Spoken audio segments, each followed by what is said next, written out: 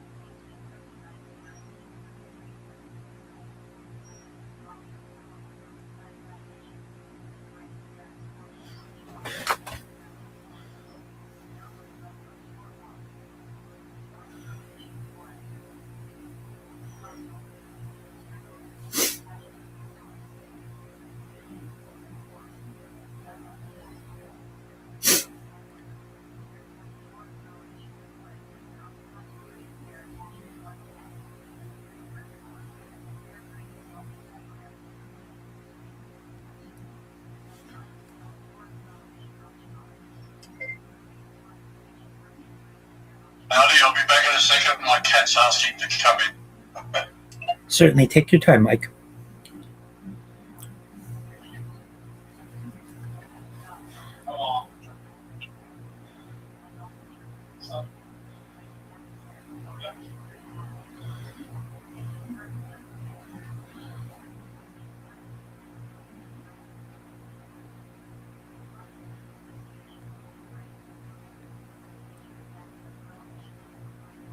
Yeah, she's a lovely cat, but she's also a nuisance. All right, let me find the email where we talked about what we're going to talk about. And discussion series, there we go. Excellent. All right. So, do you mind if I ask a question? Yeah. Okay, so I know we had previously said that the first session would be like you would give an introduction of who I am, which is absolutely fine, and then we would just name the topics that we would review in the upcoming sessions. Is that still the plan? Yep. Okay, excellent. So we won't be going into in depth on life extension technology today. That'll be for next time, right? No, I think we'll have plenty of time to start because an introduction is very quick. I mean, I'll just talk to you about who you are and what you do, and then we'll introduce the first topic. Oh, okay. It's just going to be a very short interview, isn't it? Absolutely. Okay, so to clarify, we'll do the introduction, and then if you don't mind, I'll just say what we'll do in the upcoming 5 sessions, and then today we'll move into life extension technology. And then I had that list. It'll take me about a minute to read the different topics. We can discuss it, have a discussion or so for a few minutes on each one of them. Whatever one comes to mind is of interest to us. We'll keep it to about 20 minutes, and then that's the session today, correct? Excellent. That sounds good to me. And then one last thing, when you introduce me, if it's possible, could you show my YouTube lives like you did last time or 2 times ago, where you type in Rabbi Rothschild into YouTube and you filter by live so people can see all my different live streams? Okay, hang on. What's your YouTube channel name again? So it's my name, Rabbi Rothschild, RABBI, space ROTHSCHILD, and then you go to the filter. You remember the filter? It's in the right corner, and then press live.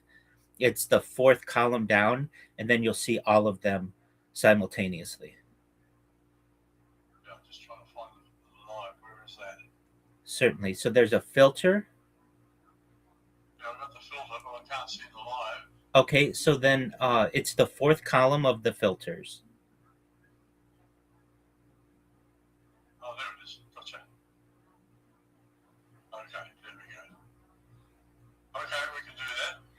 You want me to do that right now, or you wait until we start talking? Once we start talking, once we're recording. Yep. Okay. So I'll get going. Excellent. Recording in progress.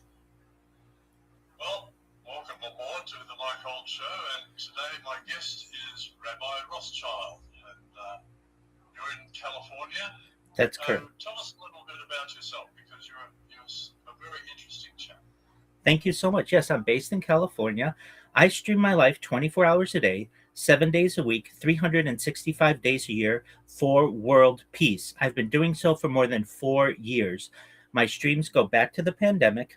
We've seen the death of a queen, the birth of AI, the coronation of a king, and everything in between. If any of the audience has ever seen the movie The Truman Show or the television show Big Brother, it's very similar to that. Every moment of my waking and sleeping life is recorded live on YouTube, and not just one YouTube stream, but multiple, at least 20, generally at any given time, and other streams as well. I multi-stream. In 2017, The Economist magazine stated that data had overtaken petroleum as Earth's #1 resource, and I have more data archived on the internet than any individual ever, which may make me an influential person someday. And if that happens to anyone listening out there, I want to make you, your friends, your family, all financially independent if you're not already. I want to ensure that you have generational wealth if you don't already. And I want you to be able to start charities and philanthropic organizations of your own. Thank you. Okay, well, look, I'm going to share the screen here and show you a live stream here. So if anybody wants to follow up on the Rabbi, it's YouTube, Rabbi Rothschild, and then in the filters over here, you select live, and that will give you all the live streams going out here. The obvious first question, Rabbi, is what is your affiliation with the Rothschilds, the WEF? Most certainly. I get this question quite often. We share DNA and we share a surname, but we're not all bankers, and I certainly am not by trade. In addition to being a rabbi, I'm a certified project management professional. I have successfully launched apps on the App Store and Google Play and had contracts with major Fortune 100 organizations, but certainly there are other aspects of the dynasty that I am not as closely related. Well, that's good to hear. It's a bit like me, and my family name is Holt, and we had a prime minister over here, Harold Holt, who back in the 1960s, who drowned. Right. And so people often ask me, "Oh, are you any relation to Harold?" And I always tell them, "No, we're from the side of the family that can swim." That's hilarious. And actually, that's true. My father was an Olympic swimmer, and I was a champion swimmer. Oh, wow. So we do swim. Impressive. Anyway, let's get back to you, because your work is quite intriguing. And I must say, when I first met you, I was astounded at what you're into. So why don't we talk about, we're going to cover 5 major topics here, but why don't you start us off with the first one? Okay, most certainly. And to anyone out there, if I may just preface, I talk about things on my stream that are of benefit to the world, like ending world hunger through the use of technology, which we'll talk about some of this technology, but just an overview. Things like perhaps greenhouses, floating greenhouses, things like perhaps cloud seeding, things like perhaps even vertical farming, um, agricultural drones. These are all very advanced ideas that I like to discuss. Additionally, ways to end thirst in the world. I'm part of a project that helps to build wells in developing nations and water towers. And I'd like to continue these types of ideas on a larger scale when I go viral. Additionally, I think a really excellent opportunity is desalination technology, where we pump Earth's seawater onto land, which I think is very important as well. Now, as for Mike's request, we have a series of 5 sessions upcoming, and today is the first one. We'll be discussing life extension technologies. Additionally, session 2 will be innovation shaping a better planet. Session 3 will be Earth mega projects. Session 4 is humanity beyond Earth, and session 5 is extraterrestrial life. And so some of the life extension technologies that we have planned for session 1 are things like gene therapy for aging, using genetic modifications to slow, stop, or reverse biological aging processes. CRISPR gene editing, a precise technology for editing DNA sequences within living cells. Things like perhaps stem cell therapy, using stem cells to repair or replace damaged tissues and organs. Things like regenerative medicine, a field focused on restoring or replacing damaged cells, tissues, or organs. Organ regeneration, growing or repairing organs within the body or in labs. Things like 3D bioprinting organs, printing living tissues or organs layer by layer using biological materials. Lab-grown replacement organs, organs grown in laboratory conditions for transplantation. Blood plasma exchange therapies, replacing a person's plasma to remove harmful substances to rejuvenate biological systems. Things like perhaps peptide therapies, using short chains of amino acids to influence biological functions like healing or hormone regeneration. Things like human growth hormone therapy, supplementing HGH to promote growth, metabolism, and potential anti-aging effects. Testosterone replacement therapy, which is becoming much more common, restoring testosterone levels in individuals with low hormone production. And this is for both men and women. Things like perhaps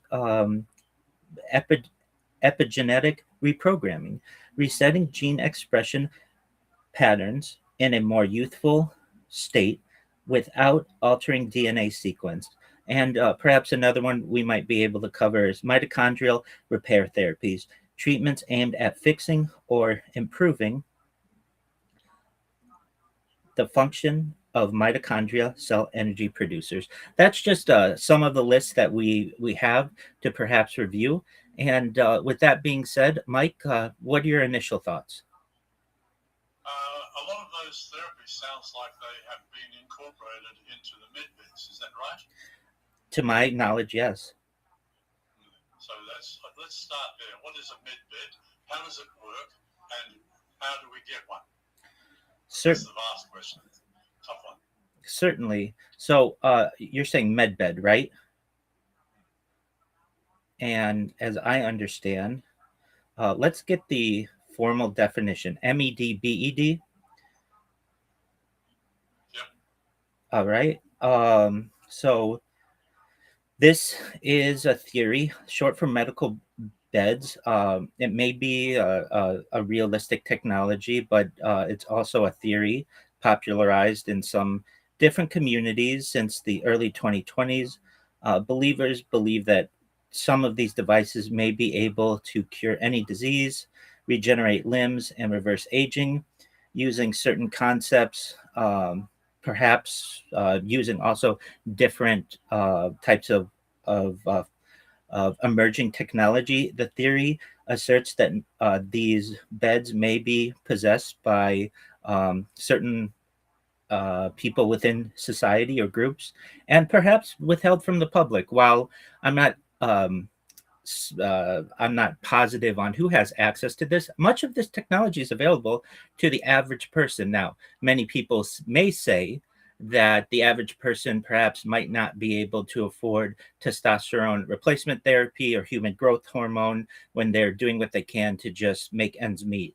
But these types of technologies are becoming more common and more affordable. Also, things like peptides, certainly some weight loss supplements, and other things to perhaps extend human life are starting to be covered by different insurances and may become more common in the future for people. So, with those types of opportunities on the horizon, I think that perhaps these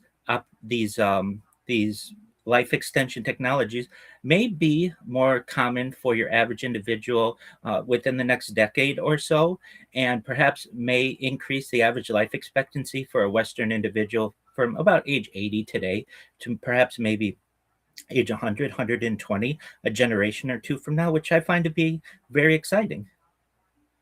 Well, I plan to live forever, and I think so far so good. You're doing really well at it. And I think that that is a wonderful mindset to have. And I talk about that a lot, especially on my stream.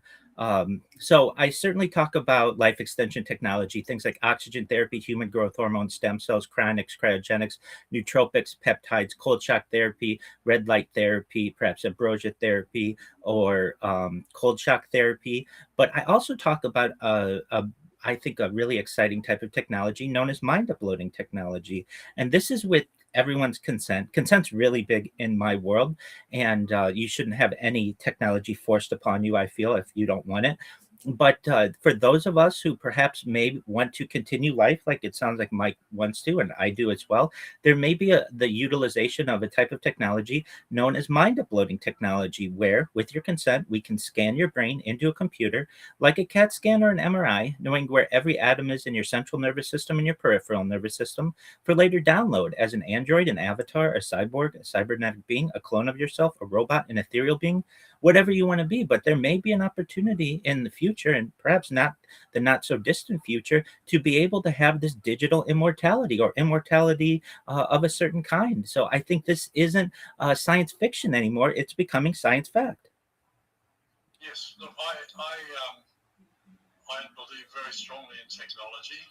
I love AI because it's such a great tool, and a lot of people seem to have lost sight of this, that it is just a tool manipulated by human beings, and any good that it does is just as good as any bad that it does, because it's the human operator that does it. But I've made made some major changes to my life in my later years.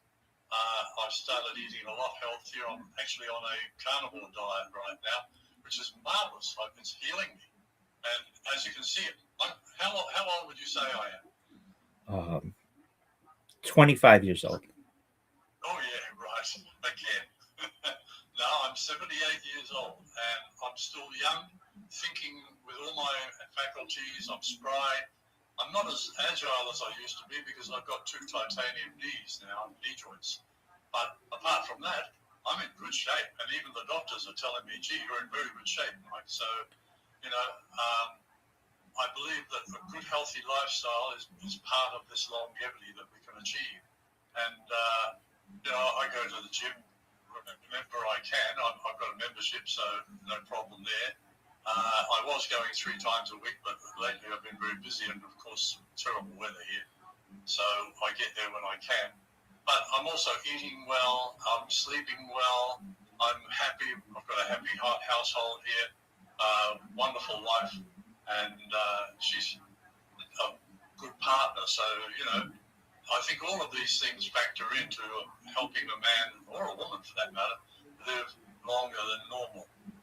And my wife's family, for instance, I was at the bedside of her 103-year-old grandmother just before she died. Her mother has just reached 95. Well, maybe not. Yeah, she's 90-something anyway. And she's not getting any younger. None of us are. So, and my family, the same thing. My mother died at 91. My father at 85. But he did look after himself. He had a stupid diet, and he was always angry. And you can't live life happily if you're always angry, and that cut his life short. So I tend not to worry about the things I can't control, and I control the things I can.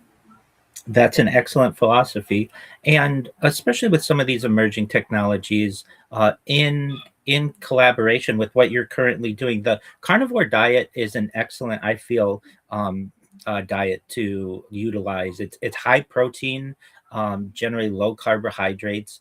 The ketogenic diet is quite similar, which may implement more fats into the diet. But if you're aware, using the carnivore diet or the ketogenic diet, after a few days, sometimes it's called keto flu. There are other names for it, of perhaps withdrawal of carbohydrates. You have more energy than you've ever had in your entire life. And you're spry, just like you're talking. You feel the mental sharpness, and you recognize that you don't get hungry nearly as much as you do when you have a primarily carbohydrate based diet. And you can test your ketogens. You're using little test strips with your urine to ensure that you maintain a ketogenic life within the ketogenic, the proper ketogenic levels. And it's just an incredibly valuable way to live your life. If you haven't had the opportunity to try it, it's worth it's worth the exercise to just say, I'm going to say, for this week, I'm going to really try to limit my carbohydrate intake. I'm going to focus on proteins and perhaps fats, and you'll find after about 2 to 3 days, you no longer have those hunger pangs that you normally will have. You'll no longer have that midday slothiness that many people experience. And as you can see, Mike, who is in his late 70s, is as spry as someone 20 or 30 years younger. I know I've had many conversations with him. He's extremely sharp, and we should all want to be this sharp when we perhaps are of a similar age. And so I think that is certainly an excellent utilization that you have brought into your life. I also think that in conjunction, perhaps in the future, there will be, and these are already being experimented, but not just anti-aging, but also reverse engineering, reverse aging types of pharmaceuticals that may be able to actually add years to an individual's life. We're at the precipice. We are at the brink of something really special where someone perhaps a generation or two ago might see 80 years old as perhaps the time when they're starting to wind down, when in reality, just based on changing your diet and implementing some of the things that Mike and I have discussed, you're going to add decades to your life. And then perhaps with some of the other technology, may be able to use transhumanism to be able to live forever. And that's what Mike wants, and that's what I want. Well, the thing is, when I started this diet, little things in my body, I had my liver wasn't functioning properly. I had split nails, fingernails, and after I started the diet, everything healed. The last time I went and got a blood test, the doctor said, "Oh, your kidneys and liver are all in very good shape. I've had my heart checked. That's excellent." So, yeah, I'm in pretty good shape for an old fella, and I'm looking forward to a very long and productive life. I find now, with all this energy, I'm achieving more in my so-called retirement than I did during my business life. And I was a pretty busy boy during my business life. I ran 3 companies. Wow. So, yeah. Well, that's incredible. So, And anyone who's watching you right now is a witness to that. That very easily you could have several more decades of life, and that's without any type of life extension technology or pharmaceuticals that may be able to reverse age. And Mike, you and we both, I feel, live at an extremely exciting time of history where generations ago that they were on the brink of something really special, of being able to perhaps live longer and perhaps indefinitely, but they just fell short. And the opportunity to perhaps be able to live forever is a real is becoming more realistic, I would say. Now, there's one caveat that I would like to say within the idea and the argument of living forever. I think that living forever could potentially be a punishment, and so I don't want anyone to feel punished. I always say, or do my best to say, if you're going to live forever, you should be able to live forever within reason. You might get sick of living someday as being a cyborg or a robot or another version of yourself, and you may be sick of it. And so I want people to have the freedom that living forever within reason is the key. And if you want to stop all of the regeneration someday, I feel that you should be able to, but I feel that you should also be able to live a very well lived life here on Earth, and perhaps be able to explore the stars, as has been perhaps prophesized by previous generations, and be able to basically live all of the dreams that you have wanted to ever live. But at a certain point, you may get bored, and then I feel you should be able to end the life that you wish under your conditions. What are your thoughts on that? I'd say if I get bored, go look for some new planets. that's Anyway, that's absolutely true. We're running short on time here. Sure. So let me just share the screen and we'll talk about, oh, that was the wrong screen. Hang on. There we go. We'll talk about the next session that we're going to do next week, which is innovations shaping a better planet. I think this is going to be a very interesting one. And I look forward to seeing you there. Absolutely. And for anyone who wants to learn more about my project, feel free to go to my linktree.com/Rabbi Rothschild. You'll find all my links there. I have more social media than perhaps anyone on earth.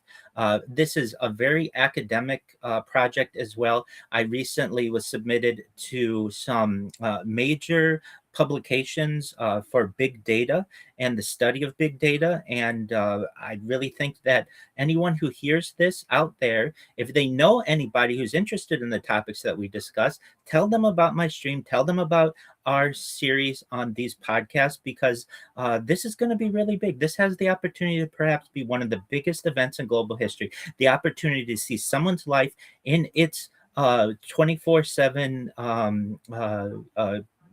24/7 unification, and to be able to follow along with someone's life. It's really something special. So I thank you, Mike, for the opportunity. I look forward to our upcoming series, and thank you to the audience. Thank you. See you again. Take care.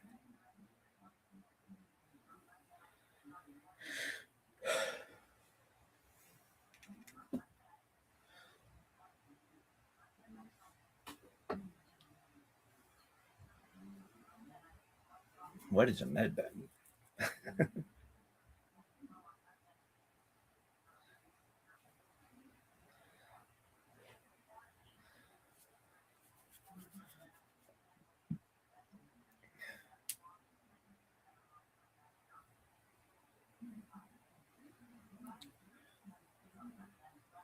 All right, you happy?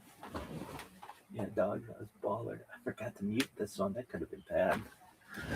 Thankfully, it was not. Are you happy? Yeah, it's okay.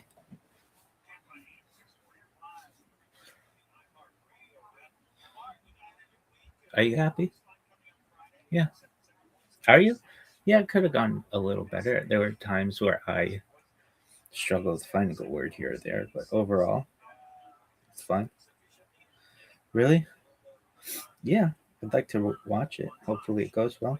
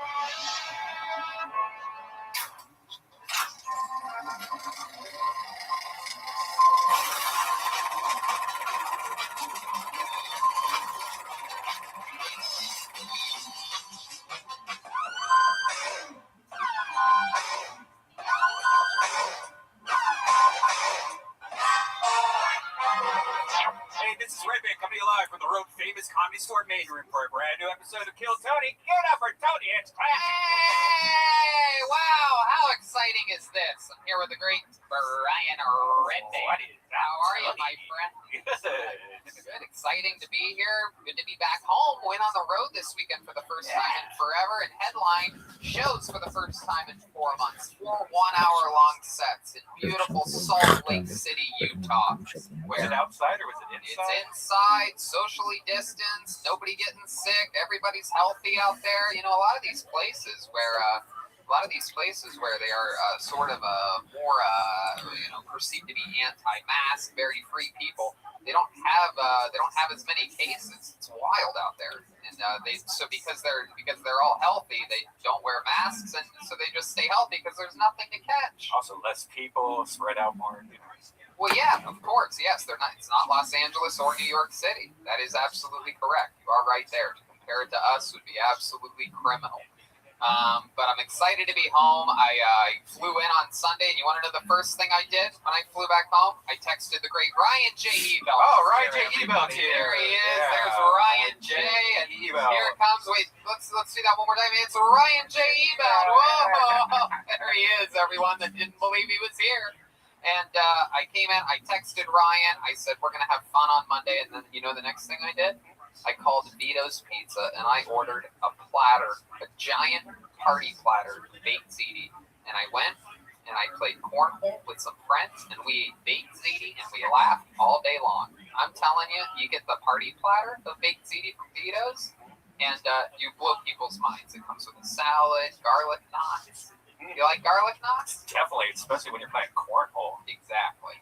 Nothing more fun than garlic knots and cornhole. Some people might be wondering, why baked ziti in 100-degree weather? Yes. And I'm telling you, there's no better time. I almost can't wait for it to get cold outside so that I can eat more ziti and be able to rationalize it. Nice. Vito's Pizza is the best. They keep us filled up every single Monday here. It's incredible. In fact, tonight joining us, if I can give a little shout out, you know, the great Charlie's always here, but tonight Grace is here, everybody. One of the sweetest souls, always there to greet you.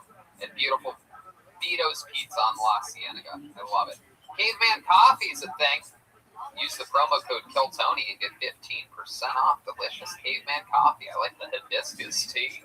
I just got a new pack from the other day. life is good.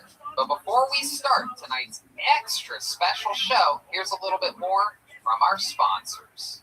Now more than ever, you really shouldn't put off seeing a doctor when you're not feeling well. And I know that with everything going on, it can be difficult to put your health first. It's really tough to see a doctor nowadays. You don't want to go in there, you don't want to get sick, you may be putting off seeing a doctor because you're too busy with work, kids, life in general. That's why I use PlushCare. They make seeing a doctor so easy. I do it right from home. PlushCare provides virtual doctor appointments through your smartphone or computer. I just pick a time that works for me and book an appointment right online. I don't have to sit on hold forever to make an appointment or leave the house, sit in a crowded waiting room and be exposed to who knows what. You know about this, Red Band. I think it's great. With PlushCare, I can be diagnosed, treated, and even have the prescription sent to my pharmacy of choice if needed. PlushCare accepts most major insurance carriers and is available in all 50 states. And the doctors care. They're here to help by discussing treatment options, providing prescriptions as needed. And they're available anytime if I have questions. If you need a regular checkup or have questions about mental health, PlushCare doctors are also available to help for that. Schedule any appointment today to discuss your treatment options. You know, it's real great. This is one of those things that's super easy and it makes sense. You just go on your phone or your laptop, answer a few questions, and talk to a real doctor. I loved how easy it was. With PlushCare, I don't put off seeing a doctor, and neither should you. No more excuses. Make your appointment today. Go to plushcare.com/Tony. That's PLUSHCARE.com/Tony. plushcare.com/Tony. Hey y'all, today's episode is brought to you by Sheath Underwear. Sheath uses moisture-wicking technology to create underwear that keeps everything breathable and incredibly comfortable for you downstairs. Sheath's smart underwear come in a number of different styles, including a brief with a dual pouch that make your balls feel like they're floating on clouds while you work out or play golf or just walking around somewhere hot. It's like an inverted kangaroo pouch for your Joey that keeps your junk from sticking to your legs. You know about this, Brian. I love them. I can't go back to normal underwear after having these. Sheath underwear was invented by a soldier while serving in Iraq, where you can imagine balls tend to get very hot. He developed the prototype in Iraq and raised money on Kickstarter to launch Sheath. And now they're right here supporting our show, and we're wearing them right now. Yeah, they're supporting my balls. Kiss your balls goodbye. Please support our sponsors because our sponsors keep this show going. Support Sheath and they'll support you where it counts, downstairs. Bottom line, Sheath creates amazing underwear, and if you don't love them, they have a 100% money-back guarantee off your first pair. Plus, they have an amazing line of underwear for women, too. I'm telling you, I wear my Sheaths all the time, wearing them right now. There's proof. You see that logo? That's the Sheath logo. I see red bands too. We all wear Sheath.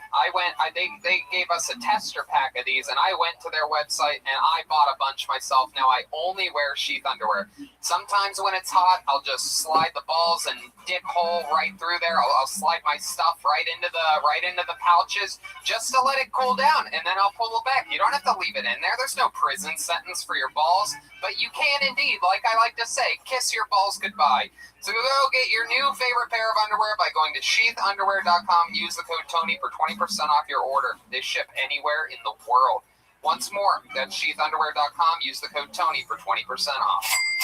And we're back! Who's excited to start tonight's show? People in this room. Few people in the room, extremely socially distanced, extremely temperature checked here at the Comedy Store. They go through a rigorous process. And so did tonight's guest. We have one of... What? Oh, someone's mad at temperature checks in the room. The guest. We have an amazing guest, everybody. He is one of our favorite guests in the history of the show, one of the most utilized guests in the history of the show, a true brother from another mother, my friend. You know him from all of his hit shows, Workaholics, Riffin' with Griffin. Ladies and gentlemen, it's the great Eric Griffin, everybody. Here we go.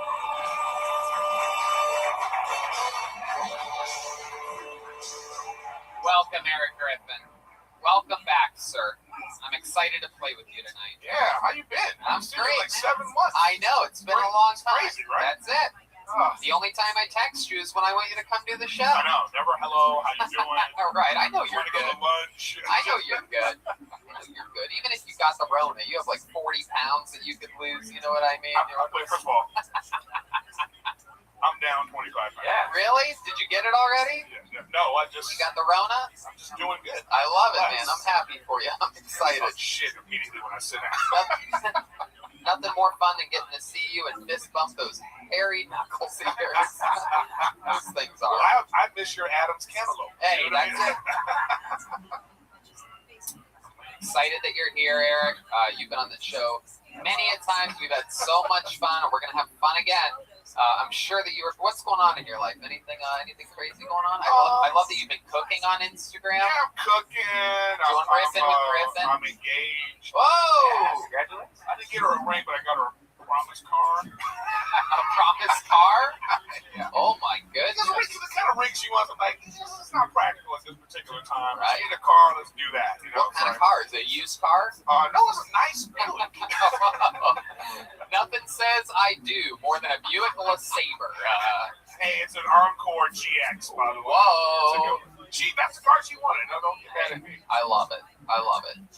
That's what every guy wants in this world is a woman that'll just settle for a Buick. You know what I mean? Amen, brother. I got a good one. You know what I mean? Well, I'm sure that you remember from your numerous appearances on this show that there is a band here on this show, on Kill Tony. Every single episode, they commit to being different characters. Jeremiah is out on this episode, but we have the rest of the best damn band in the land. Let's see who they are tonight. I'm excited about this one. Something in my gut's telling me this is going to be an extra special one. Ladies and gentlemen, here they are, the Kill Tony band. Jet Ski, Jesse Johnson, Joel Burke, Joel Jimenez, and Chroma Chris. Here we go. Uh-oh. Whoa! Oh my God! Oh my God! Oh my God! This is what coronavirus looks like in real life. Unbelievable. I heard that song. I thought this makes sense. Firemen this week. And then they come out and they are actual fire. Wow, that is exciting. There's smoke. There have been wildfires here in California all week. Ash falling from the sky. I mean, absolutely incredible times here in California. And I can't believe that we were able to book some actual fire on the show. How are you, Fire? Good, I'm actually Wildfire. Oh, that's your name, Wildfire? Yeah, that's right. All right. Well, welcome to the show, Wildfire. Good to see you. You've been busy lately, right? Yeah, I'm actually a big fan of comedy. Really? Yeah, I got a good Donald Trump impression. Oh, can we hear it? Yeah, you're fired. Hey, I love it. Hey! She's been here all week, right? I love it. I love it. I love it. I love it. And then we have this little fire patch over here. What's your name? Hey guys, my name is Campfire. Hey, it's the I really full fire. enjoy nature and the outdoors. Yes, you Feeling the breeze between my flames. You do. It's a whole fire family here tonight. Very excited about it. And then clearly back here, one of my favorite Street Fighter characters of all time. Yeah, I reused the wig. All right. What's your name? The name's Forrest. Forrest. Last name Fire, I'm guessing. Yeah, AKA Diego Fuego. Wow. And where are you coming in from tonight? Fucking everywhere, dude.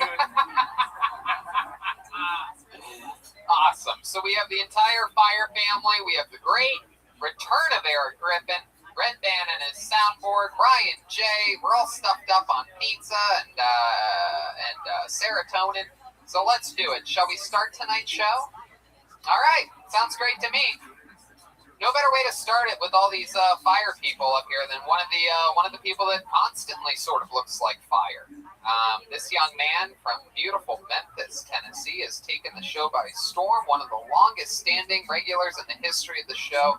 One of my favorite all-time silly joke writers and performers. I'm excited to see what he's got up his sleeve this week. A real, true artist. Ladies and gentlemen, it is the Big Red Machine, William Montgomery.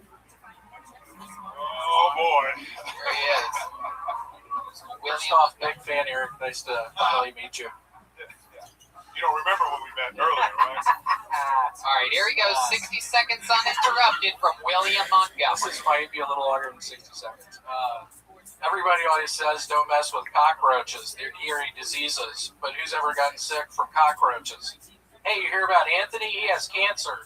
Shit from smoking? Nah, a cockroach touched his leg when he was chasing it around his bathroom. He has 6 months left to live. I'm not suggesting we keep them as pets, but let's not pretend there's some pharmaceutical company out there trying to find the cure for roach flu. I said that kind of weird. We let dogs sleep in the bed with us while both of us are naked, and yet a roach crawls around the kitchen cabinet, and we contemplate starting a gender reveal fireworks party. You don't think the family dog rolled around in the same shit as the roach? There's a lot more. Dogs and roaches are practically the same. It's just dogs have better lobbyists. Dogs have Sarah McLachlan singing in every commercial. Roaches have a spray. Every roach commercial. Should I finish it? Keep going, absolutely. I'll listen to an hour on roaches. Every roach commercial starts out the same. A fat cigar-smoking roach plotting with his other fat roach friends about how they can ruin the value of your home. Then some white man in a cape shows up with the most toxic chemical known to man and just ices the hell out of those degenerate moochers. Meanwhile, roaches are supposed to be the oldest insects known to man or some bullshit. Hell, that's probably made up too by the same people claiming that dogs can tell when humans have a horrible disease. I swear the day a dog walks up to me and says, "Sorry, buddy, you've got MS," I'm going to call bullshit because next he's going to blame it on a roach. Wow, there he goes, William Montgomery.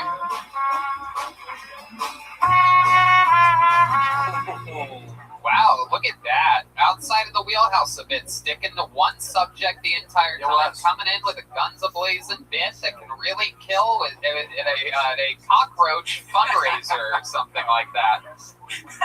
All right. So let me start off with this question. Are you currently dealing with an infiltration of cockroaches? I am. Yes, I had a feeling. Yep. So how many are we talking about? How many do you see on an average day? 200. Oh, okie dokie. Yeah, that's a serious. Oh, wow. One just crawled out of your sleeve. Okay.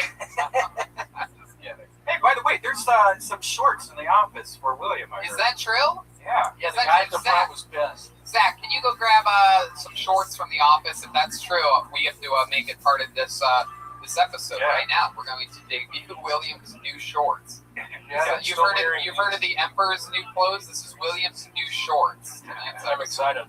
Are you excited? I am. I hope they fit properly. That's my only problem. You are oddly shaped. I know. And we have to figure out how to keep them on you. You have a belt on those things? Yeah. It's the only way they're staying up. Yeah, you can't even see your belt because your belly blocks the light. Lift up your shirt again. Oh, wow. Oh, my goodness. Wow. What a debacle. That belly button is big enough to do. Deep. That thing is. You just got back. You were in Vegas for a whole week. How I was. Yeah, you didn't even tell us about this Vegas trip. You're just like, I didn't. You got mad last time, so I thought I would keep it under wraps. Yeah, you really kept it a good secret. Posting it the second you got there on Instagram. That's great. I want to say, you seem oddly sober. I am.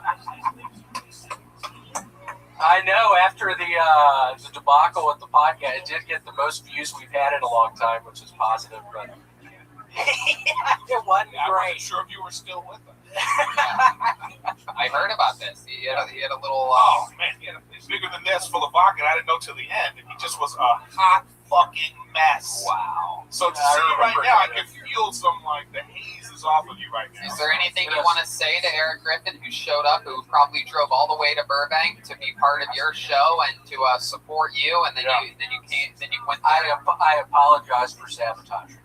Wow. Wow, there you go. For him. You accept his Are you going to accept my apology?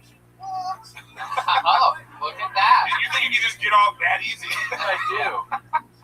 Typical alcoholic thinks he can just apologize and That's push it away. Yeah. Just because he doesn't remember what he did the night before doesn't mean we forget. You're still on step 2, buddy. So, any highlights? Any highlights from this Vegas trip? I lost $1,000. How much did you lose? 1,000. Wow. How much money did you have to your name before that?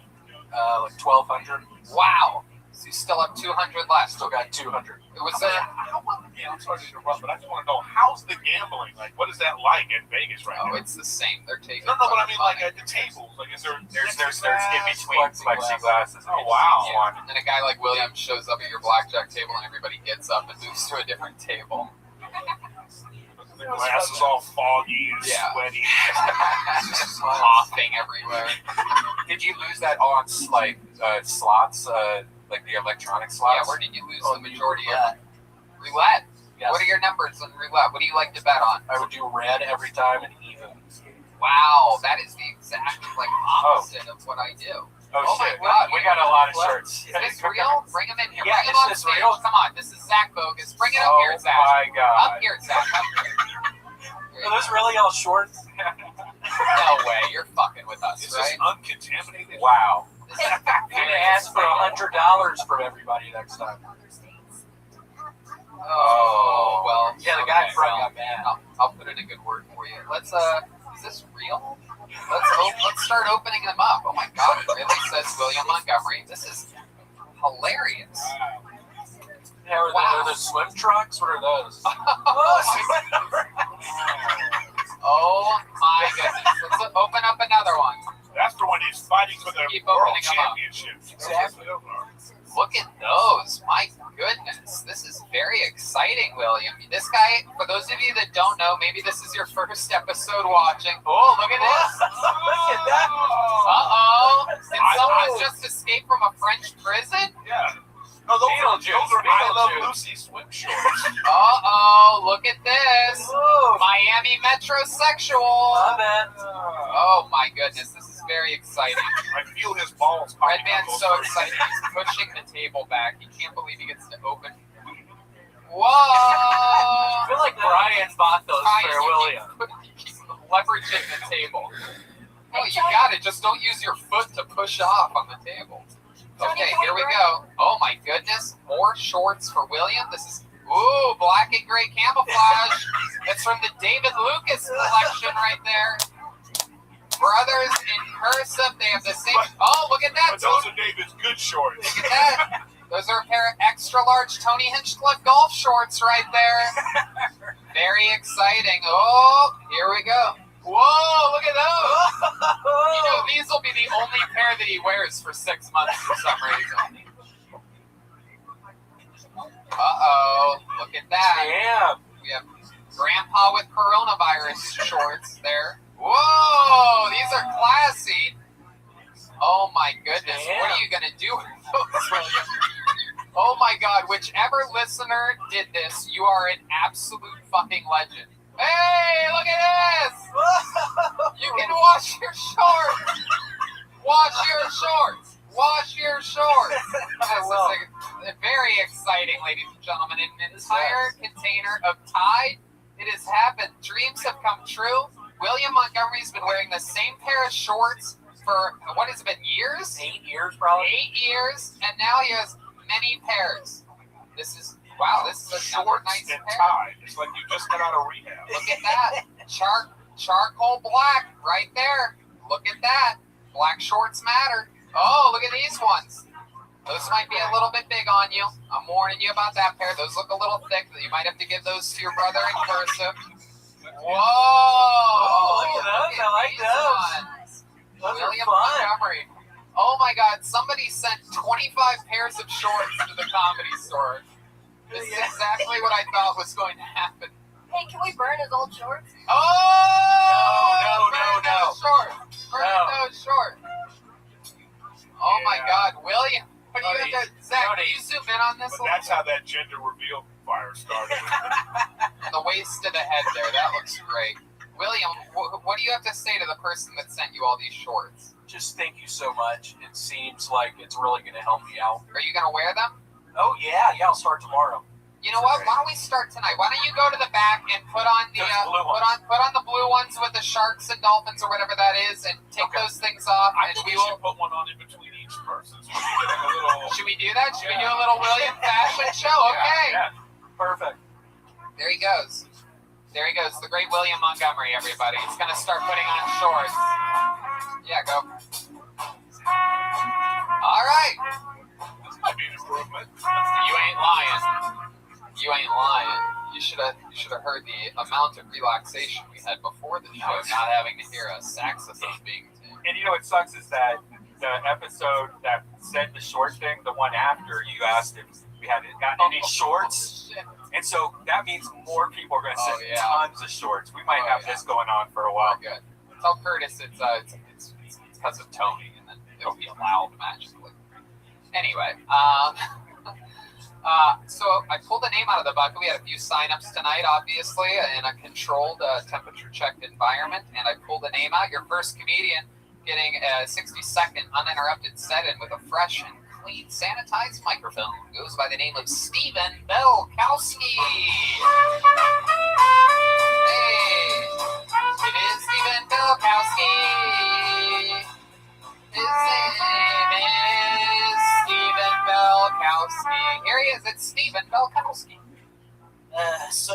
Quarantine's been kind of lonely, so I got a Tinder the other day. My bio is brief. I have Hulu and HBO. I'm looking for a lady with Netflix, Disney Plus, and no gag reflex. I went on my first quarantine date, and with this girl, as soon as we get there, she's like, "Hey, I just figured I should give you a heads up. I'm a pescatarian."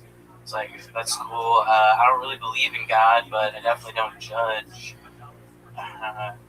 Dating even before quarantine, it's tough though, because I feel like, all women my age are just looking for like a potential father figure, like someone to raise their kids, and I can't have any kids, it's just, so when you're a parent, you got to be able to answer questions on the fly, like yes, no, like if your kid ever comes up to you and is like, "Daddy, have you ever freebased cocaine?" You can't giggle and ask why. Do you have any? I wonder if horses enjoy ketamine as much as I do. Alright. Stephen Belkowski. Alright, why would horses enjoy ketamine? I don't get that one.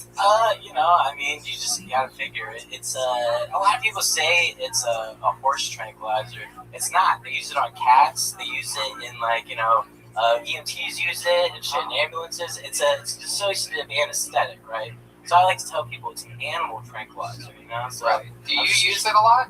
Not a lot, but I try not to. Hold on. Hold the fuck on. Not a lot. That sounds like. I do it like recreational. There's a lot of people doing ketamine nowadays. Low amounts of ketamine. I know some people that have been doing it. Great. They're using it. You've been using it too? I haven't used it lately, but it was fun. How long ago was that? I can't say. Oh my goodness. Wow. But no, it only lasts like 10, 15 minutes or something like that. But You're using it for like depression therapy and stuff right? too. Yeah, absolutely. Have you ever suffered from depression?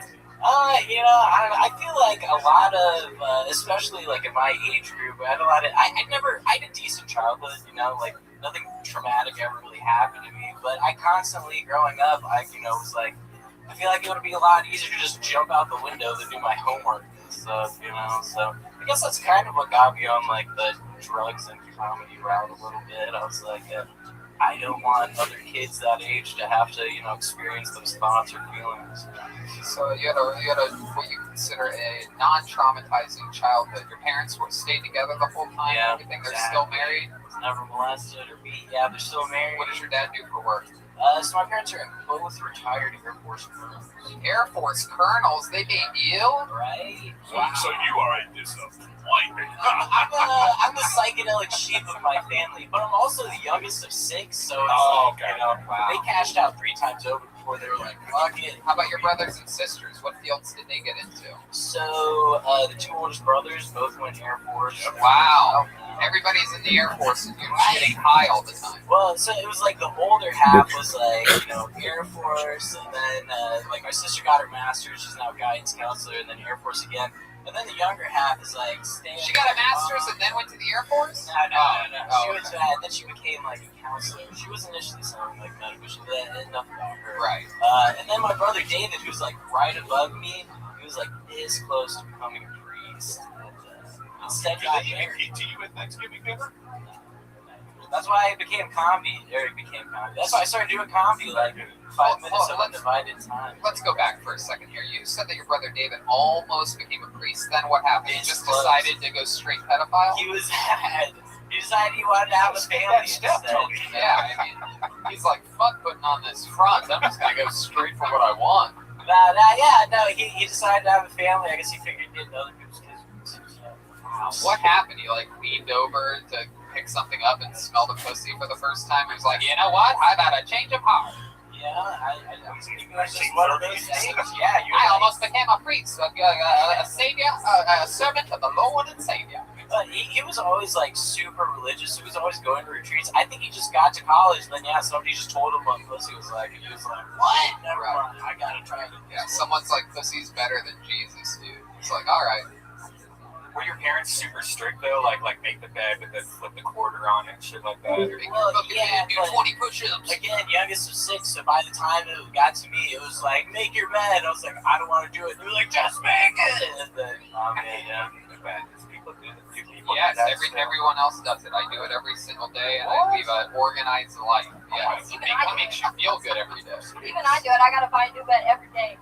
So just flame that. You're fired. Yeah. Fire mattresses are very flammable. Yeah, it's good. You really don't make your bed. I mean, like, I'll put like the blanket back on the bed. You know, but I'm like, unless people are coming over. You have like a weird setup. You like eat dinner Well, in it's not bed my and kitchen shit. table, You have like clothes all over your room. Yeah. Your like walls are made out of shelves of clothes. Everywhere. Yeah. My t-shirts collection's out of control for sure. It's very bizarre. It's time to take a trip to Goodwill. It's already been done 3 times this year. Wow. Yeah. Where do you keep getting these shirts from? People send me shirts, and then I make shirts, and I'm constantly buying shirts. You have the same problem with shirts that William Montgomery has with shorts right now. Yeah. Should we check in, see if it'll Miss Aquarius. William, come on out. Come on out here. Hey, I heard you talking earlier.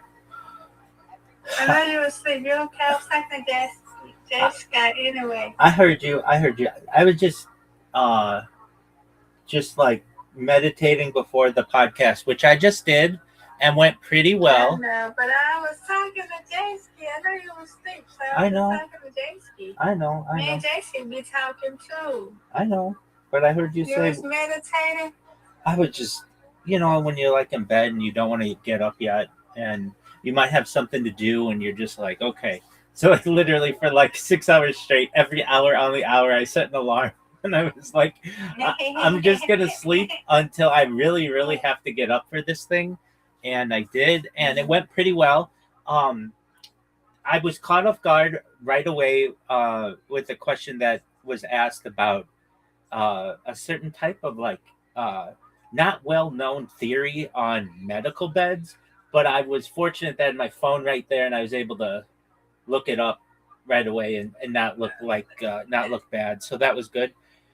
And aside from that, it was a good 20-minute talk on life extension technology. So that was cool. Nice. That's nice. Yep. And I've got another, I think we said another 5 sessions coming up. So, Nice. or another 4 sessions after this one. So that's good. How was your day?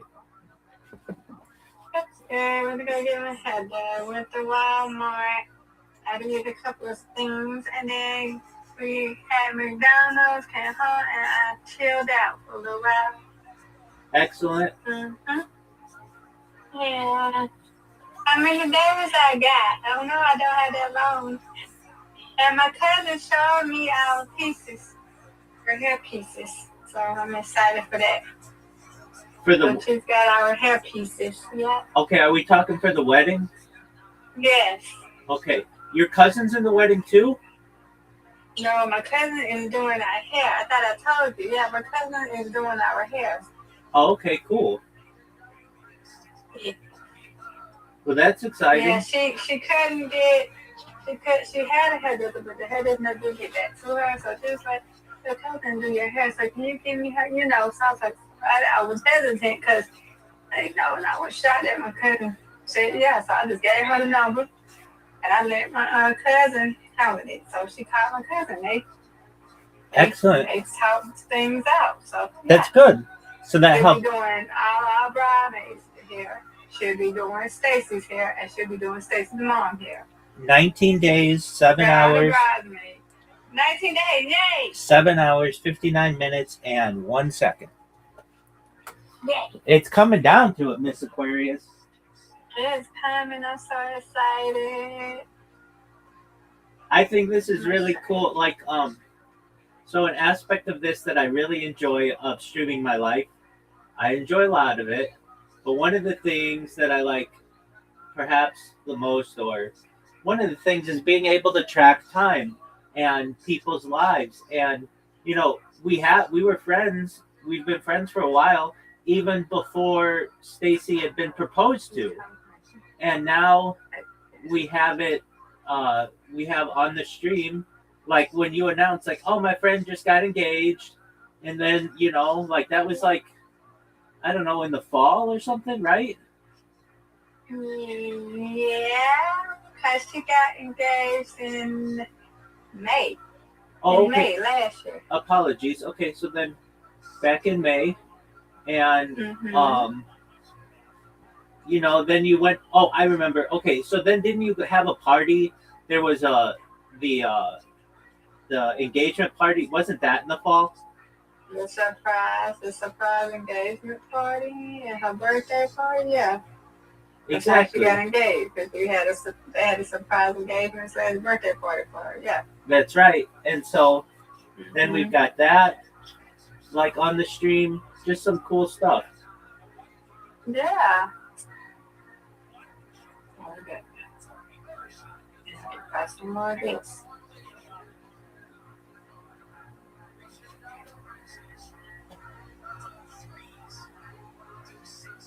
So your cousin's okay with doing all the hair? Mm-hmm. Yeah. She's good. She talked to her. She talked to her and her mom, so I guess she's good. That's good. She gotta be. Yeah, the already got the itinerary, so we're gonna be going there at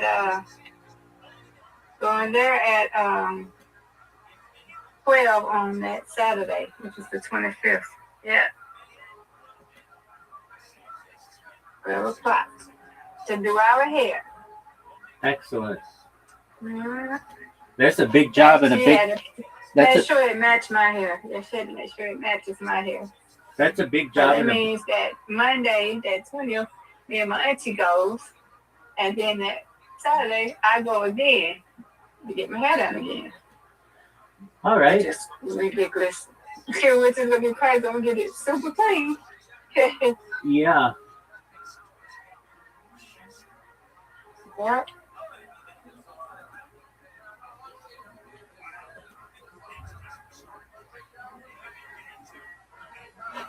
Well, that's cool. That's so loud. What you say, Rabbi? I said, well, that's cool that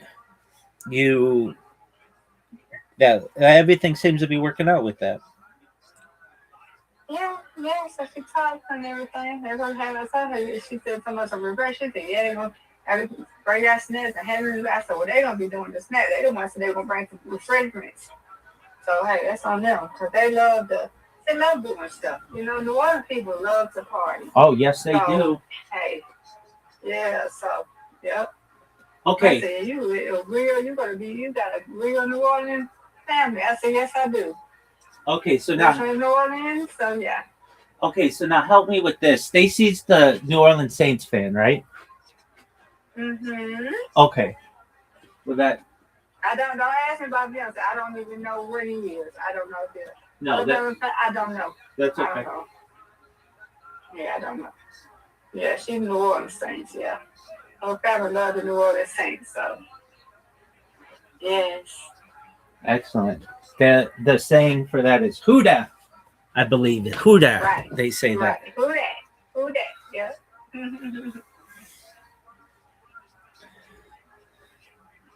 Well, excellent. Oh, Miss Aquarius, I'm glad we got this first podcast done. That's good. It was very funny, though. It would be like, okay, Miss Aquarius, we're going to do a podcast. You and I are going to do one. and we're going to talk about mini golf, okay? Or we're going to talk about no. I know. But it would be like we're going to talk about Play-Doh games. We're going to talk about bowling and mini golf and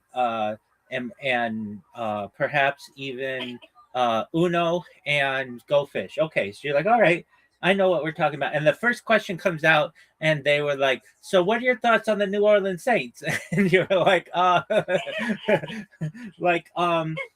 so fortunately I was able to look up what he was talking about. I even had to have him spell it, or I spelled it. I'm like, so you're saying MEDBED? Yeah. Okay. All right. Yeah. Let's talk about that. And it's very fun. Well, I mean, it just happens. You never know what somebody's going to ask in a podcast. They can ask anything. And I don't, I'm as open and honest as I can be in life. And so when he wanted to talk about that, okay, that's fine. And then it would be like, and then we worked that into the conversation. We had no discussion about it previously, and it caught me off guard. I'm not gonna say that it didn't, but it was fine, and I worked out the discussion, and it went really well. And then I emailed him after. Like, whenever I do one of these, I like to just follow up to be like, hey, thank you for the opportunity or whatever, and also to just make sure that he wasn't like, that was a dumpster fire. How could you ever want to talk about that or whatever? And he was like, no, it was, like he'll send it.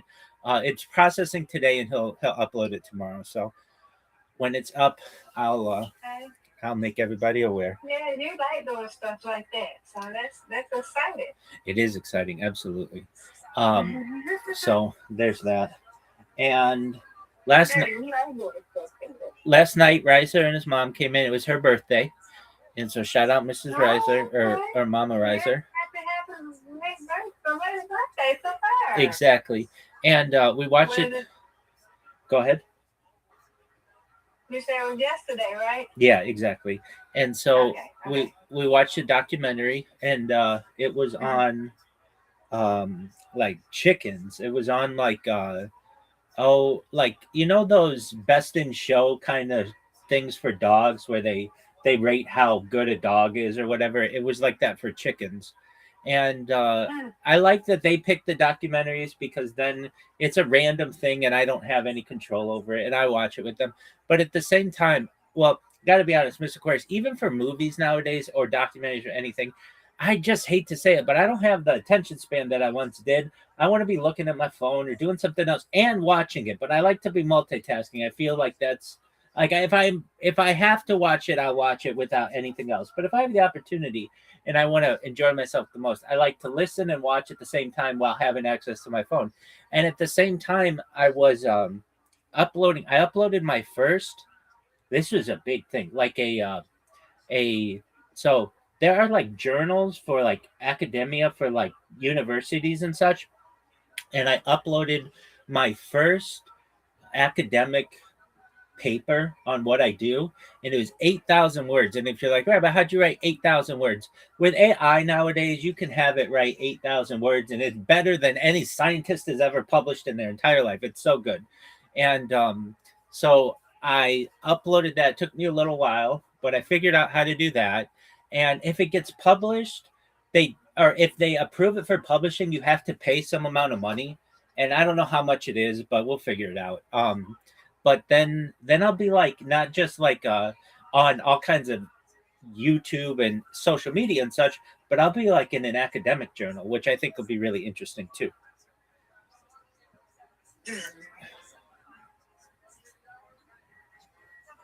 So we'll see how that goes. Where's my bag? Oh, there it goes. Okay.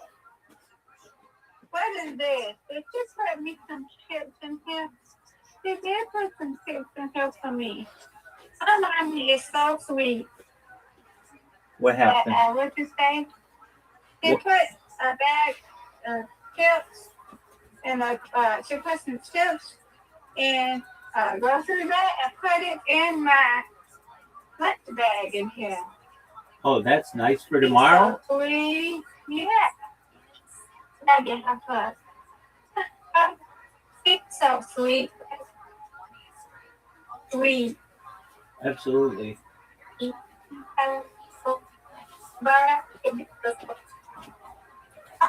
let me tell you. The rain, right?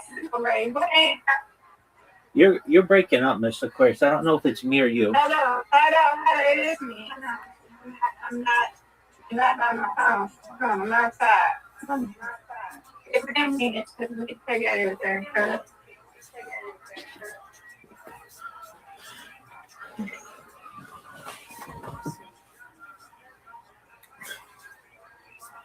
Okay, can you hear me? Yes. Am I still breaking up? No, you're better now. Go ahead. Okay, yeah, I was outside. So my phone. It's okay. So, you remember I told you about the cousin rain, right? Yes, what happened? Absolutely. She just turned 3 on Saturday. A week ago Saturday. Right. So, guess what she asked? Girl, right? What did she ask? Guess what she asked? She said, I want Papa.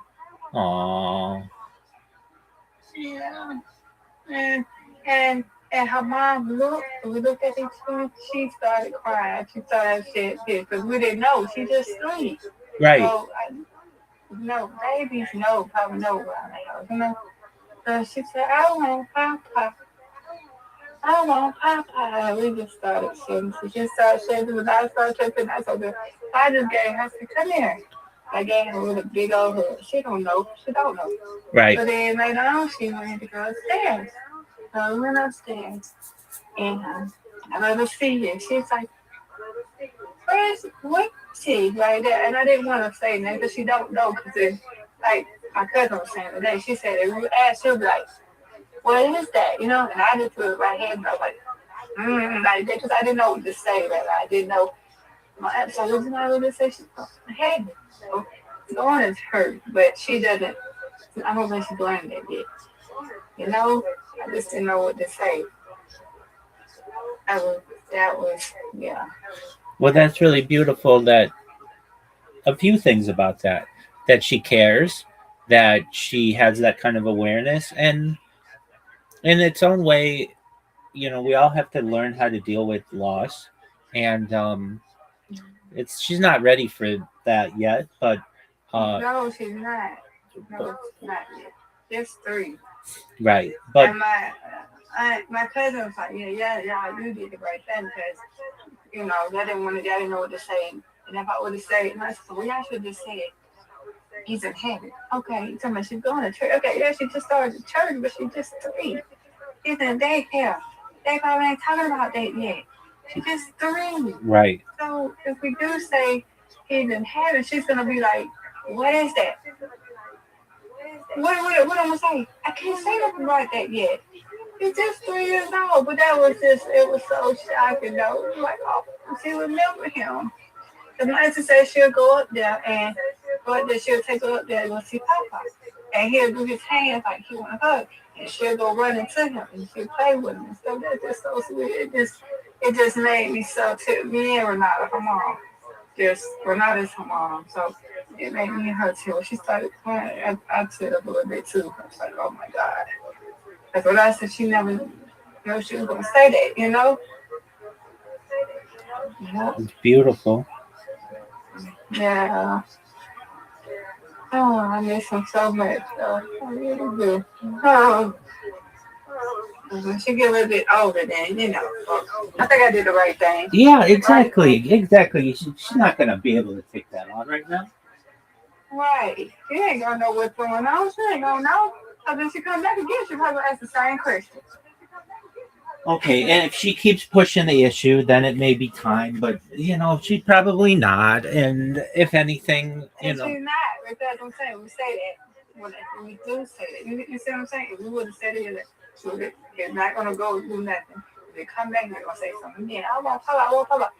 It's 3. She ain't going to know, you know what I'm saying? Right. If she do this, they're going to have to say something to her about it.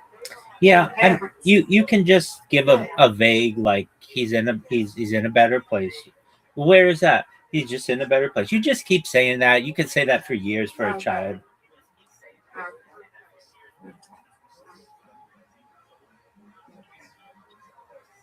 Okay.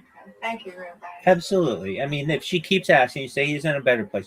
She's not going to have the mental capacity to be like, okay, well, where is that? I want to go there. All those other things. Right. No. Right.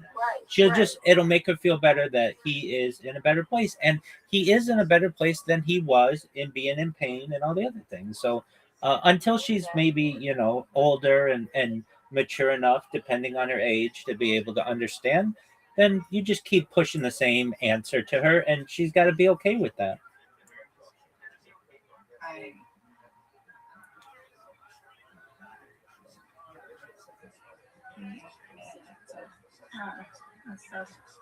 Yeah, maybe a few more times to say, hey, he's in a better place, man. I wanted to cut my cousin to be here. Oh my God. Thank you. She, we plan to work out. We didn't break the thing. Okay, didn't break it. I wish she would too, but she was tired. She had to go get her other cousin. She was with her boyfriend's house. So, and I wanted her to be here. She would have been better off doing, for her to say something. But it wasn't hers. Right. Mr. Aquarius, I'll be right back. I'm going to use the restroom. Okay. All right, they got everything here.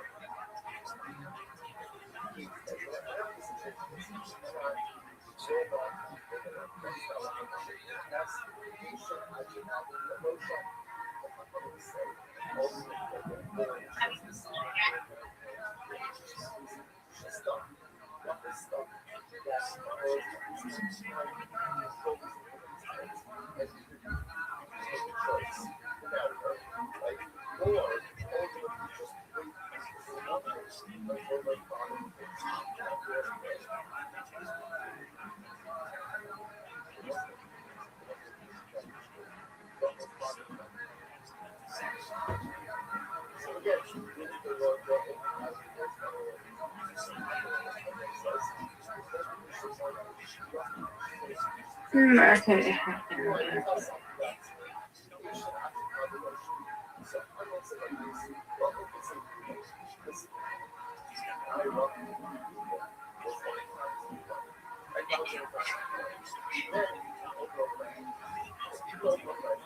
Right.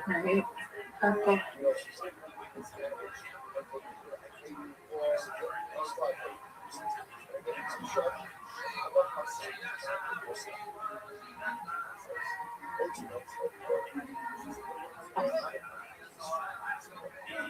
Not great, just regular great. Regular great.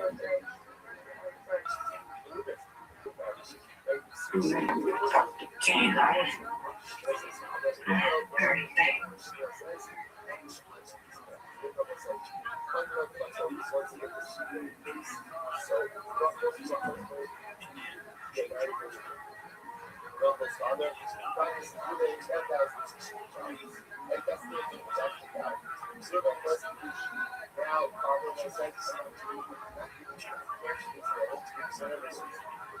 Yeah. Yeah. Yeah. Just there.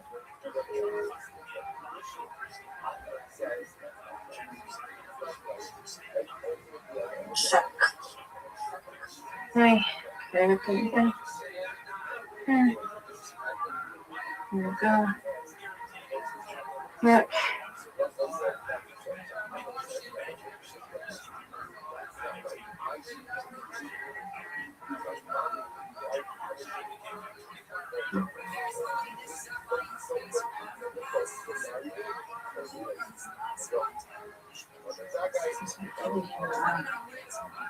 Let's put this in there anyway. And then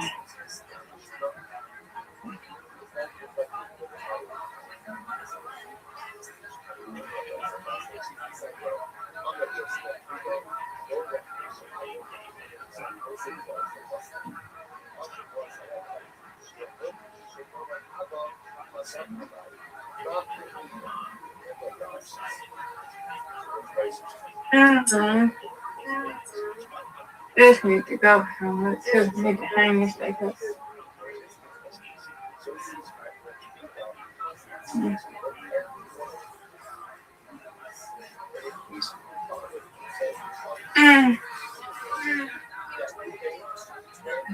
I gotta go Friday.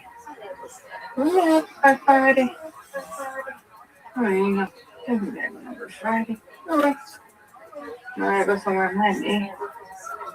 And it is Friday. I gotta go to the doctor. Okay.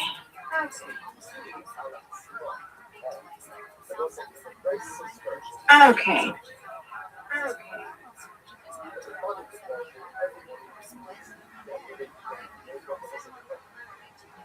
Okay.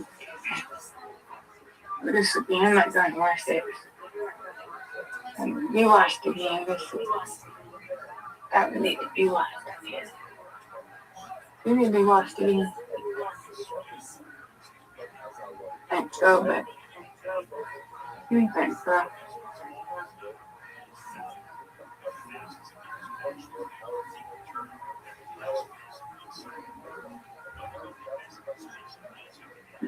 You're okay. You're fine.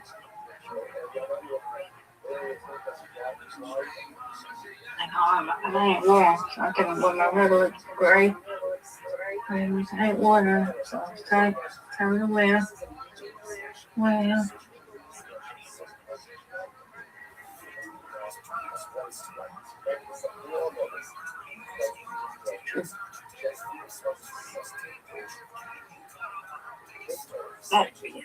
oh my God. Damn. Okay. Oh, that's no regular gray one. What is it? Damn.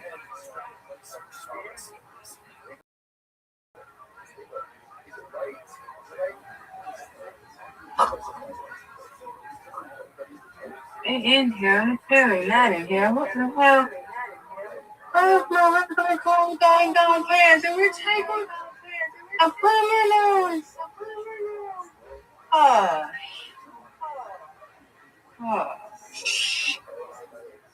There you go. See it right here? I'm about to say, I know I didn't. Okay. Anyway, never mind.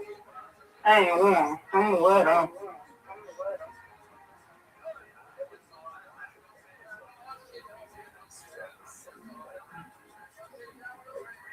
Yeah.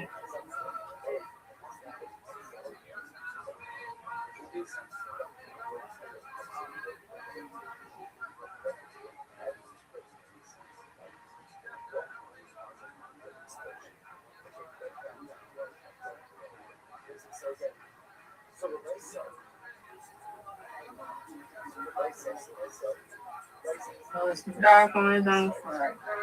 And on Thursday.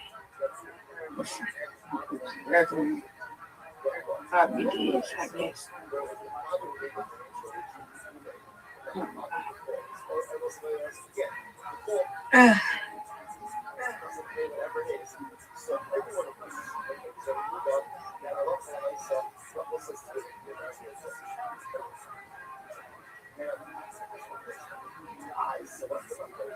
Okay.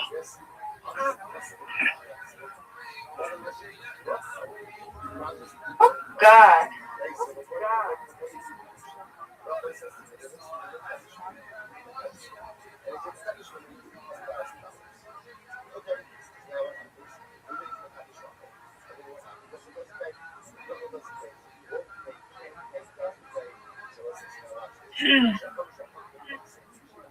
You're so loud. Gee. Whoa.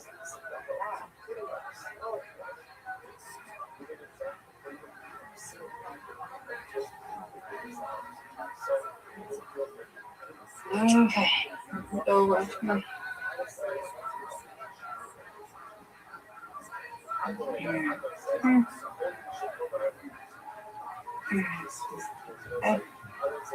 Right. Oh. Yeah. Okay.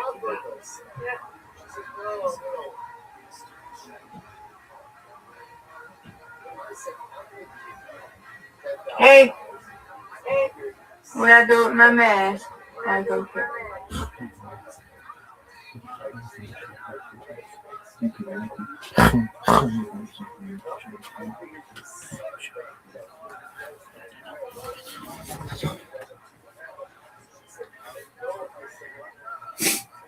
There we go. Okay. Oh boy. Okay. So. Oh. Okay. All right. Everybody's back? Yes, ma'am. Okay. Oh, Jesus. Keep searching for that. This is nerve-wracking sometimes. I have to move. I'm like, hell, I be moving and moving. I have to move. Okay. I have to use my lift. I might have to use my lift because we're not doing this. You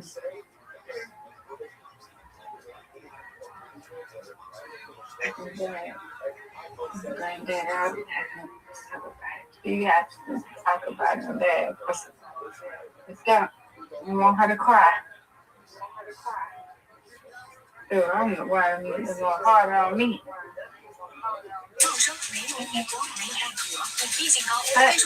You got good memories. He be always happy to see me. He was always happy to see me, Rabbi.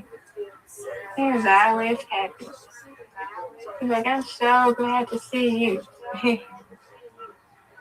Be strong, Miss Aquarius. I know. He's happy to see me. He's always happy to see me. I'm happy to see him. Mama? I come ready. It's really great. I'm wearing mine. Okay. Mama.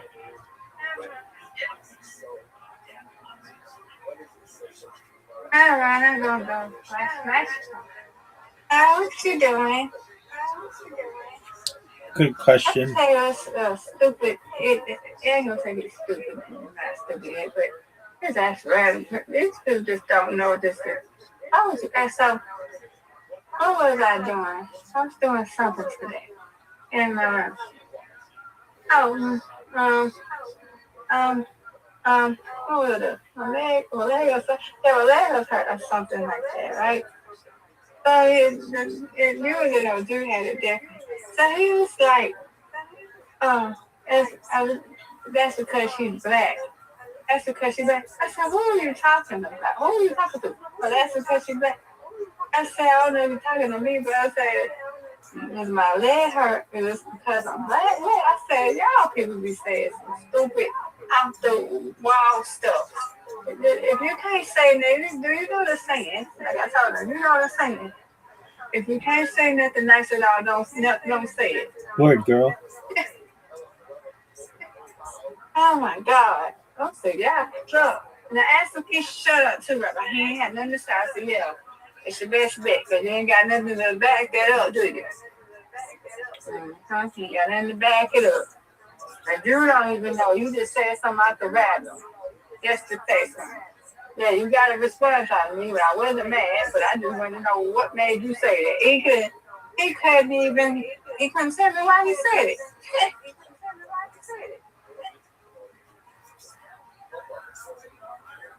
So these people funny. I'm that right, Rabbi? Yes, ma'am. People today, with the anonymity of the internet, don't realize that they're not as anonymous as they may think they are, and they think they can just hide behind a screen when in reality, I what happens in the darkness will eventually come to the light. Mm-hmm. That's funny. So, crazy.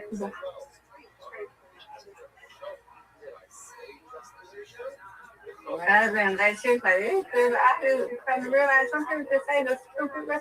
I say that's what they do. Say the stupid random stuff. Just say stuff that makes no sense. That makes no sense, and they just say it to get a reaction on you. I wasn't even mad, but I wanted to know why would he say that? You know what I'm saying? I don't know what you make you say that. First, I had nothing to do with it, baby. Why would you even say come at your mouth and say that? He had nothing to say. Nothing. Whatsoever. I don't know if he had a block, but he didn't have nothing to say after that. Nothing. I said, yeah, because you know you was in the wrong for saying that. Okay. I wasn't even mad, Rabbi. I wasn't. I just wanted to know what made him say that. Right. I'm trying to get a reaction out of me. It's not coming. I just want to know what made you say that, well.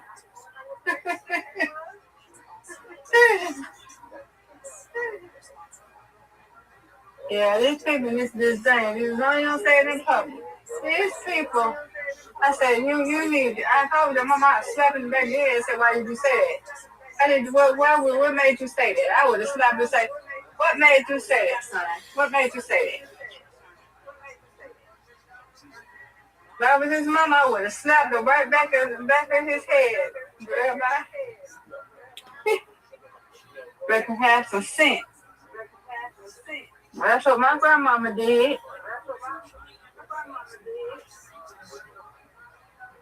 Like, what's wrong with you, kid? How old you people?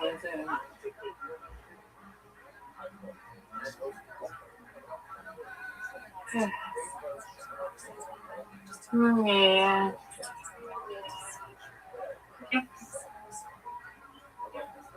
What is the tonight? Are you just looking at the internet? No, I'm programming a robot. No.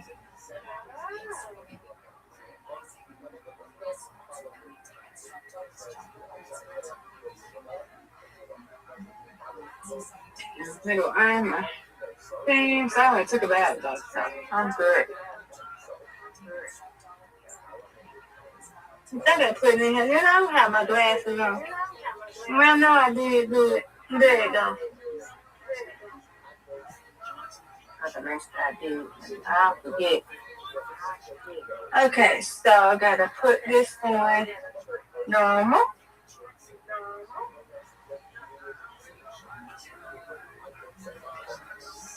Normal. Medium. Okay. There we go. Make sure she ain't got nothing. Yes, she does. It be forgetting. Like she be on that phone, man. But this is why I'm here. To help. That's right.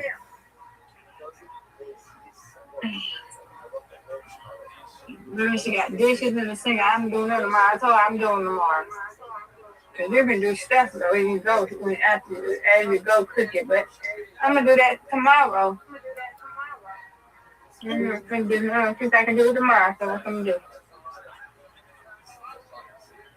I put that stuff on the sofa.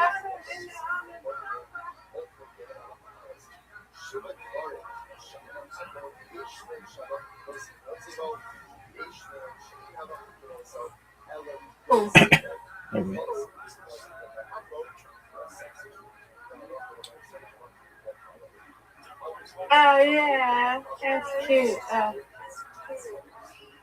She took it today. Oh, that's so cute.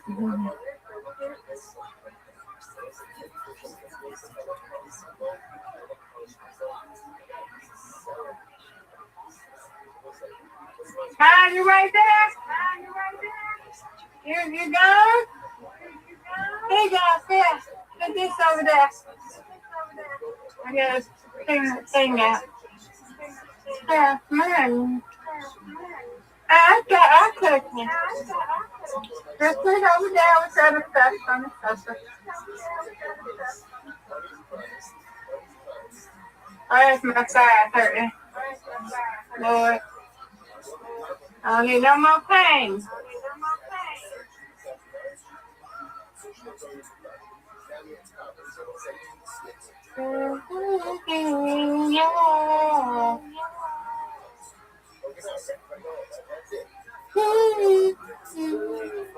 You and me.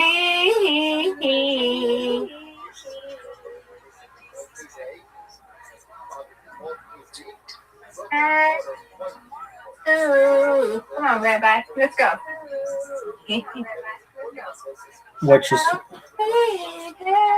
What you singing? I like. You know how that song? You know how that song? Who's it by? You know how that song? Who's it by? I don't know who this is by. I think it's this guy. I don't know. She's terrific. I don't know who this is by.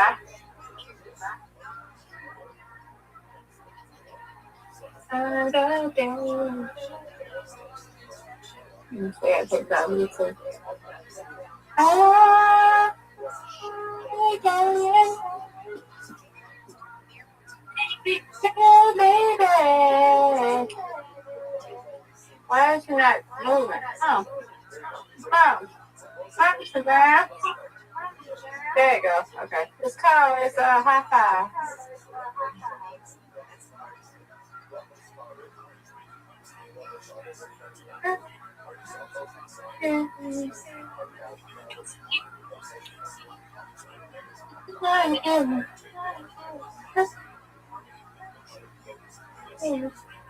High five. You never heard that group?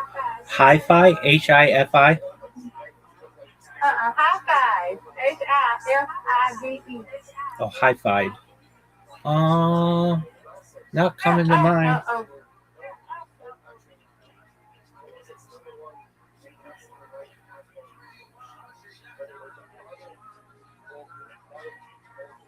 Yeah, the cousin's class love that song. Get my water. I gotta take this off, Mom. I'll take this off. Your little cousin, Rain's class? Not Rain, Chasman. Okay. My other cousin. Oh, no, Rain is 3. I know, that's why look, Miss Aquarius. No, my other cousin. I got a lot of cousins. Okay, well, but you didn't, the last cousin we talked about was Rain, so I'm not knowing that you're talking about them. Chasman. I got Chasman, I got Carrollton, I got a lot of cousins. I'm talking about Chasman. She's in her 20s. Okay. She likes that song. Okay, I was gonna say they're singing that song at 3. That seems strange to me. No. Okay, so No, you don't. So Jasmine likes that song. Yeah, Chasman does. Oh no.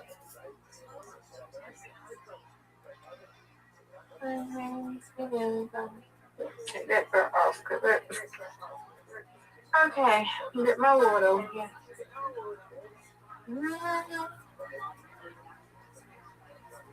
I don't know why my side is kind of hurt.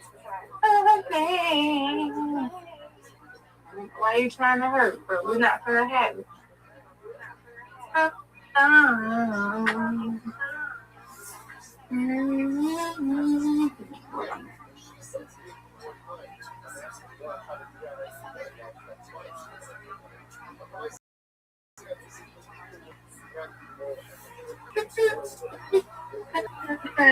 My girl.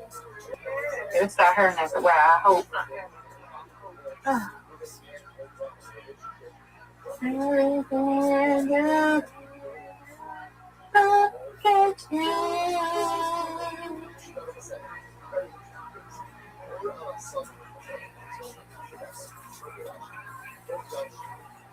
Alright, see.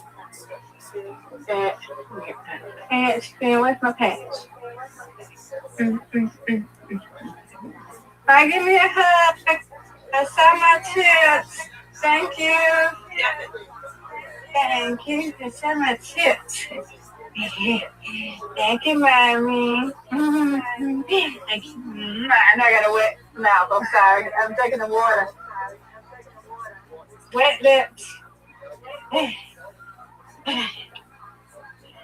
Okay. Alrighty.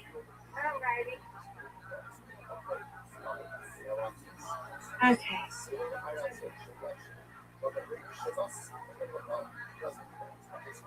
So my mate Jace gotta leave. You made Jace leave. He'll be back. I didn't make him leave. Get me anyway. Yeah. I didn't make him leave.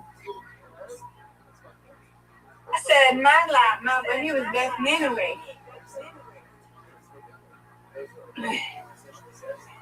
I might have made him leave. I didn't make him leave. He's on different. Oh, Lord, you know what? I'm going to use my lift. Forget that. I got to go get my pants. I'm not going to keep going up and down these dang on steps. I'm just not going to do it. I'm not doing it. Fell on the bed. I fell on the bed. Rabbi, you supposed to come help me if you was here. It's Aquarius. Be strong. You got to come help me. I fell on the bed. Okay, well, be strong. Get your bearings and get back up.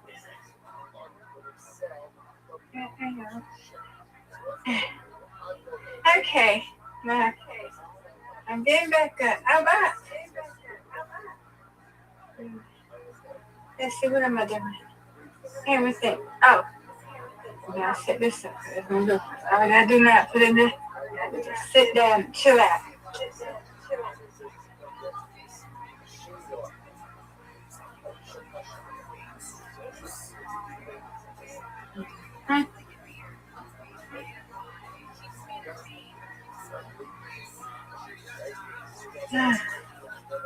Okay.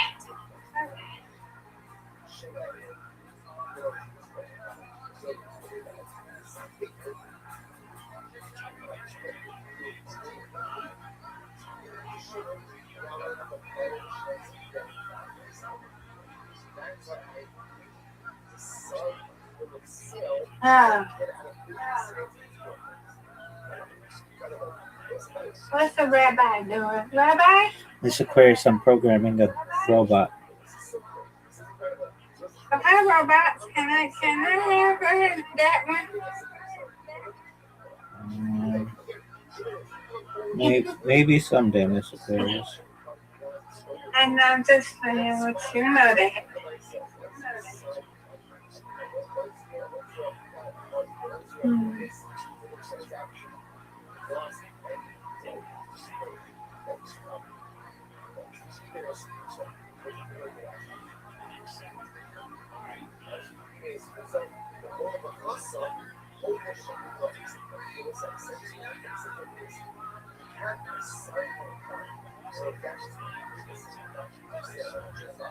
Lord help me.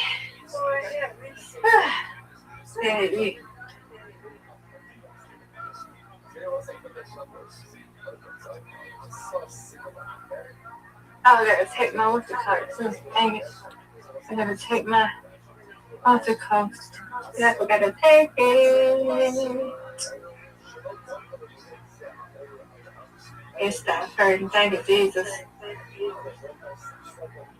So I gotta drink the water. Okay. I gotta drink plenty of water. If I don't drink plenty of water, I don't want to have no kidney problem.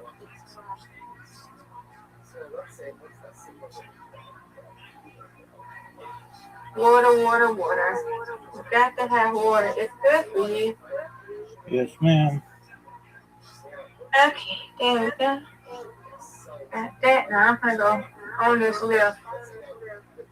Okay. My leg won't let me go down no more.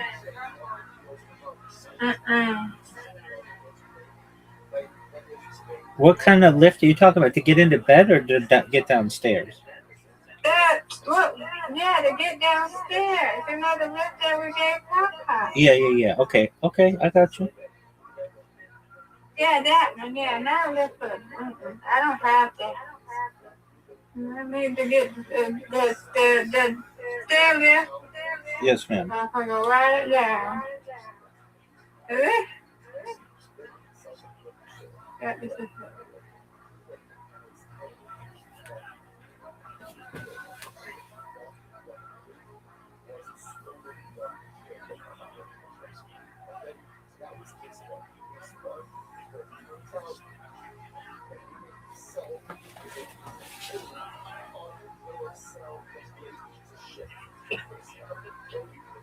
so where's that?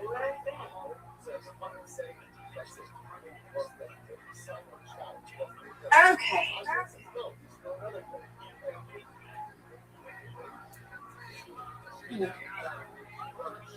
Okay.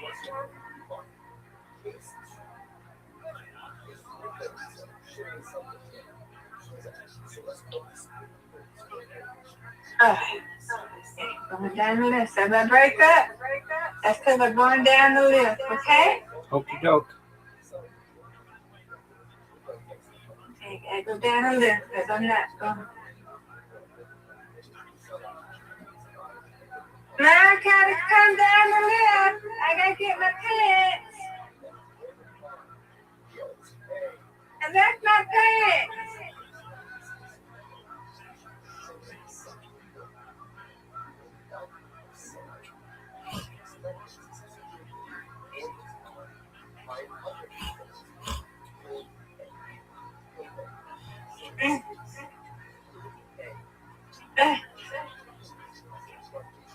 Okay.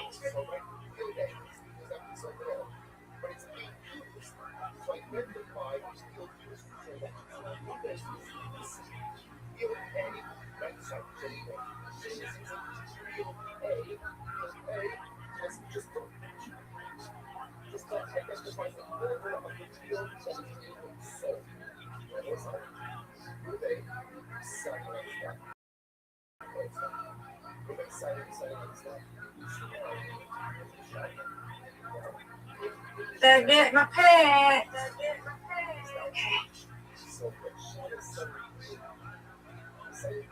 I gotta put my thing on my leg. I was like, I'm not gonna do this no more up and down.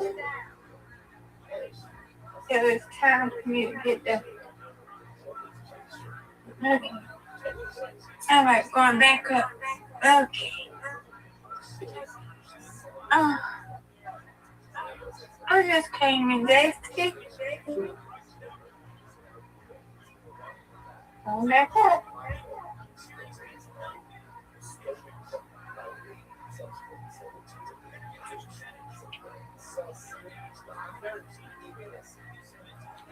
It's a fast way to go up and down the steps. I like it.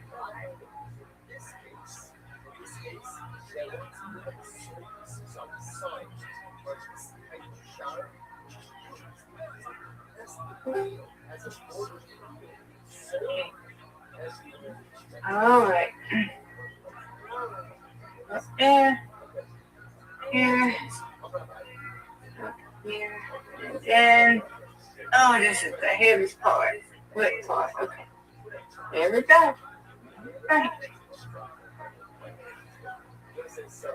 Hey, Papa, I love you. I miss you. Okay.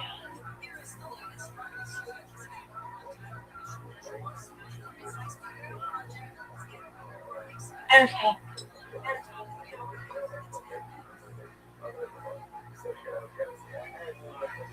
All right.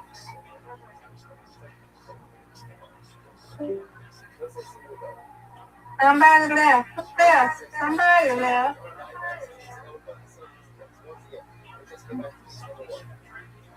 Rabbi, did you leave? No, I'm here.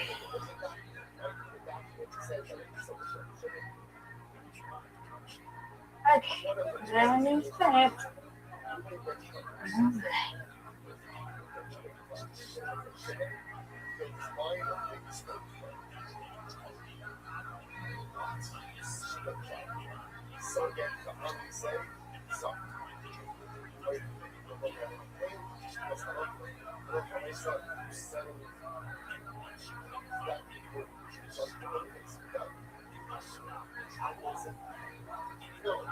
And the 70 door. See how the rims are there on that. I was going up and down. I got to see. Through there. And I get the rest.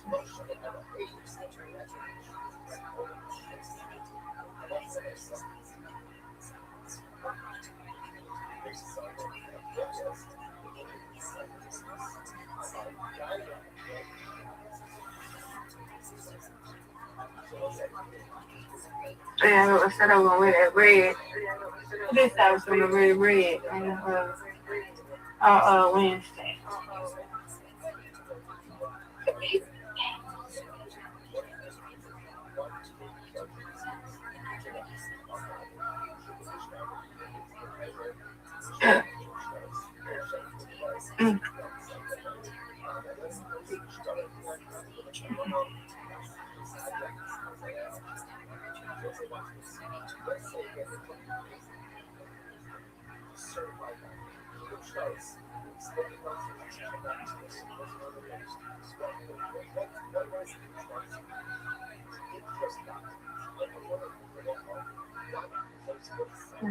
Hey, go.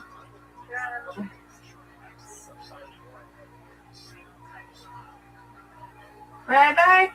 Yes, ma'am. Do you know how to play Pluto? Do I know how to play what? Pluto. I mean, that's an entire set of games.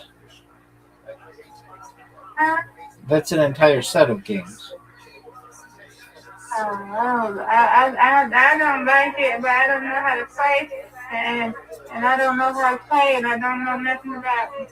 Oh. Every time I get kicked out. I misheard you. Pluto? Pluto. Pluto. I don't know what that is. What is that? Pluto, what you just said, Pluto. L-U-D-O. Yeah. No, I thought you meant Play-Doh. Apologies. No, I don't know what Ludo is. Ludo. L-U-D-O. You don't know what it is? Oh, Ludo. Yeah. I do. That's a game in Play-Doh. Just a moment. Yeah. Let me look at it. Let me make sure it's. Oh yeah, I do know how to play it. It sucks. You want to play it? You gotta play most games. I'll teach you how to play it. I don't like it, but you wanna learn? I don't either. I don't like that game because I keep getting kicked out. Well, I don't know why you get kicked out. No, not kicked out like that. Like when you have the men and you try to do it, and then they come after you and they bounce you back in your thing. Right. That's the only thing. I know that. Yeah, I don't like that.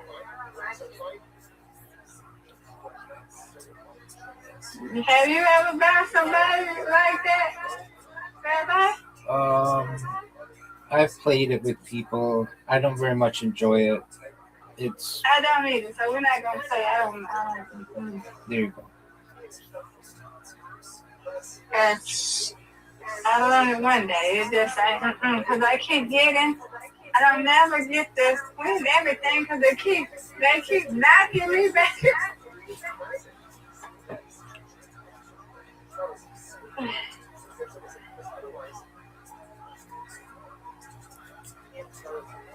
They keep knocking me back.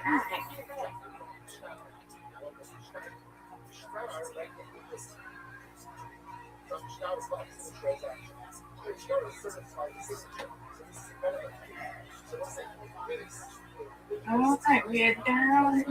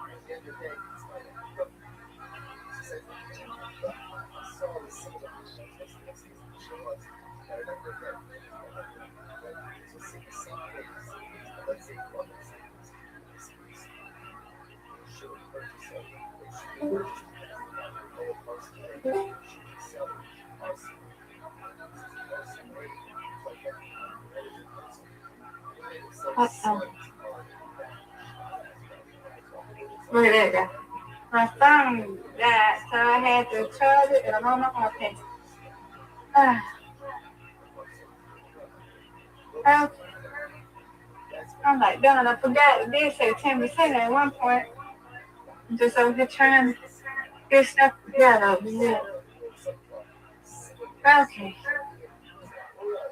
Rabbi, can you hear me? Yes. I don't mean to get in there. I'm sorry. You're good.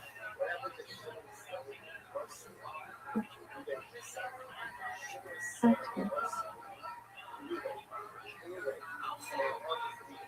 Mode. Okay, there you go. It's going a little bit. Okay. Right.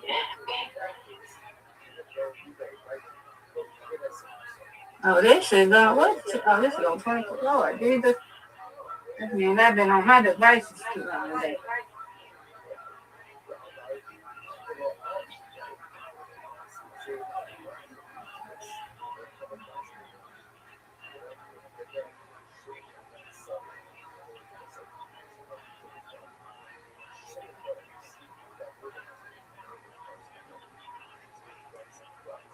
So, Friday. Oh, I only got 9 minutes. 9 minutes. Okay. Oh. I'll be back in a minute. 9 minutes I got.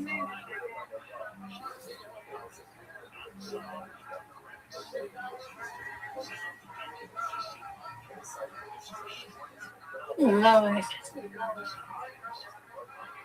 Okay. I'll put that stuff on when I come back. What did I do with it? Oh, it's still in my purse. I put it on when I come back up here. You ain't no need because I'm going to go back up and down, up and down, up and down.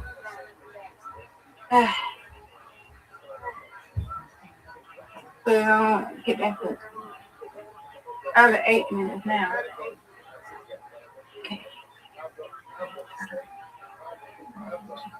Let's see. What time is it? It is 8 o'clock. 8.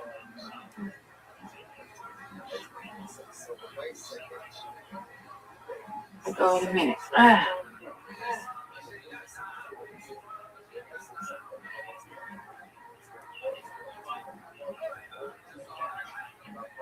Bye-bye. Going to Reddit. Am I what? You go Reddit. Am I on Reddit? Hmm? I'm watching my robot, just making sure that it's working, but I can be on Reddit. Is there something you want me to see? Hello. I don't know. I just know there's too much going on in this world. I just know this is something about church daddy, somebody, I don't know. And there's so much. Let me see what Reddit got going on real quick. While I go downstairs. They just sent me some notifications. Ooh. Oh, what kind is this? Somebody got the MacBook Neo. Okay, cool. That's cool. That's neat.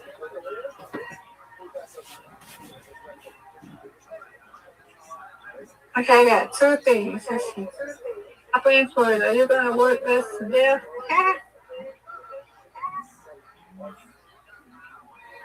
Oh, wow. Are you going to work us to death?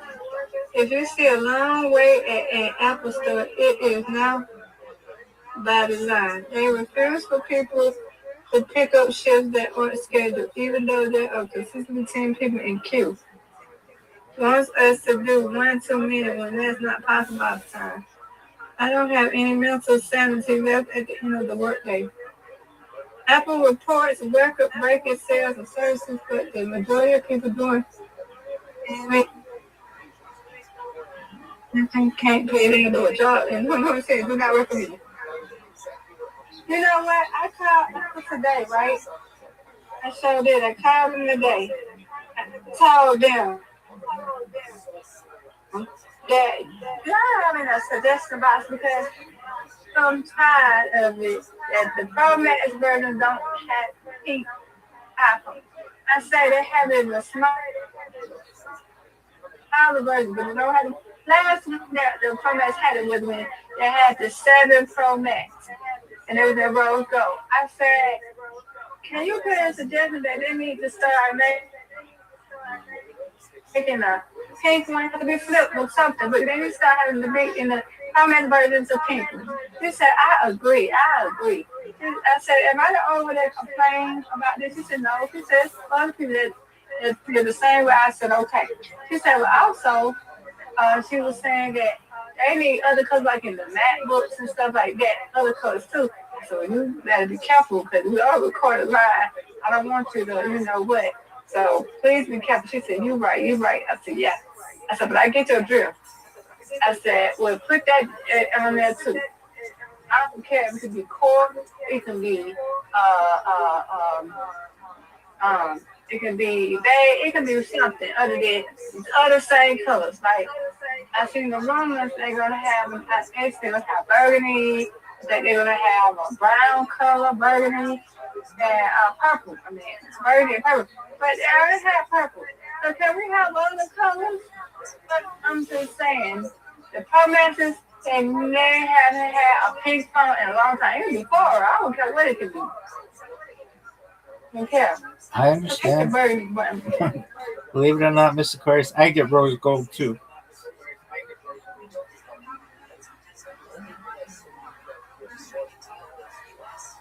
You said what? I get rose gold too. I have black. You get what? Rose gold? Yeah, I get black. I get black ones too, but or whatever they call it, space gray. But I got. I got them already though. I'm talking about something they ain't had in a while. I know. We never had a rose gold pink color in the Pro Max version, and since the 7 came out, they done had it in the 7, the 14, 15, 16. I had a pink in it. I'm like, come on. They haven't had no pink in the Pro Max. So put a coral, put some kind of shade, pink, any color other than purple and black and gray and silver. These are the colors that are already red.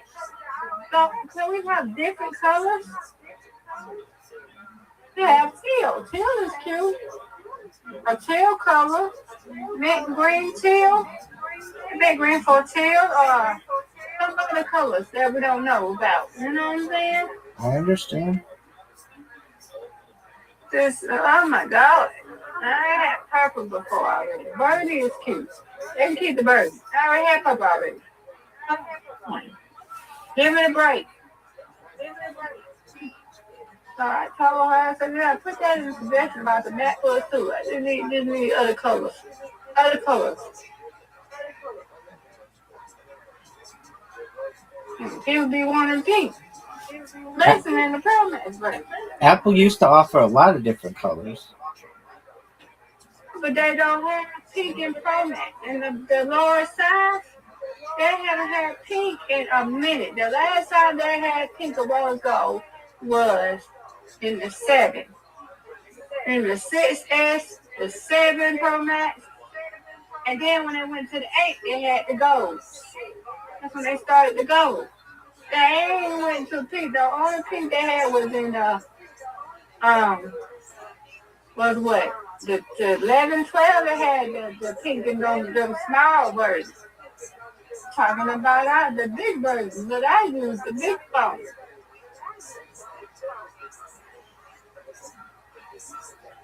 Ain't no sense. Like, y'all come with these colors, and y'all want one color. Just stand. Okay, y'all can green brown. That's okay. But have some colors that ain't big, like a mustard color, marigold, something. That's cute. That was cute. Some other colors. Coral would be cool for me. I don't care. Coral, teal. It's cute though. That's a cute color, but rain pink for the Pro Maxes. This what coral. I don't care what it is. Just bring something. What color do you like? Rabbi? I like rose gold. Believe it or not, no other guys do, but I have some iPhones that are rose gold. I like space gray. I like aluminum and titanium. Okay. Those are cool. And then I like the rainbow of colors that they used to offer. And then they used to have like transparent, like way back in the day. Like you could see through it with a different color, like back in the late 90s, early 2000s. And they got rid of all that because they didn't want people to learn how to fix their phones and see inside. And I like that, like bringing that back. I think that's cool. Yeah. But they used to have all kinds of bright colors, and they got rid of all that. Yeah. They just had that nice yellow. They just had that nice little mint green color. Like, I gotta start bringing them back for the big phones though. Y'all got them for these little small versions like the 17, 50. What about us? What about the people that want a big phone?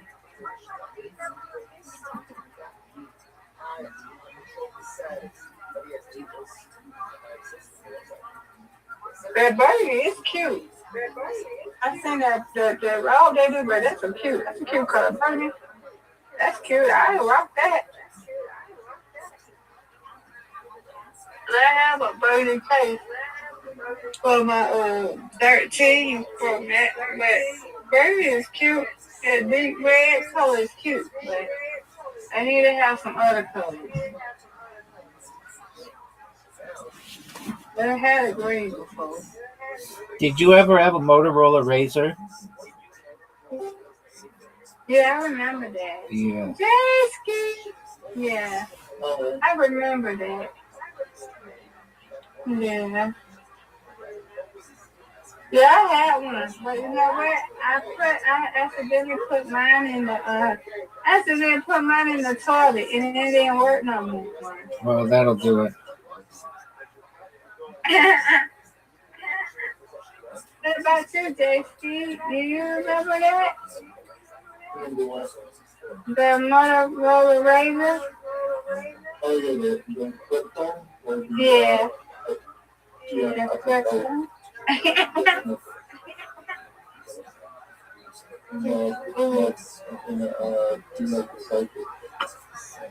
oh yeah, the sidekick was cool. And the Blackberries? I don't remember that. I missed it. I think everybody liked the sidekicks, though, right? Yeah.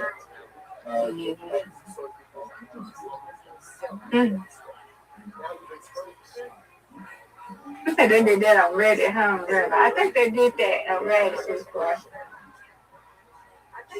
That could be. Probably.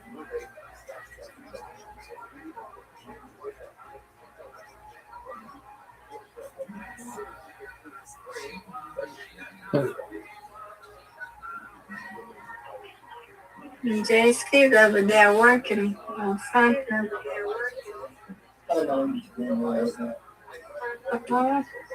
I need to get on my keyboard over here. I need to get me a keyboard for the iPad.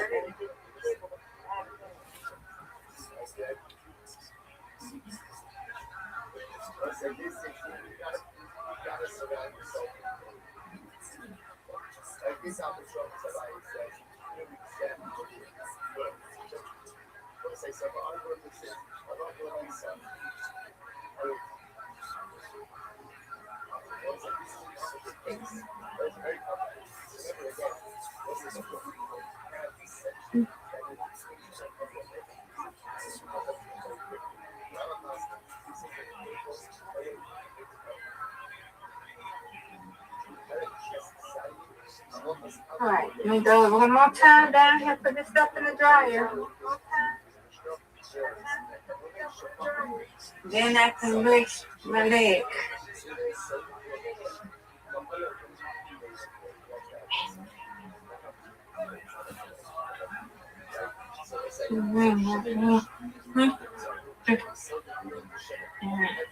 You cut my head the way up.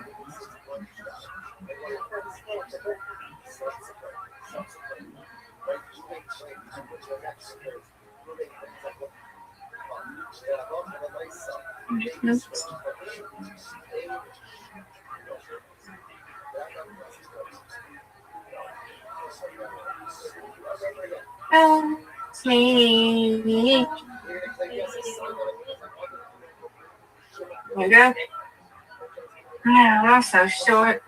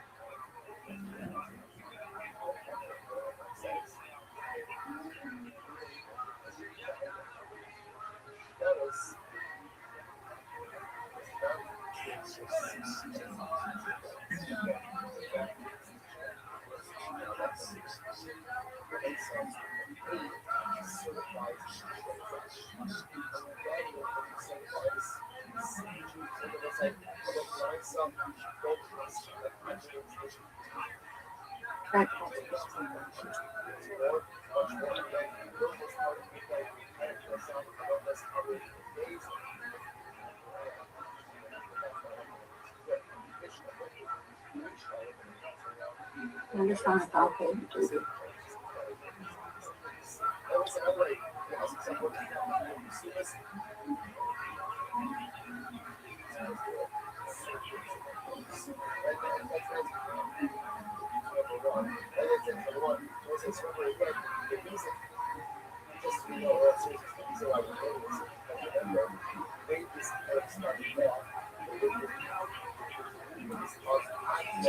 For me, and we'll go put it on there.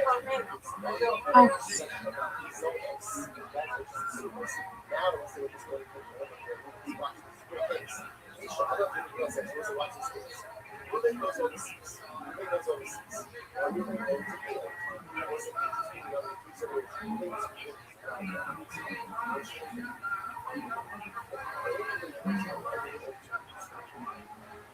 Okay.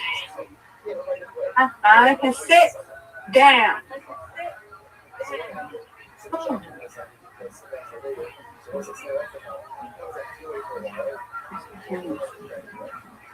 Let me put this thing on 54 minutes.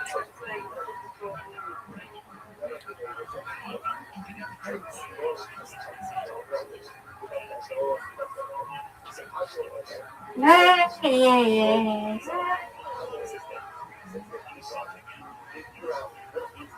All right.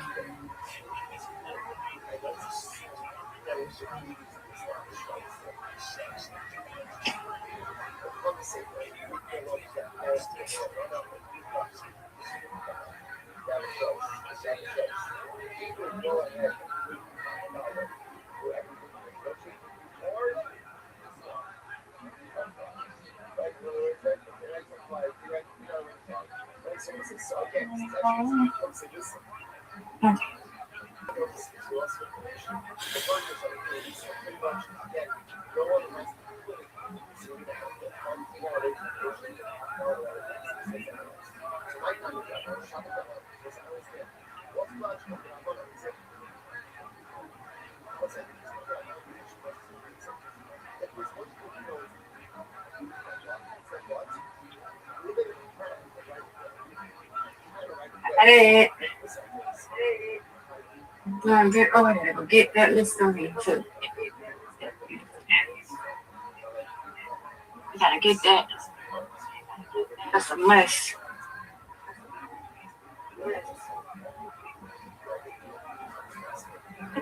Baby. It's up here. This ain't going nowhere. Alright. Put my stuff on my leg. Where's my stuff? Where am I? Okay, I got it.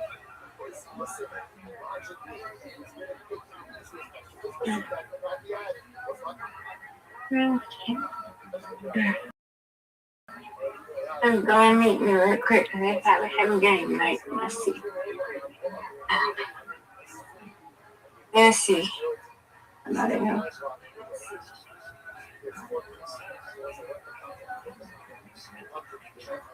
Yep, I guess she's going to be on. Oh, God.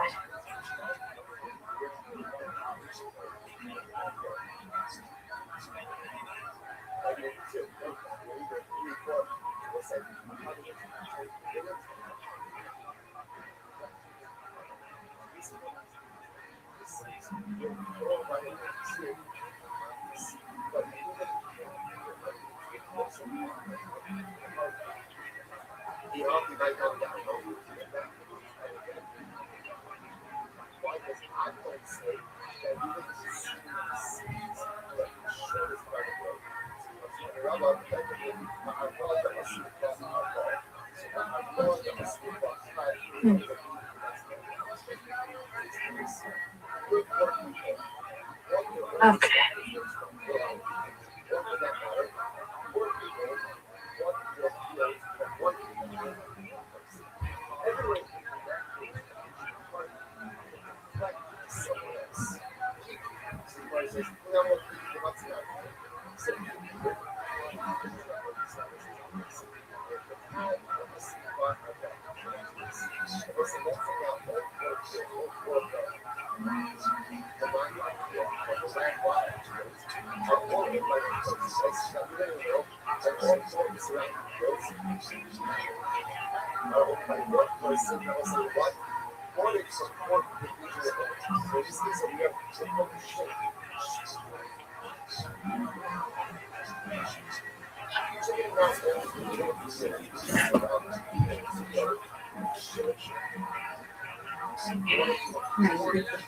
Sit down for a minute. Oh.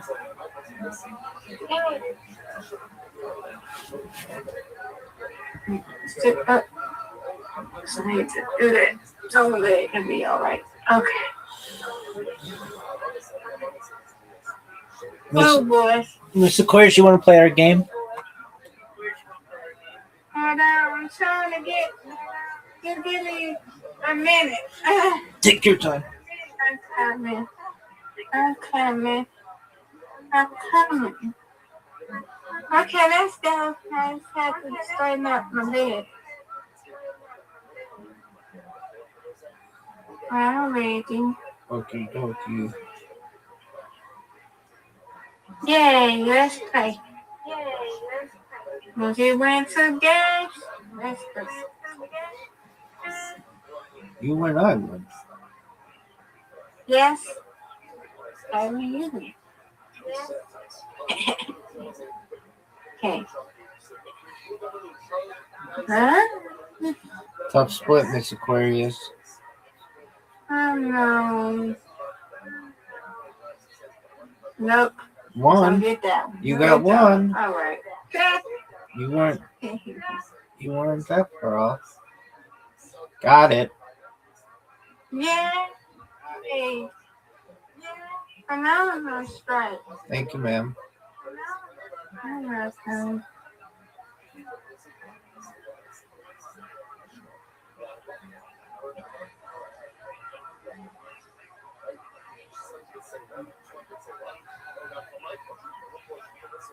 Oh, there you go. What a spare. Thank you. You're welcome.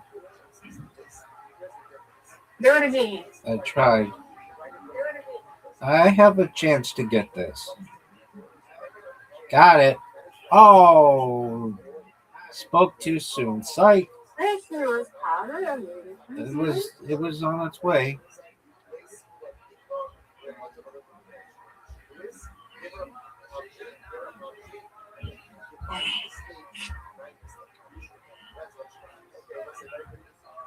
Nope. Okay. I'm over, right? Oh yeah. Yay! That's the Another spot. one.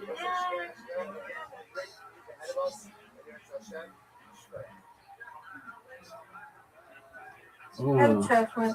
tough split.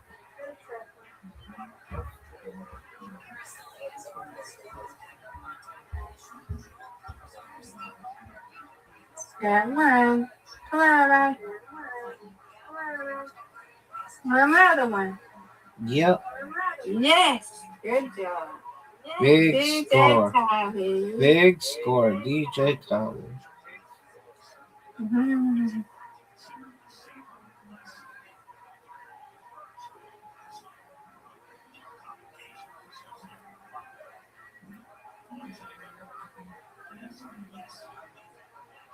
Get it. They're good at finishing. No doubt. Yay. And another one. You're And gonna another roll, one. people. Another one. Oh, almost. I'll take 100. Yeah, you're No. on a roll. No pun Good job. intended. You win, I win. I win, you win. Reload. Reload.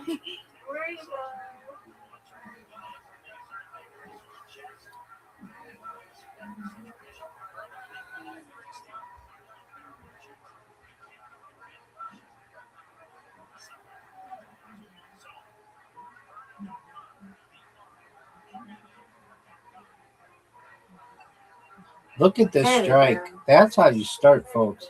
If you're watching at home and you want to know how to start, Miss Aquarius showed you. This is tough. Tough split. Give me this. Almost.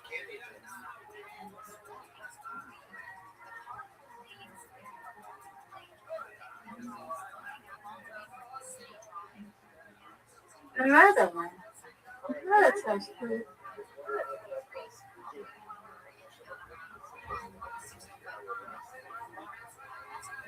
Get it. Oh, almost. Take one. Yeah. No, Rabbi, you gotta get it straight. No doubt. Yay! Hey. That's big time. Good job. You got it.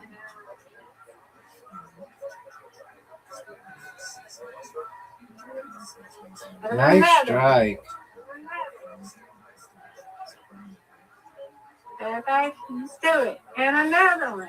Not good. Almost. Give me it. Almost.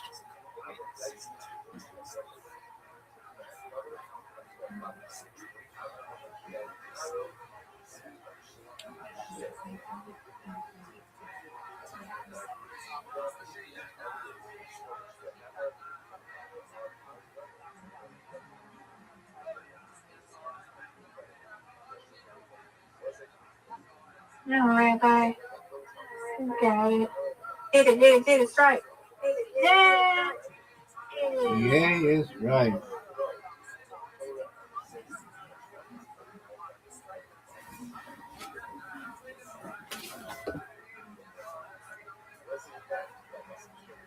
You don't get it. No, Rabbi. I win, you win that one. Let's go, Rabbi. Finish it. No doubt. Oh, it's over. Miss Aquarius. Champion. Give me this. I'll take it. No one's touching her. She wins. Yeah. Excellent You round. win. I win, you win. Undefeated in bowling. Undefeated in friendship. Yeah. Yes, ma'am. You see. Okay.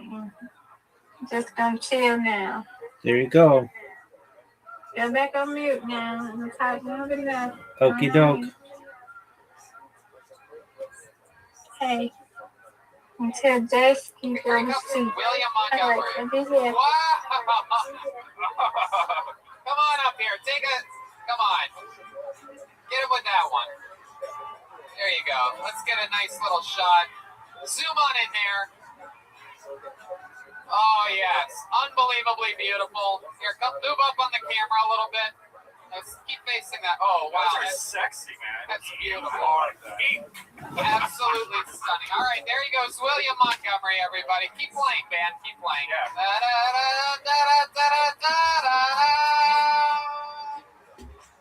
Put on another pair of shorts, William. I could call you back out at any point here. Yeah, I like this. Is there for me? Absolutely. Please keep sending shorts to William Montgomery at care of the Comedy Store, 8433 West Sunset Boulevard, West Hollywood, California. Let's wait till next week. All right.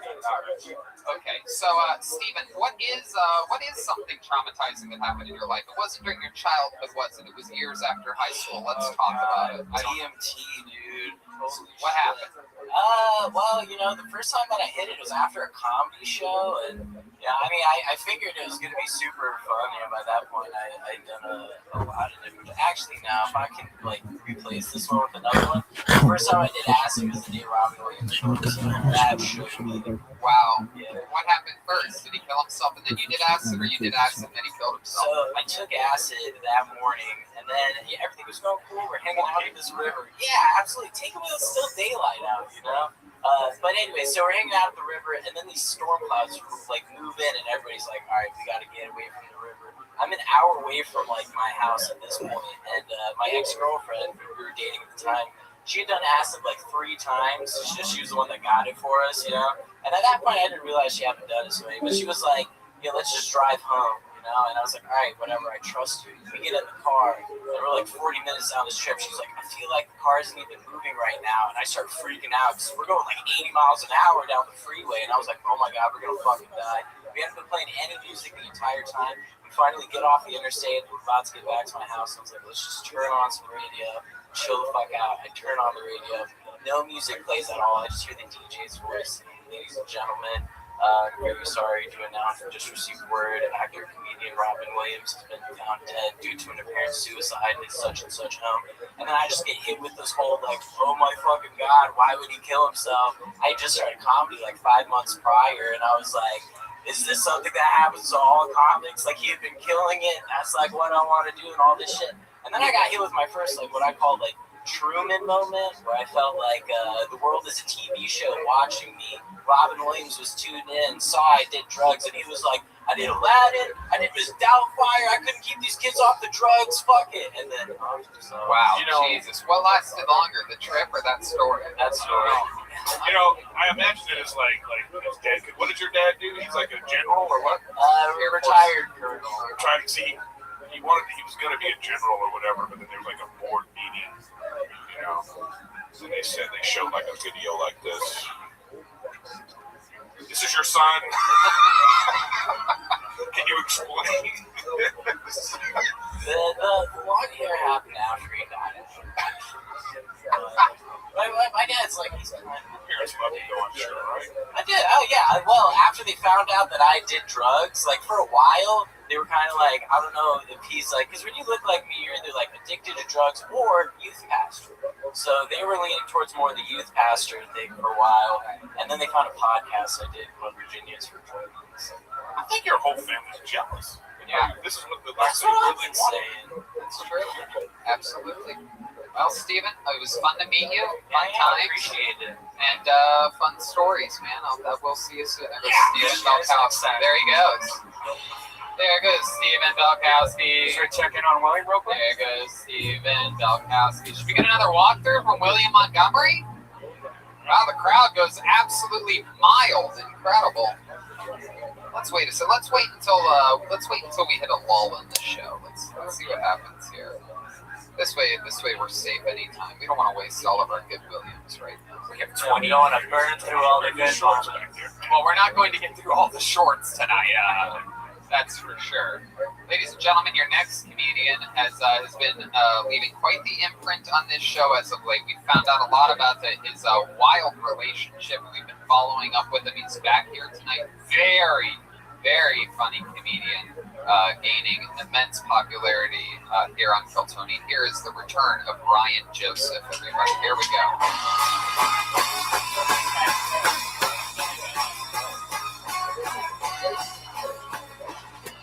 Just ran into this girl I used to mess around with a couple years ago. I can't believe how much she had aged.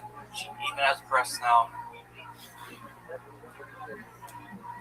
I protest at Black Lives Matter rallies, but it gets so hot walking a mile on a white bed sheet.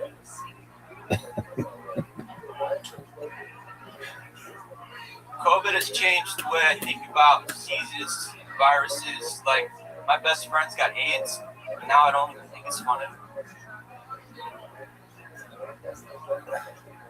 I used to date homeless people screaming out of nowhere we're crazy, but what if they just don't like having sex with me?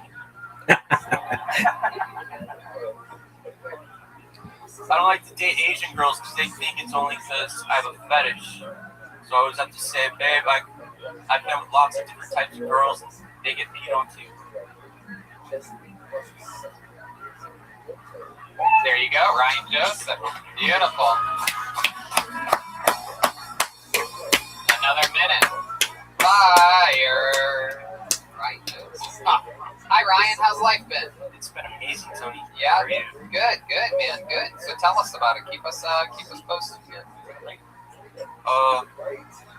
No, I'm fine. Yeah. Oh, okay. A little downgrade for you. This is your first time seeing Ryan Joseph. Yeah. Jokes. Nice to meet you, Eric. You too. I like it. Especially in this environment. Yeah. Still stay with it like that. I like it a lot. Yeah, I was just like dating this girl, like bumped around me and I caught her. And yeah, I'm just taking it easy now, man. Give us a real update. What do you mean you're taking it easy? Well, I did the right thing. I banged my ex. Hey, that's the advice that I gave. Yeah, that's good. And then I told her right away. Oh, that's great. Yeah. And then you guys have the best sex you've ever had. Yeah. Yes. We were like even then. That's great. Yeah, I feel like a man again. Was the sex with your ex good or it wasn't? No. Right? It never is. No, It had a purpose. I was crazy because I was like thinking about the girl that fucked me over. Right. It was you could barely even come, right? You fake came. Did you fake an orgasm? Yeah, it was. Really? Is that true? Oh. Would you just carry lotion with you? Like, what do you do? No, you go to GetRoman.com and use the promo code Tony. My cup is flammable. Yeah. Did you feel guilty when you were having sex with her? Is that the problem? Like, you felt like you were cheating on her? No, I felt, well, yeah, like when I walked into the bedroom, she was calling me. Oh, yeah, that's always I looked at the phone, but I was like, fuck that bitch. You know, she did this. It's her fault. I'm going to bang this She girl. would FaceTime. Well, one time she FaceTimed me, because then I told her, right? She freaks out. And then she's like talking to me, saying, she's been freaking out, saying, are you going to see her again? Are you going to see her again? One time we're FaceTiming, and my ex, who's upset, now confesses like her undying love for me, knocks on the door. Right? Your physical door? Yeah, so I have the one on FaceTime, screaming at So the she's one. a psychopath. Yeah, but she's Dominican, she's beautiful. Oh, I love her. lovely. And that's your ex or the new one? The new one. Right. Yeah, those Dominicans are wild. This I could easily end in a murder-suicide. Yeah. But I'm with you about that. Somebody just come to your door. Oh, it's unacceptable. What is this, in 1987? Yes. What? I blocked her. You blocked her what, with a fence? What do you mean? She's at your door. How do you block I someone? blocked her phone number. Oh, and then she knocked on the door. Yeah. Yeah, that's the catch with blocking people. It's the next thing you know, they're like rasping at your window and shit. Yeah. And then I know you fucking blocked me, Ryan. Yeah.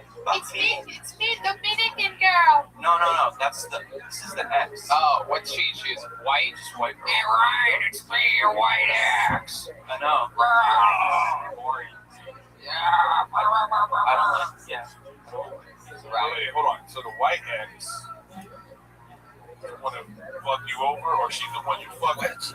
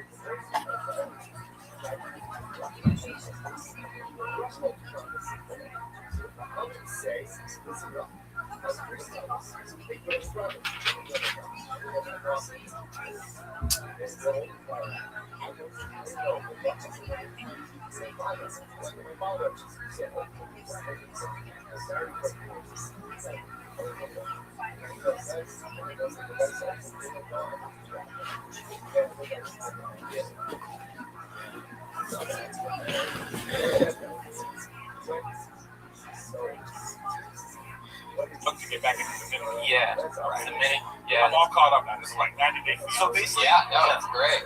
the story is her, like, we went exclusive, and she wasn't really ready, and she was kind of freaking out. She was kind of casually seeing this other guy at the same time. So a week after we were exclusive, she hooked up with him, realized it was a bad idea, and still continued to talk to him and hang out with him as a friend, because they were just fuck buddies anyway, so it was easy to be a friend.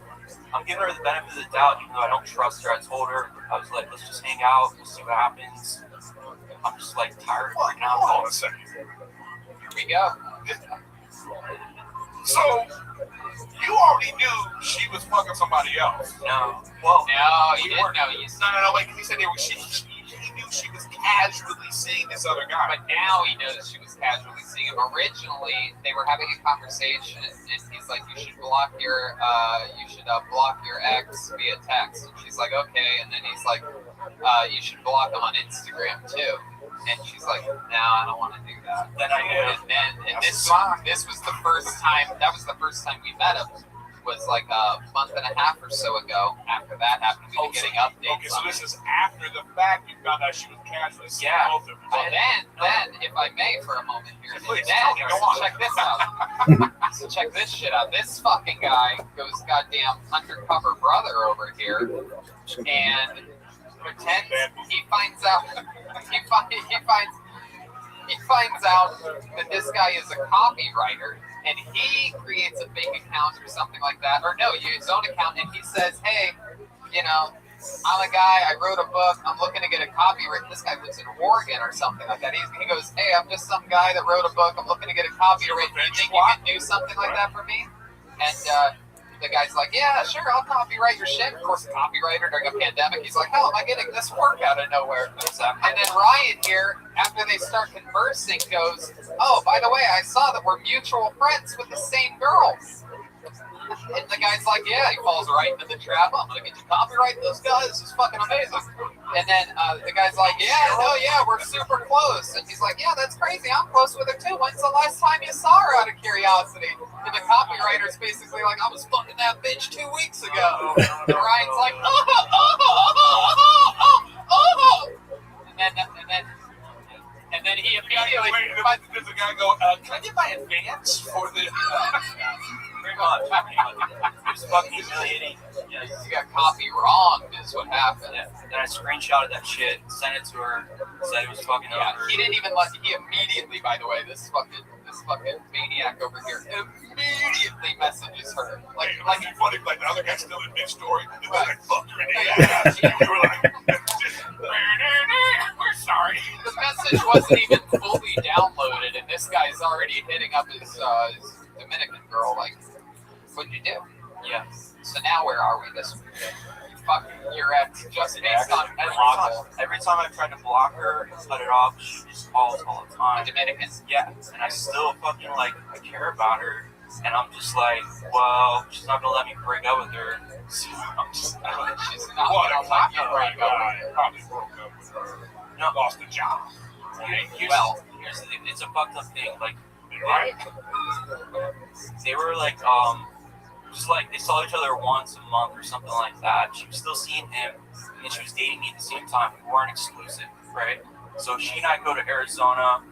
She hints that she wants to have the girlfriend-boyfriend talk. We have it, but she's like, I just want to be honest. She waited until you went to Arizona and she was here? No, she and I both went there. Oh, okay. This is why it's so fucked up, because it's like, she hinted she wanted to have the exclusive talk. We have it. She's like, I just want to be honest. There has been another guy I've been casually seeing, and I don't want to see him anymore. I thought it was so cool. And then she went home and fucked him. You know what? This reminds me, no better time than now to see William Montgomery in new shorts. Here we go. Here he comes. Here he comes. There's William Montgomery. Oh. Wow. There he is. Notice how the shorts. Look at this, everybody. It is absolutely incredible. A beautiful pair of shorts. These compliment your belly. I like these. It really is good. And camouflage is in everything. It's incredible. Yes, Joel? Master P just called. He said there are some limits. Oh, there you go. Nicely done. An extremely topical Master funny. P. Your dick is hidden anyway, so this kind of works. This is my favorite one so far. That's absolutely beautiful. There he goes, William Montgomery with the new pair of shorts. Those are I keep her. Beautiful man. Beautiful man. All right, back to Ryan Joseph here. So Ryan, what's our plan now? Go ahead, keep us posted. I told her, like, yeah, I don't trust you at all. We'll, like, hang out and I'll see you. But whatever happens, I just don't even care anymore. I'm just like, yeah, we'll hang out. All right. So you didn't know. You're mad that she was seeing this guy and you at the same time. Is that the problem? No, I accepted that because we were casual. You know? Then why be mad if you knew she was seeing another guy? No, that's not. Why be mad that she wants to fuck him one last time? Well, that's what she says. It was like she actually told me this shit. It was a goodbye, fuck, get over it. Okay. And then she kept talking to her. And I said, fuck you, get out of my house. And I went to bang my ex, and then told her right away. And now, cut to the Dominican calling his ex. What did your ex do? Right, she's a copywriter. Let me ask you this: do you think your ex is going to be attached at all now? Well, then I had her coming crying, saying she realized that I'm the one for her and she loved me. And then she tells me when she was leaving, the worst guy that she talked to, she hated. I was like, is this the theme? Every other girl has to get a dick in them, and they realize they love Brian. Yeah, but here's the crazy part, though. Your ex finally wants to be with you, and when you were having sex with her, you weren't even really present. That's why she likes me. Yeah, that's something to think about. Well, looking forward to more updates in the future. Another fun 60 seconds from Ryan Joseph. There he goes, Ryan Joseph. Hey, your show is on fire. And with that, it's time for another regular. It's the mic gets sanitized here at the beautiful Comedy Store on the Sunset Strip, where the parking lot is open and filled with happy audience goers watching the stream outside. And on to the next one we go. This young man, one of the great joke writers in the world, one of the great roasters, ladies and gentlemen, here he is, super regular, awesome comedian, David Lucas. Yeah. Men don't give a fuck about lingerie. We don't. As long as you end up naked, that's all we care about. Like, lingerie to a man is like wrapping paper on a toy to a kid. Like, hurry up and take this shit off so I can play with this toy. You could have wrapped this shit in newspaper. The same result would have happened, bitch. Like, But what you put on your naked body, come to bed in a t-shirt, I'm still fucking. White people say they germaphobes, and the whole time the cat be chilling on the counter while they cooking. Like, bitch, this nigga just helped you open the refrigerator. I'm not eating that food. Like, I just saw that nigga crack your head. Why you think I want to eat your casserole? Like, get the fuck out of here. White people really can't handle spicy food. That's how I get my payback on my white friends. For all that racist shit y'all did, I just burn y'all up with spices. You might come to my house and I make a fucking spicy birthday cake. Like, I'm gonna get your ass one way or the other. There you go, David Lucas. David Lucas. I love it. I absolutely love it. I love this week's set so much. I could not. This is one of those, this is one of those moments where you hear a comedian tell a joke, and this is usually this happens if I'm ever in the back of the room about to go on after like a Bill Burr or a Chappelle or like one of the greats, where you hear a bit where you're like, wow, I think that all the time, and I haven't heard anyone really talk about it. That lingerie thing is just not only do I agree with you on that, but I would venture to easily say that a t-shirt or fucking like mesh shorts or like almost anything is sexier than lingerie, because lingerie gives off the feeling that they're trying hard, and you're supposed to be like, oh god, you're so beautiful in that lingerie. Almost want to leave it on, like it's so beautiful, but it's like, what the fuck? And on the contrary, again, just a plain t-shirt with like a butt cheek hanging out, that's the hottest shit in the world. Bitch, put on one of my tank tops. Lingerie keeps everything all tight, like any bra or anything, that's done. That's like showing up, that's like knocking on a person's door. And how about when they want you to take it down? Oh, God. How about clear? Is clear a color? My favorite lingerie is clear. I got something to admit, though. Hey, thank you, Eric. That's my tag. When I was in high school, I thought that's what women wanted, was like sexy lingerie. So when I was a junior in high school, I went to Victoria's Secret and I got the most hoochie hooch, like the straps, the garter belt, and everything. And I didn't know she was going to open it up in front of her parents. They're just pulling it out. And it's got like crotchless panties and everything like that. That's hilarious. Red Band thought lingerie was a pasta dish. Lingerie Alfredo. It's kind of like how women think of shoes. Also, like we don't give a fuck about shoes. Most guys don't give a fuck. I give a fuck about shoes. That story is so funny. White men don't give a fuck about shoes. Black men give a fuck about shoes. I ain't fucking no bitch with no dirty shoes. Oh yeah, dirty shoes is on its own. But like Red Band like girls that don't wear shoes. Red Band likes girls whose last name is Shoes. Yeah. Absolutely. Yeah. That's my comedic daddy next to you, man. David Lucas has a lot of respect for the creator. He don't take fun time. He took me out of the country, dog. That's my dad. That's right. You took him to what? Hamilton, Canada, right? Yeah. Love it up there. I had a great story. Yeah. That was right before the pandemic. Wait, I do? Oh, he does. Oh, yeah. Who would have guessed that? Hi, David. Hey. I want some of that spicy birthday cake you were joking about. No, you know how they say short, they bring the cake for you. I brought you banana pudding. Yeah, we had great times. Yeah. It's Atlanta. Yeah. A lot of my friends came to our Atlanta show. They were mom. Yeah, that was my mom. Yeah. Nice. Eric Griffin and Tony Hinchcliffe are probably the two best people you can be on the road with that will actually get real. Like, I've been on the road with like people you see that might be a little more famous, and they don't actually help these guys. They don't want you to get better. A lot of these fucking people. A lot of them are scared to death that you're going to take their goddamn job. Both of these guys tell you to tear it up. The best, I'm not talking about myself, but I will talk about Eric and of course, like, Joe Rogan.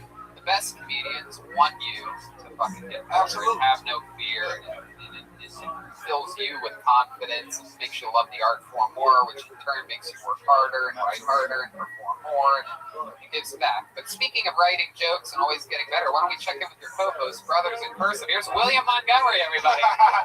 Some new shorts. Here he comes.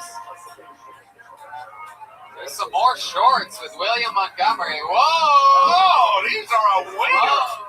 Viva la France! Oh my goodness! 6 pounds lighter. Wow, there he is, the fattest man in Auschwitz, everybody. William Montgomery.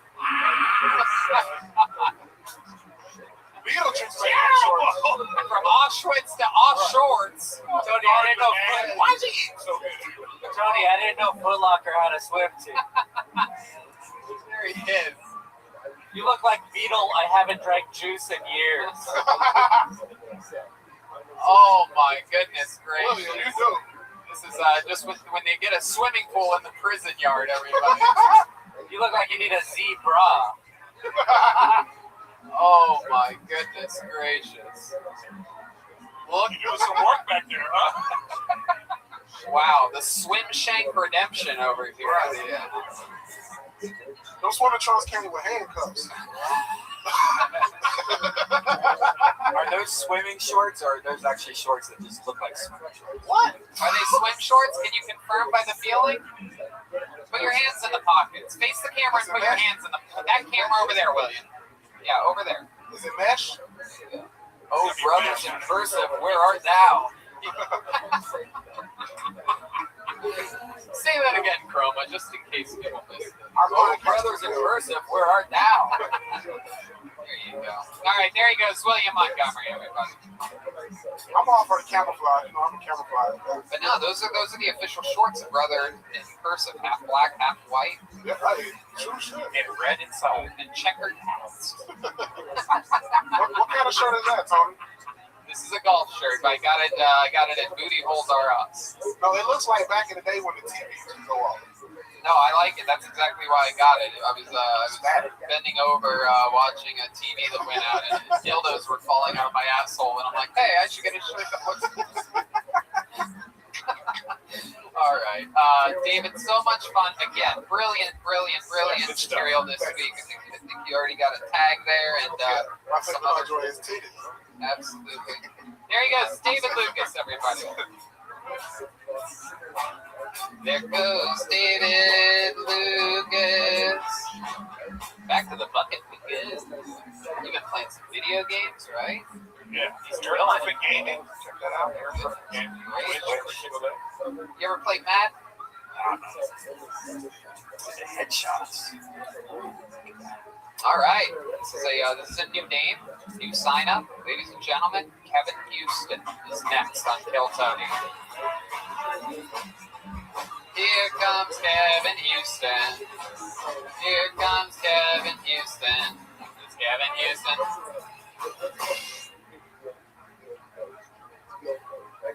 So, just shy of a score this past 9/11. Wow. I didn't do much because, I forgot. That first one, though, was just plain crazy. But I heard the new Patriots Day reboot is going to be fire next year. Sorry, quick disclaimer. I officially have a nub for a pinky finger. So this is a public notice that all of my past previous pinky promises are going to be here null and void, okay? Now, despite my mini setbacks, I'm a goal-oriented guy. Just this morning I typed in Pornhub in the home row. Listen, that website alone is undoubtedly maybe a better speller. But with dyslexia, try to imagine staying hard while sounding out Futanarius, you get it. That's what Don Phonics did for me. See how quickly you can retain amateur, penetration, Calipigian. Get hooked on Pornhub, where spelling comes fast. Available now with Mavis Peepin. This is not a payment for help with Pornhub. Pornhub, please help 88 and hold remit. Wow. Man. My goodness. Feels like it's been forever in which somebody's been absolutely horrible on this show. Really? That was that bad? Oh, yeah. Although congratulations on just learning how to read. That was, thank you. I brought you a gift. The woman that said to the man, hello. Yeah, you couldn't remember a minute? No, I didn't. I had it, but I just got. Are you a comic or an actor? What's going on? No, I just work in film, but I just I didn't want to, blow it in front of everybody. So Why? You blew it anyway. I know. You had it on paper. It helped you blow it. It felt like you literally had ad read energies during your. But it was kind of half ad, so I guess that's what I was kind of going for. But yeah, I guess I did. Yeah, it should feel like you're like talking about something. It really felt like it was a read. A read. I hear you. My goodness gracious. First time doing stand-up comedy ever. And no, but here, yes. Okay, where have you done stand-up? A couple places in Chicago, not in the open mics, but not the series. Chicago. That's where I'm from. I know it's tough, dude. There's no open mics. It's been like, dude, it's been so long, man. But even still, I probably said it here and with my dog, Even still, you got to make an effort to like, instead of doing an impression of a stand-up comedian.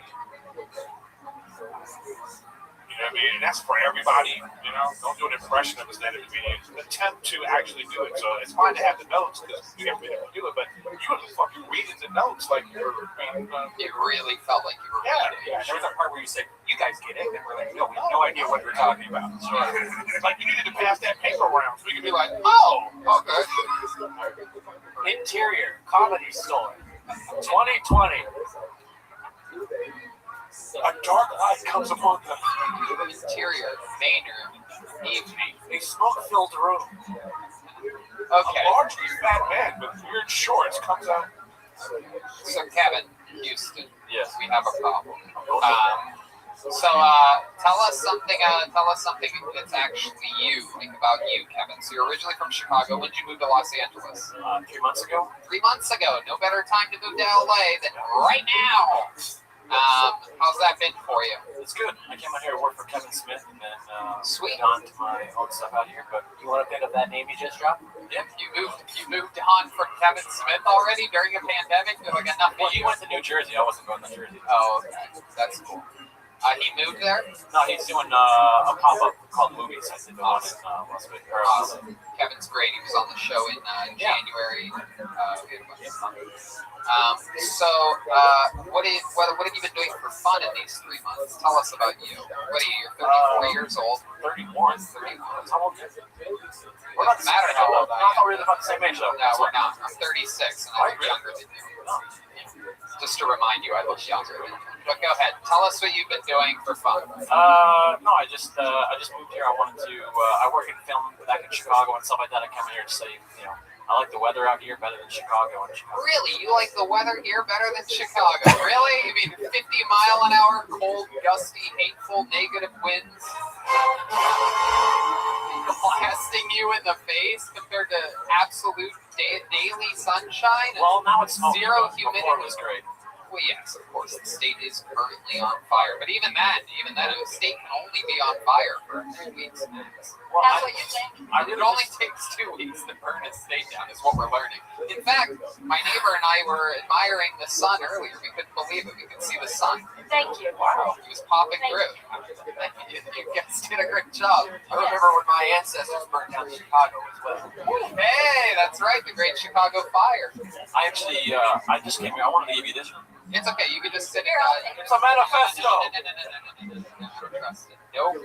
Let me burn it. You gotta trust my instincts on this one. We're not opening that right now. Wow. All right. Well, I'm a drummer, really, so I just really came to challenge for the next show. Is that what that says? What does that say? That's kind of the same thing, yeah. Really? I wouldn't open it. You should open it. You're gonna like it. Anthrax. Yeah, see, it's a nothing burger. It doesn't make any sense. Don't even show it. Don't even give it any credit. Anybody who reads a 60-second set like that, of course, is gonna suck too. So how long have you been playing drums for? Like 10 years. 10 years. Wow, interesting. And you played any bands or anything like that? I had a few bands back in Chicago, but nothing here. Oh yeah. What's the name of your favorite band in Chicago? My favorite band? Is it Chicago? No. Okay. The Deep Dish. Zataran? You say Zatarans? I'm hungry. No. Are you better at drums than everything else that you do? Really? Yeah. I mean, I just wanted to try stand-up. I've been doing, I do comedy and stuff back at home. And, this is like a big platform, so. It's like I have my sheet music right here. Ready to go.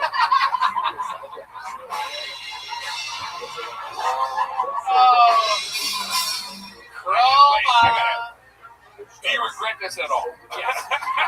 100%. I'm just not telling you what it's Let me tell you I can something. tell you look on your face like, why did I put myself through Let me this? tell you something. Of course, we can look at this as, they're being mean, this and that. But here's the light at the end of the tunnel. You do not get a Mexican drum off. You do not, get to redo that set again. There's no, but here's the catch. Here's the good news. All right, Kevin? You come back sometime. You write a different 60 seconds that you're not reading. You can memorize 60 seconds. I believe in you. You don't even have to memorize all the words. You just memorize the premise and a couple punchlines, and then it's over and done. And don't even over-memorize it. Just fucking do anything other than what you did here tonight. And if you do good, next time you come back, let's set it for, we'll say 3 weeks from now, okay? Something like that. And if you do good in your 60 seconds, if you get a single fucking decent laugh, you're going to be up for a Mexican drum off. How's that for a deal? Sounds great. There you go. Kevin Houston, we're moving on. There you go.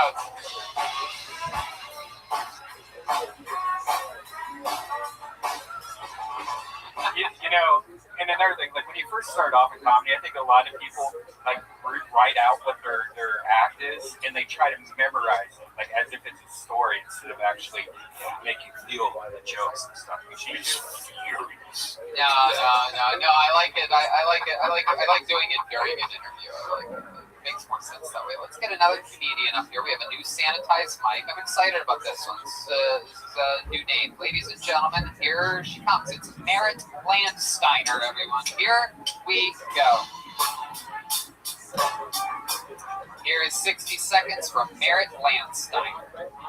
I grew up in Minnesota, and my parents met in a pretty unique way. They met at a wedding where my mom's older sister married my dad's older brother. Yeah, kind of weird. Only thing that pisses me off about it is when people are like, yeah, my family's really close. I'm like, yeah, but does your family Yeah, I'm single, and my dog sleeps in my bed sometimes, so I do tend to masturbate from time to time in front of my dog, but I want to make it very clear that I do not fuck my dog. Do not fuck my dog. However, when she yawns, I do say, girl, what that mouth do? Yeah, she stopped eating the crotch of my underwear, and I'm worried we've lost our spark. I grew up Catholic, and everybody growing up said, heaven's going to be so great, heaven's going to be so great, but I've also heard that about several okay parties. Feels like I'm going to get to heaven, and they're going to be like, don't worry, more people are coming. Yeah. Okay, that's it, thanks. There you go. Yes, you got me with that one. I love it. What a refreshing, that's like a piece of delicious ginger after you down some nasty sushi. Merritt Landsteiner coming in and cleaning up. Kind of reminds me of King Condon. Her attitude and her fun energies. I'll tell you this too. You projected well into the microphone. A real night and day difference from the last comedian reading off a piece of paper. You came up, you performed, you enjoyed yourself. It looked like you were having fun. You spoke well into the microphone. First time doing stand-up since March, actually. Wow. Because everything got shut down. So yeah, thank you. Well, actually, I did one set on acid, so that doesn't count. Look at that. How did that go? It was fun, but it was very chaotic. I was just riffing the whole time, like screaming at the audience. Sounds like fun. How long have you been doing stand-up comedy?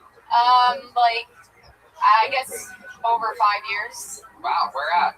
Chicago. Wow, what a difference. My goodness, that's like yeah. Chicago. How we know? This is like trying out Chicago pizzas. The first comedian was thin crust, and that was deep dish. Right? Yeah. It's like, oh, this is what they're good at. All right. Yeah, and then I just hit a year in LA, so I did it in LA for a little bit, but then the pandemic happened. So wow. I'm still new to LA. My goodness. Well, welcome. You're an immediate start. Oh, that was Kevin Houston. He just shot us something. All these things. Poor Kevin Houston. Rest in peace. I guess he's not going to get to that Mexican drum off after all. Jesus. All he had to do was write a new minute, come back in a few weeks. He got his whole drum set in his car, too. He was going to... My goodness. He was ready. The whole thing. So, Merritt, when did you move to LA?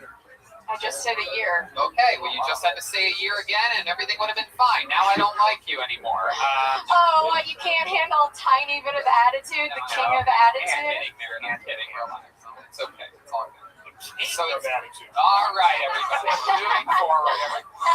Yes, His Majesty. that's me. The old king of attitude, Tony Hinchcliffe. That's what they call him. Yeah. The Crown Duke of Shit Talk. Oh, my Ladies and gentlemen. Oh, Jesus. All right. So, Merritt Landsteiner, what do you do for a living? How do you make money? I work in sales at a precious metals brokerage. Have you ever sold a pair of shorts before? No. Well, you know what? You might want to after you see what I'm about to bring up here right now. This is another example. This is another William Montgomery in new shorts. Here he comes. Whoa! Ow, ow! These are the ones we've been waiting for. For those of you that want to take a little trip to the beach and vomit in your own mouth while you're there, look at this young stud bucket. Fresh off of building a sandcastle made out of old burger wrappers. It's William Montgomery.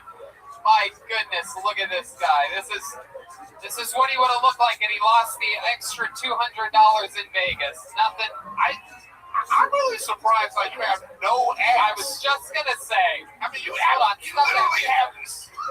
It is Like unbelievable. somebody hit you in the ass with a book bag. It is incredible how flat your ass is. I mean, if you lay down on your back, you would look like the New York City coronavirus curve. If he lays on his stomach, does it push his ass out? Maybe it does. Can we try it? You want to lay on your stomach for a second here? Let's see what happens. Oh my God. Push it. Oh, he's got a little bit of junk in his stuff there. My goodness, it is just It flat. goes neck fat right into the crack. Oh, hey, look at that. Oh, he's fucking the stage, everybody. Fucking the stage. He's not laughing. He is fucking the stage. And it's amazing how the neck fat flaps over to. That I have a bigger ass than the fat man wearing shorts on this show right now. When? Your knees are bigger than your ass. It is true.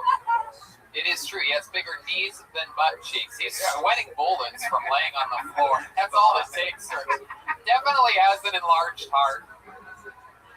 I like it, William. There he goes. We're gonna get back to more. That's my new favorite. I like those. We're gonna get back to more shorts. Let's get back to the merit of this conversation. That ass is flatter than Kevin Houston's jokes. You're that loud. It's probably annoying. Sorry. No, it's okay. Don't worry about it. Yeah. Merritt, what do you like to do for fun? I go hiking with my dog a lot. What kind of dog is it? Rescue. I was told half Chihuahua, half Border Collie. Very odd mix. Yeah. Half Chihuahua, half Border. That sounds like Joel's whole family. I was gonna say we know a lot about that. Yeah. And I like to do drugs. What kind of drugs? I love like psychedelics. How do you feel about birth control? No, just kidding. I'm kidding. I snorted. Psychedelics and have a. Weed. I love edibles. What's the most extreme psychedelic you've done? I haven't done anything that extreme. I stare at tie-dye. Acid, just hallucinating on acid. Are you? No one have you been sales, John? Is watching. Have you been single Yeah, for a I know, while? right? Have you been single the whole time you've been out here? No. And I'm like kind of seeing someone, but not. Whatever. No, You know you're how it seeing goes. someone. It's a good segue during stand-up, but that makes sense. You met during the pandemic? We met before the pandemic. Oh, okay. Did you move out here for him? No. That's when he lives out here. Yeah, he grew up out here. The old Jerry Watkins there. Oh my God, I see. Yeah, it's not that cute of a story. We're not exclusive, so. Oh, you're not? My choice. Oh, wow. You're like what's his face? You're like Ryan's girlfriend. Damn. It's a soulless monster. No, we're way more mentally stable than Ryan's girlfriend and Ryan. Exactly. Yeah. It takes a lot to get the I'm friends. levels of insanity to where you hit Dominican. Yeah. That is the top of the art. So that's fun. And what does he do? Welder. Ooh, wait a second. You know this guy? No, you don't know him. He's a welder. We know a lot of welders here. So is he a rough guy? What do you mean by that? Like, yeah, he's a man. He's not a Metro LA guy. I can't do that. I grew up on a farm. I don't do Metro men. It's Jesus, just, what I the fuck can't. is that supposed to mean? All right, I was making the joke before you did. So your dad's sister married your mom's brother. Does that like make things? That makes like your niece, your sister, and shit like that, or something? So, like, do you have siblings? Yes. Do you have a brother? Yes. So if you and your brother went to a bar and fell in love with a set of sisters and married them, it's kind of like that. It's really weird. And I just make it into an incest joke, even though it isn't. But yeah, my cousins are like kind of like siblings to me. We grew up right by each other. But it would make my brother that would make my brother my what? No, it wouldn't. It would make him my brother-in-law. Brother. Right? Yeah, it's really weird. I don't know what to tell you, but yeah, I don't know. I grew up in a small, tiny town. I actually grew up on a farm. South Central Minnesota, in between a town of like 1,700 people and 600 people. Yeah. Are you Italian? No. I love The Sopranos, though. What ethnicity are you? I'm always a letdown when people ask me that I'm white. Just a bunch of different white. Yeah. That is. I know. Should I start lying, Tony? At least white people, sometimes they're more specific. Oh, I'm Scottish. Yeah, that's. Who gives a fuck? I'd say Puerto Rican. It's not Puerto Rican. No matter how hard your imagination wants it to be. She just seems feisty. That's why. I am very blunt and assertive. There's a latitude on this one. Okay. What she needs is a welder. Very fun set, incredible. Like I said, great stage presence. Thank even you. though you're technically not on the stage. Yeah. Great projecting, great jokes. Thanks. All his home. I appreciate it. Awesome stuff. Thanks for coming by. Thanks. There she goes, Merritt Landsteiner, everybody. Thank you, Merritt.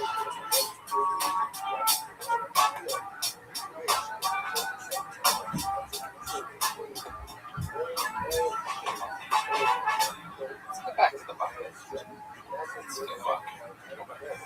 Goodness gracious. How much fun are we having? You guys having fun out there? A few people in this room. All right. We know this young lady. She's been on the show quite a few times. She was also featured twice. Got pulled out of the bucket in Ventura, our last truly live shows. She's back here again, ladies and gentlemen. It is the wild style of Blue Ball. Everybody, she's back. Blue Ball.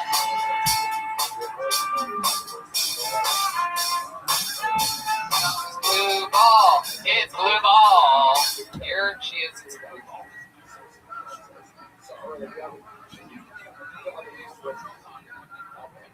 She's Blue Ball, everybody. Blue Ball. Starting now. Here she goes. She's going to talk to the microphone. It's Blue Ball. So, what do you guys think about this new normal? It's pretty fucking badass, right? I cannot wait for it to just continue on its going. I've been seeing so many guys come out dangling their D like they're just ready. So am I, totally, right? Hashtag I'm next. But,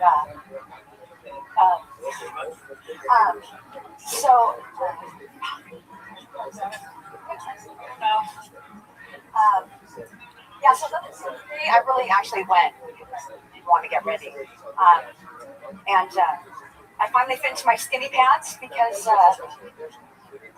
had my gardener trim my bush, and I could finally get in there. He said he was a gardener. Actually, no, he said he was a landscaper at Disneyland, and he made this bitchin' like unicorn, and it's well, kind of looks like a unicorn that dropped the sandwich, like a sandwich. Jesus fucking Christ, man. Blue Ball, everybody. Wow. The shocking part to me was that you went to your notes. Yeah. Boy. That was the part that I was like, wait, what? My goodness gracious. Blue ball. I want Kevin back. That You know, was so...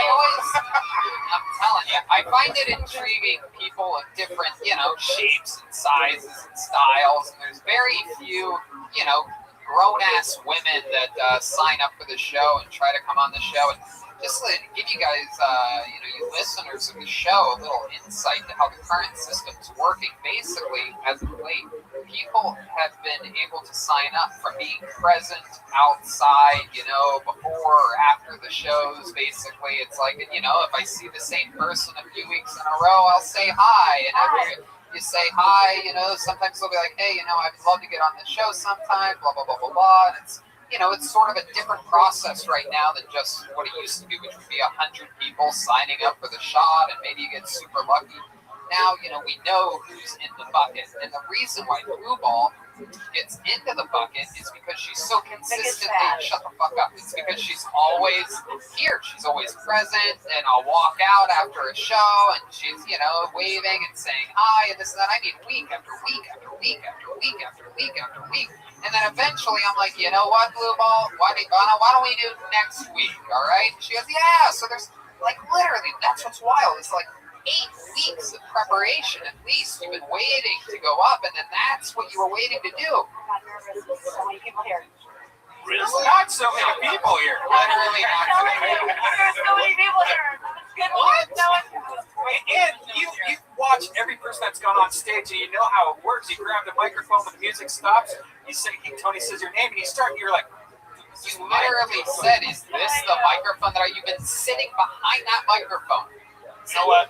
For over an hour, you've been sitting there watching. I know they say a name, the person comes up and they start talking. That's all I do. I do really good with no one in the room. I do really well by myself. Well, that's great, because that's where you're going to be performing for the rest of history. Don't say that. I always. No, you're right. You're gonna break big any day now. This global pandemic. She reminds me of my cousin Dumpster.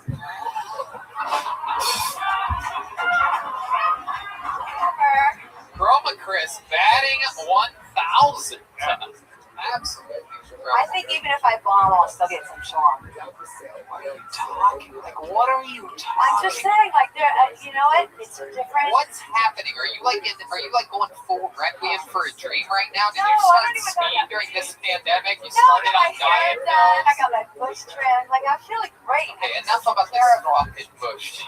She's All right. ready for action, obviously. And this is a great. I put it out there, right? This isn't for the comedy. This was to let everybody know. Hey, I came here for the pussy. You know what? There's only one thing that can get this horrible taste out of my mouth, and it is William Montgomery in new shorts. Here we go. Here we go. Here he comes. Look at this. Oh, wow. That's it. Look at this. For all of you ladies in the room that have been wanting an abusive stepfather in your lives. William, let me introduce you to a freshly shaven. Yeah. I'll tell you, he makes up for all the pubes you lost. those look actually comfortable. Yeah, it really does. These are very similar. Brand new baseball cap says Happy New Year party hat on it. My goodness! Oh, look at the pockets on that. They have zipper pockets. Wow. Come on, well, let's see how those pockets work, William. Face that camera over there, William. That camera. One back camera. Back camera over there, William. Yes. One back pocket. I like that. Oh my goodness! Take my money, please. Wow, there he is. I think it's commando. His ass actually got bigger since the last time we. Yeah, he's doing some. Were you doing exercises back there? Squat. Yeah, just real ass. Somebody check. My goodness! For those of you that have always wanted to, wonder what the guy that operates the festival amusement park rides looks like with wearing only shorts. You must be this tall to ride this ride, everybody. This is the dude that fixes the rides after the. Yeah. All the kids have gone home. If you've ever wanted to fuck the tractor driver at a haunted hayride, this is the guy for you. It's the old. You guys are right. Mesh shorts way hotter than lingerie. Absolutely doodly. There he goes, William Montgomery, everybody. move on to blue ball here. Goodness, so blue ball, how do you rationalize what happened here tonight? What do you think? You think how long of a break? I was really excited. I was really Seems excited. like it seems like you were too excited. I did. I got really. I prematurely lost my shit. What are you on? I don't know. I'm so happy to be here. Okay. But seriously, are you on any drugs or anything of any No, kind? I actually had one top shelf Long Island and I didn't even want to finish it. What? I can't even A top shelf Long Island. Top shelf Long Island. Where? Columbia. Did you have the top shelf chicken wings too? Did you? I did not. Take all of it. Get the fuck out of here. Like seriously, I feel this would have been my best set ever. What? It would have been. Literally, no one knows what you're even talking about. Are you kidding me? You can't hear me? Now we can't. Go ahead. I said this would have been my best set How ever. would it have been if you did a different set and said it differently? No, the same thing, but if I just was cohesive and I came out and just nailed it, but I chose. Okay, there she goes. Sorry. Blue ball, everybody. Can't even, not even in any condition to be able to be interviewed right now. There she goes, blue ball, everybody. She's still leaving. There you go. She's still walking away, everyone. There goes blue ball. We're blue balled for comedy right now. My goodness. Actually, we got a lot in common. Yeah, tell me about it. Like anytime we fuck a guy afterwards, their dick's on fire. This dick is on fire. Dick is on fire. My goodness, absolutely gracious. That was absolutely wild. My goodness. I mean, I just don't even know. I mean, that literally, like, many people here. yeah, it's incredible. My goodness. Imagine what will happen if we allow anyone in the room. It's okay, you're gonna be fine. She's over there. Yeah, she's too old to kill herself. All right, so here we go. Unfortunately, everyone, this is the part where, of course, my favorite regular, my favorite regular, right now, the great Michael Blair would come up and perform a minute, but unfortunately, Michael Blair could not be here. But instead, we have a special guest. I present to you, ladies and gentlemen, here he is, Vape Thing, future truth teller. Here he is. Vape Thing, future truth teller. Wow.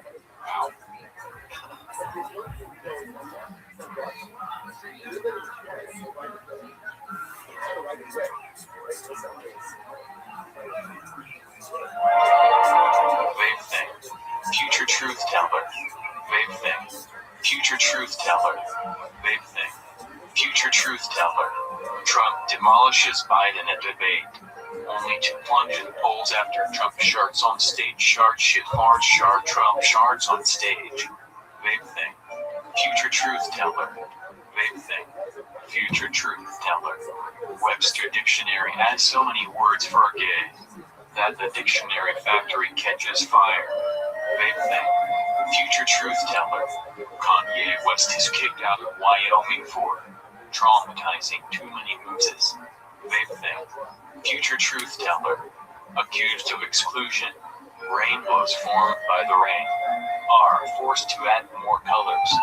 New colors include mayonnaise, cock black, and tangerine dream. Vape Thing, future truth teller. 2025, number one honeymoon spot, North Korea. Vape Thing, future truth teller. More men come forward accusing Michael Jackson of eating their assholes. Vape Thing, future truth teller. Tupac is still alive, and he comes back to wrap the world to peace, only to get killed in a fist fight at the Cheesecake Factory. Tupac rest in paradise again. Vape Thing, future truth teller. After psychedelic mushrooms are vaporized, scores of industrialists blow their brains out for raping the earth. Vape Thing, future truth teller. In the future, butts get so big butts completely eliminate the chair industry. Vape Thing, future truth teller. The butt replaces the pussy as the number one thing to fuck. Vape Thing, future truth teller. Kim Kardashian Kardashian has first butt baby.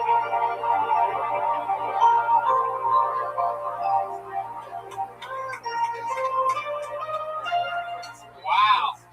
That was incredible. So much information. That was Vape Thing, future truth teller. My mind is blown it all. Whoa, look at that mustache. He really is a truth teller. Whoa, there it goes. Oh, he just ripped off his mustache. That must have hurt. Did that hurt? You can't just get out of character so fast. It's not even character. He said Vape Thing. You're walking fucking mustache. Welcome to the show, Vape Thing, future truth teller. That was I'm Michael. Oh my God! I didn't even notice. Yeah. Michael Lair, everyone. I would like to talk about. Let's talk about. Oh, he shuts off the lights to the Vape Thing, future truth teller mask. We're about to talk some serious shit. You know who's the Kill Tony ambassador? Just send me. Beyond Buzz. Ryan, explain what that means. Ryan, what does he mean? Ryan J. Ebel, the resident genius here on Kill Tony, knows every single reference of everything ever. Here he goes. Tell us what he's saying, Ryan. Okay, come on, bud. He's there. Anyway, oh, he's the guy that runs the editorial page in a newspaper. Tony, show and review, may I? Yes, absolutely. Ryan Joseph reminded me of my favorite Hole in the song. Yes, sex with X is best, the best thing in life. There you go. That's definitely my ninth favorite Hall & Oates. I don't even know that Hall & Oates fan. I love Hall & Oates. There you go. Didn't make it to the greatest hits album, but it's Michael's favorite. It was my first improv. Hey. But you're all wrong about lingerie. Like, how do you not like lingerie? It's like makeup for the pussy. Lingerie is dope. I like to fuck a girl with the lingerie on. I like the lingerie that got holes where the fucking goes. No, that makes sense. A lot of guys are into it, and a lot of guys are into, that look where women are wearing a lot of makeup, and they look like the girls from that we grew up on in the Hawaiian Tropic catalogs, but I'm not really into that either. So the chick that's only hot with makeup is like, it scares me. It's actually the opposite. No, lingerie and makeup. You don't see makeup in the dark, but you feel texture. Well, I mean, so you would rather feel the fabric of lingerie than just pure nipple? It's the fabric of my life. Oh, wow. My goodness. There are a lot of people in here after all. Hey, Tony. Yeah. Should we talk about what happened this week? The old ba-boom-boom? No, I have other things. Okay, let's talk about it, whatever you want. Well, I'm from Chicago, and Kevin went first, and he kept saying, Chicago, Chicago. I'm like, Chicago, Chicago. Right. But I wonder when he's done. But ironically enough, there is no one in this room I hate more than that bitch Mary. Whoa, is that true? Do you know Merritt from Chicago? Yeah, no. I know her from an early experience in LA, and I've been waiting for this moment. And it happened completely by accident. Wow, well, here we go. Let us in on the Merritt. Absolutely. Tell us about Merritt Lanes. So, well, I don't know that bitch, but, fuck her, okay. Wow, geez. But I'll get to why. So I moved to LA to be a comic, and this is weeks before Kill Tony, and I'm scouring the open mics. I finally get pulled in the improv, and I do my first set, and it was my first LA like hell yes. And I was chilling with my girl in the back, and Mary goes up and mediocre ass hack jokes, and with her bullshit about iPhones and shit, and she's like, didn't get the life she's I guess used to in Chicago. I don't know. But then that bitch goes, I guess I'm not as funny as the guy in the wheelchair. Oh, shit. Oh, my God. Merritt, do you remember this?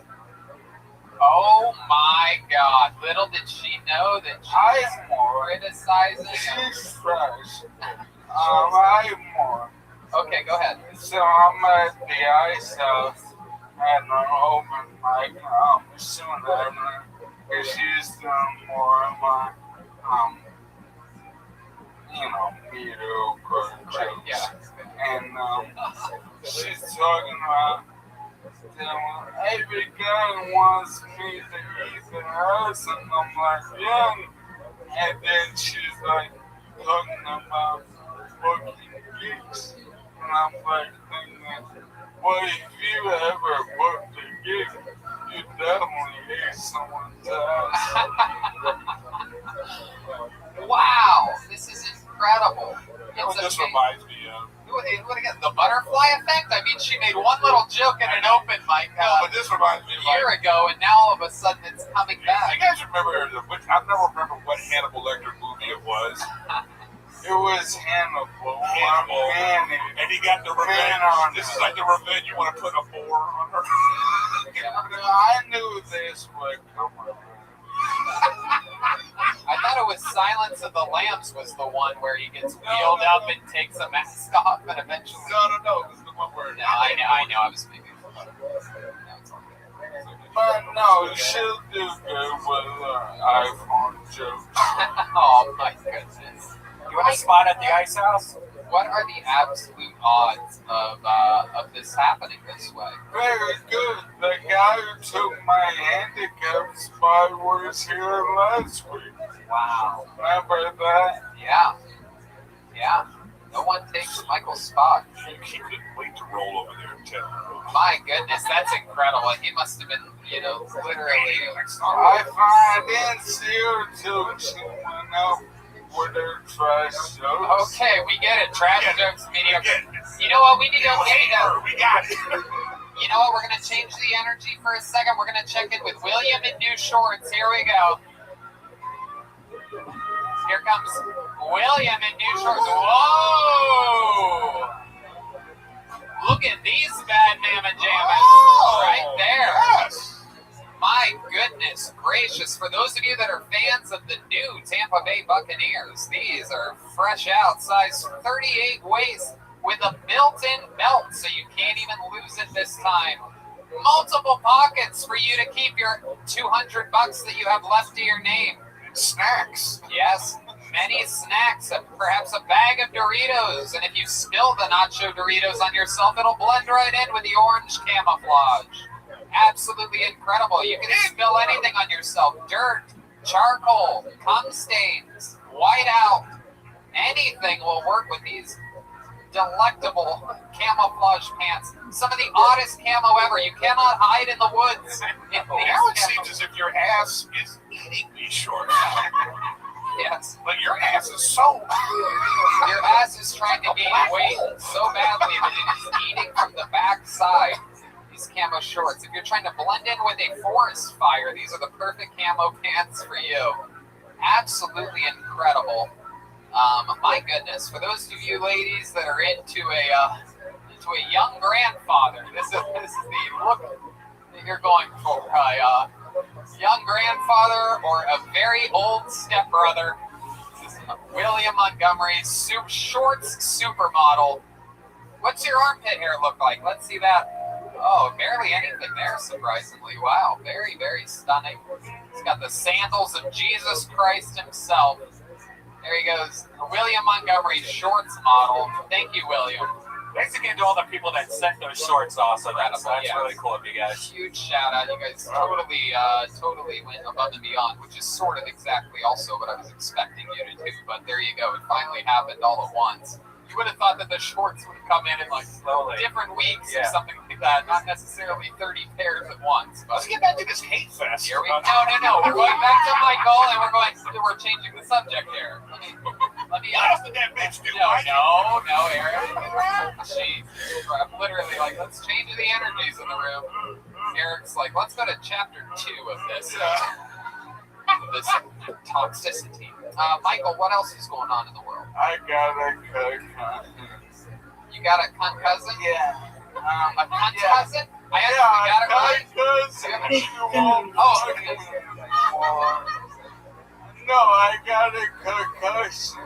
You got a concussion. Concussion. Tell us. I literally thought he said cunt cousin. Yeah, that's the concussion. I got a concussion. She won't let me money anymore. She won't let me sleep on her sofa. All right, you did get a concussion. You had a little fall this past week. Not a little fall, a fucking concussion. Right. Okay, so you had a big fall. Yeah, I've been working so hard on my physical therapy that I went to open the door and I opened it like Superman and I flipped over my wheelchair headfirst into the concrete. And it was 5 a.m. and I just had a beer. 5 a.m. Who would have guessed that? Hey, Tony, replace golf with sitting and see if you enjoy a toll bar once in a while. Okay, I understand. My question: people are taking shots at the throne tonight. My God! His Majesty! Jesus Christ! You gotta love a bird. God, I was just saying because it was 5 a.m. You had a beer and you fell out of your chair. True. Did you knock out? Like, how do you know you?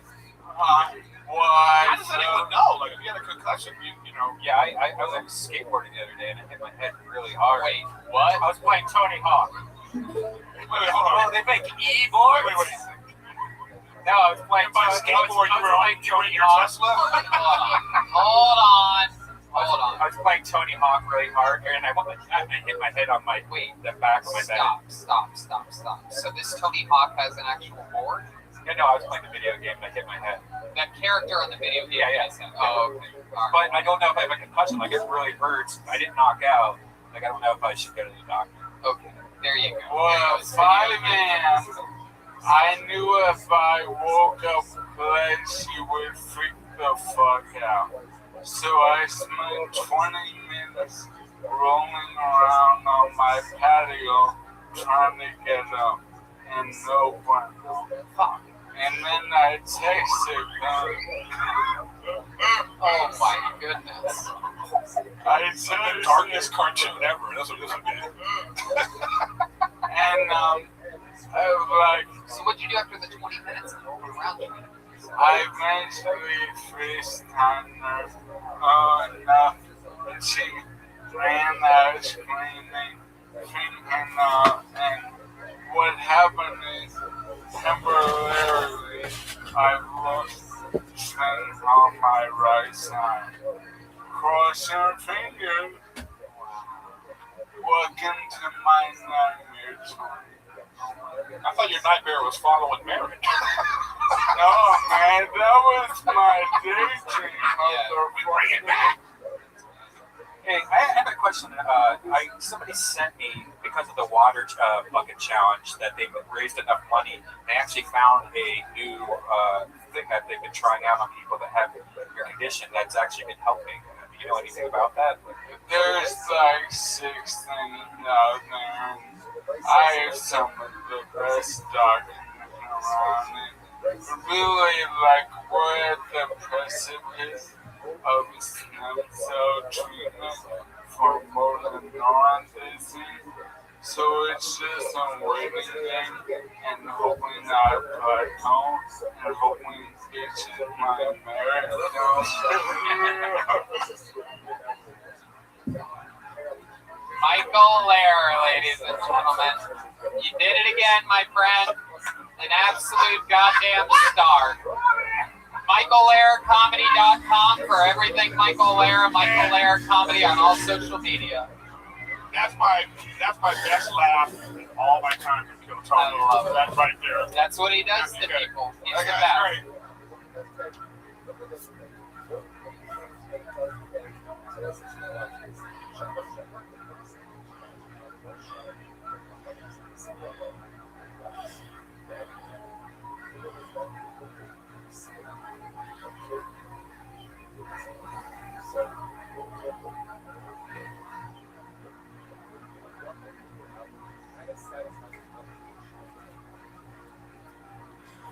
She ran out screaming, and what happened is temporarily I lost strength on my right side. Cross your fingers. Welcome to my nightmare. I thought your nightmare was following Mary. No, man, that was my daydream. Yeah, we bring it back. Hey, I have a question. Somebody sent me, because of the water bucket challenge, that they've raised enough money. They actually found a new thing that they've been trying out on people that have your condition that's actually been helping. Do you know anything about that?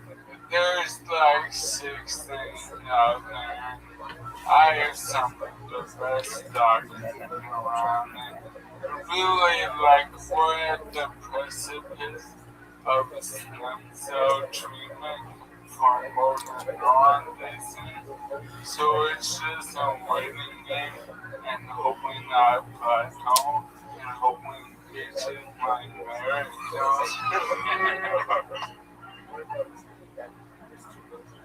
Michael Lair, ladies and gentlemen. You did it again, my friend. An absolute goddamn star.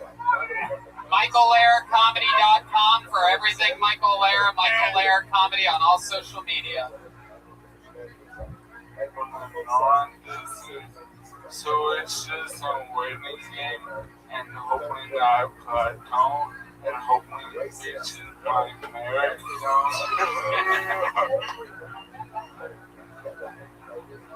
Michael Lair, ladies and gentlemen. You did it again, my friend. An absolute goddamn star. MichaelLairComedy.com for everything Michael Lair. Michael Lair Comedy on all social media. That's my best laugh in all my time to kill Tony. I love it. That right there. That's what he does to people. He's the That's best. great.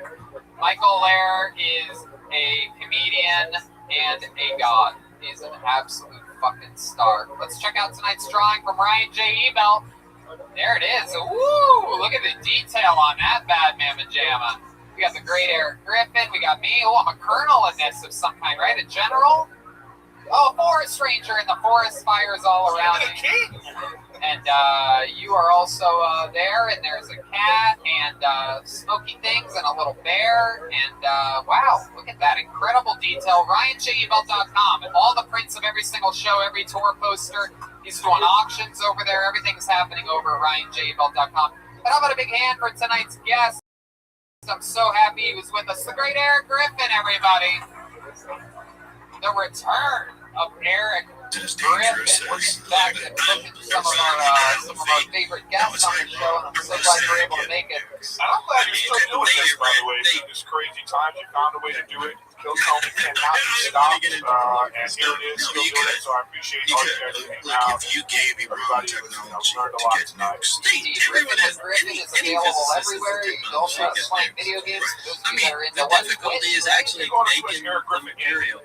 So, I mean, if I was a reviewer, I would have 80 or 90%. That's right, I actually knew that and forgot to say it. That was my one big note that I wanted to say, episode 100. I've been on episode 100. That doesn't make you have a weapon. It just gives you a shortcut. Hey, how about the leader of the band tonight, the great Jet Ski Jesse John? From there and being able to deliver here tonight. How do you feel, Jet Ski? 4,000 miles Great. I want to away. let record for lingerie. I don't like to either. We've been naked this whole time. Wow. Right, but they're in Mud communication fire with China. naked up Who there. else? They're in communication. Just Then they don't need to. They don't need to ornaments. Mediterranean Now, or for those of anything. you that are into It can Christmas, you be, can use them as Christmas missile. ornaments, but we call them anytime ornaments. They are handmade by her. They come with a certificate of authenticity. Why would you do They're that? flying Would you off the rather shelf. make your She own just car started making them. or It's just her have first ever. Papa's on you, man. She ships them out to you. She puts a lot of effort and elbow grease into it. You can always do that. What else? You can always do that. That's all. You can always do that. I don't think Jet they're ski follower ever. at Jet Ski They Johnson. were ever good. They're gonna. This young man drank grand slams tonight. I'm gonna be doing for Chroma Chris, everyone. Their ass, as everyone has learned. I guess you have to have nuclear weapons now. She reminds me of my sister Dumpster Fire. This is a really bad Slam. situation. What else, Chroma? What do you think about tonight's episode? Tony, tonight's Well episode said, dog. lit. Yeah, I'm only on Instagram, Chroma Chris. At Chroma Chris on Instagram. And this young man back here, is that our Street Fighter? No, it's Joel Jimenez the entire time. He's got Mostly Sorry on iTunes and everywhere podcasts are available. He's also Mostly Sorry on social media. What else, Joel? Nothing. I love you guys. This was fun. There he Thanks is. for coming out. There he is, the great Joel Jimenez.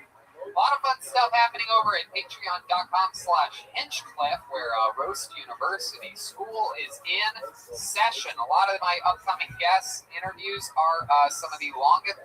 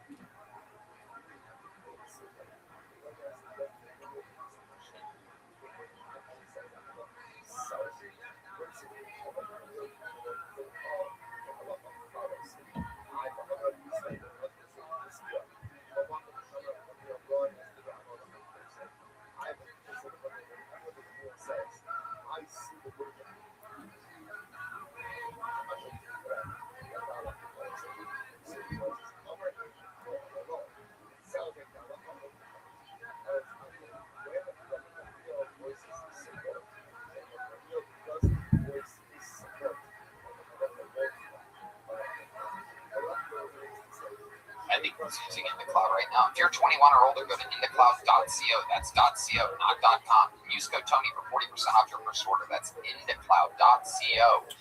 Code Tony for 40% off all month long. Shipped straightly to your door, plus free shipping on orders over $50 and $30 and free gifts on qualifying orders. Don't forget to fill out the quick survey when you order to support the show. Please enjoy responsibly. And big thanks to IndaCloud for supporting your 420 Coded Comedy Nights. Please enjoy responsibly.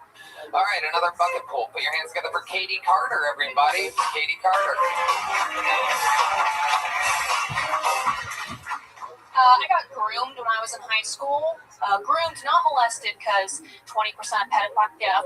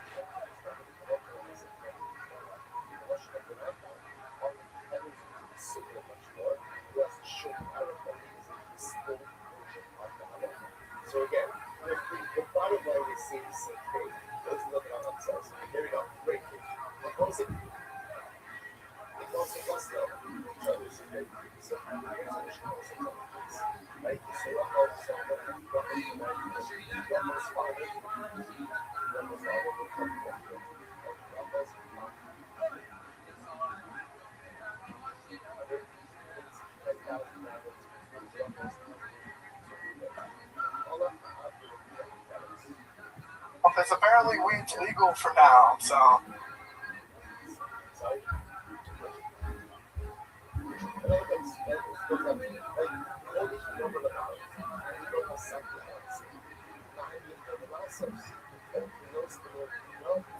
Some real moments of transfer. I really noticed it.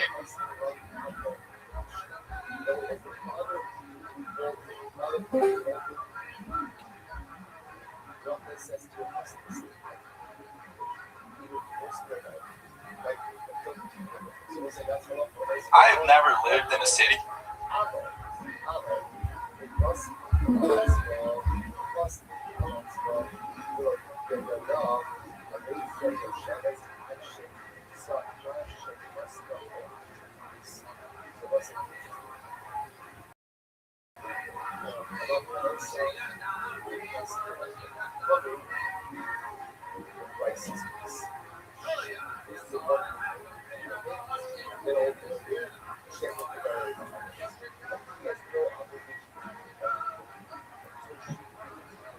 A.M.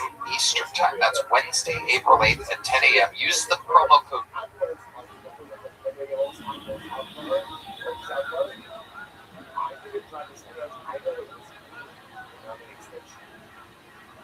KILL26, KILL26, and you can get special 2-day passes, or you can get a 1-night pass, but you might as well come both nights. You're going to be in New York City. Make a trip to the greatest arena in the world. Support your favorite show on Planet and see all your favorite talents of the future, the past, and the present in Kill Tony live at Madison Square Garden. Tickets go on sale Wednesday, 10 a.m. Don't mess it up.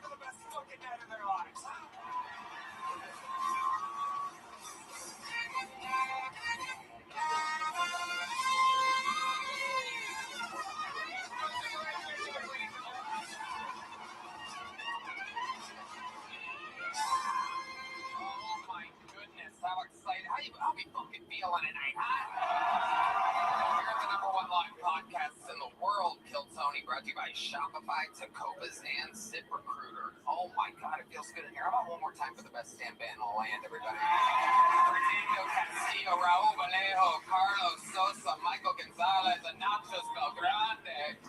Great Matt Mueling on the electric guitar, John Deese on the keys, and this, believe it or not, live in the flesh is Steve Madness. Oh my goodness, what an exciting episode we have for you tonight. Before we get started, here's a little bit more of the amazing sponsors that made it all possible. Look, I've worked with some big name CEOs, founders, Fortune 500 types, and you know what they all have in common? At some point, they Googled themselves and did not like what they found. Maybe it's a competitor narrative that's taken on a life of its own, or a bad quarter in your company that somehow becomes its whole identity, or a leadership story that the press decided to write for you without asking. That's where net reputation comes in. And no, this isn't about hiding anything. This is about making sure that when your board, your investors, or your next big clients search your name, they see the full picture, not just the one paragraph from 2021 that will not die about that time in a comedy club. Net reputation works with executives, corporations, and business leaders to build, protect, and manage how you show up online, because your reputation is the most valuable asset to you. More valuable than your LinkedIn profile. Definitely more valuable than that company headshot you've been meaning to update since 2017. They got to measure digital PR team without the $800 an hour retainer and the assistant who never responds. If your business is serious, your online presence should be too. Visit netreputation.com, America's largest online reputation management company, because the only thing that should define your brand is you. You guys ready to start tonight's fucking show? Wow. Every single week I book it. You've seen it before. Sometimes it's 3 guests, sometimes it's 2, and then every once in a while you're having a night where it's so magical that I have one guest that I love so much that our chemistry is so good. We roll with one. This is one of those nights. Ladies and gentlemen, I present to you not only one of my favorite humans in the world, a man that I consider a brotherly, fatherly fucking super friend, but a genius who, right now, his new special, Take a Banana for the Ride, is on Netflix, just came out, and you will see him on the roast of Kevin Hart on May 10th. Ladies and gentlemen, my mentor and one of my best friends, the great Roastmaster General,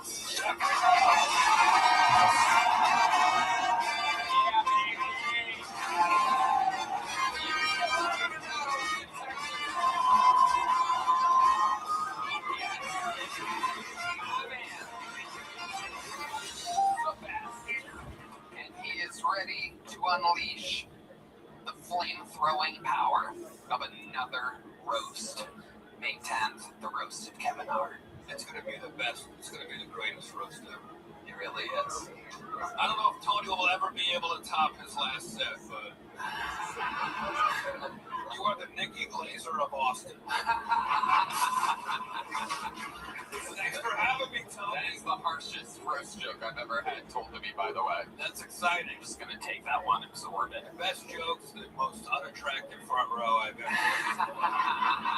Fucking ice truckers over here. Welcome. It is a wild-looking crowd. This guy looks like he plays the organ in a vape store.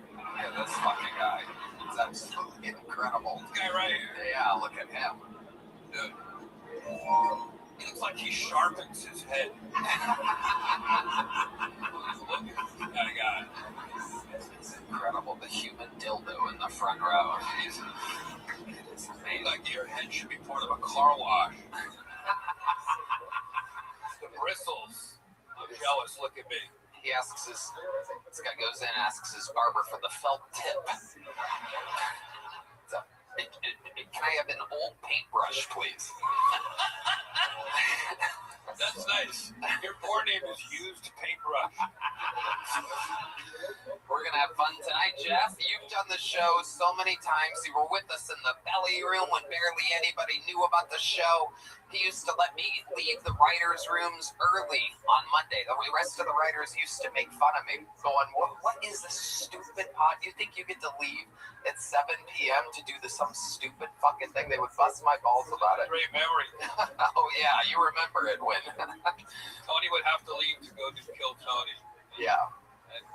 And they all thought I was just trying to flake out of work early on Mondays. And back then in the belly room, there were like 80 people in the room and then another 80 watching on YouTube. Yeah, exactly. So you know how it works. We've done it all the way from the belly room at the Comedy Store to Madison Square Garden. Over 200 human beings signed up. They are packed like sardines in a dilapidated bar next door. If I pull their name out of the bucket, they get 60 seconds uninterrupted. You know their time is up and you hear the sound of a kitten. That means they have to wrap it up then, or else they bring out the angry West Hollywood bear. It rudely interrupts them, and then I conduct an interview, and they get feedback and take questions from me and the Roastmaster General, Jeffrey Ross. Anything can happen. The whole thing is improvised. Are you guys ready to start tonight's fucking show or what? We're going to start with a bang, ladies and gentlemen. I have one of the best golden ticket winners of all time, maybe the golden ticket winner. Here to get tonight's show started, the automatic machine. Ladies and gentlemen, this is the one and only Martin Phillips, everybody.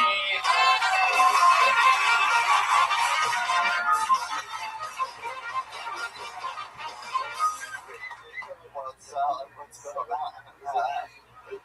I flew with my dog and he was freaking out. I was like, man, chill. I hadn't even hijacked the plane yet. You're blowing my cover, you know. I'm gonna get a new dog, get a drug dog, and use it for good. You know what I'm saying? Yeah, Sparky, let's find out where the party's at. I see these erectile dysfunction medicine commercials. It's always a guy working on his farm or fixing his truck. It's like, yeah, that's what I need a boner when I had shit to do, you know, when I'm around livestock. That's, you know, that's, okay, cool. Okay, the great Martin Phillips with exactly 59 seconds. Oh, yeah. Thunder and lightning, as always. Is that true you travel with the dog? Yeah, I don't always, but great setup to a story I wanted to tell. You know, I don't always travel with them, but every now and then, it's like a short trip. So anyway, usually I drug him the fuck out. How do you do that? Oh, well, he gets a cocktail of gabapentin and trazodone. And it works. Wow. And you like break this up? You're just a special, you're just the old trusty pharmacist over here? I mean, the vet told me, I had to do our research. And then he snorts it, right? Yeah, I have to shove it in his fucking nose. I love it. How long have you had this dog for? Most handicapped, most people with a condition of any kind, if they have a service dog, they're taking that thing around everywhere. They troll around with them. Honestly, I find it kind of annoying with my handicapped friends. I didn't even know you had a dog at all. I don't remember the dog I was there.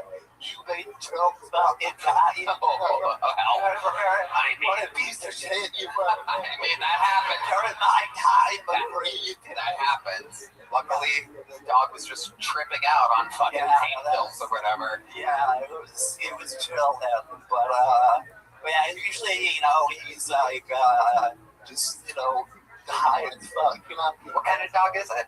He's like a Shih Tzu mix. He's like a small guy.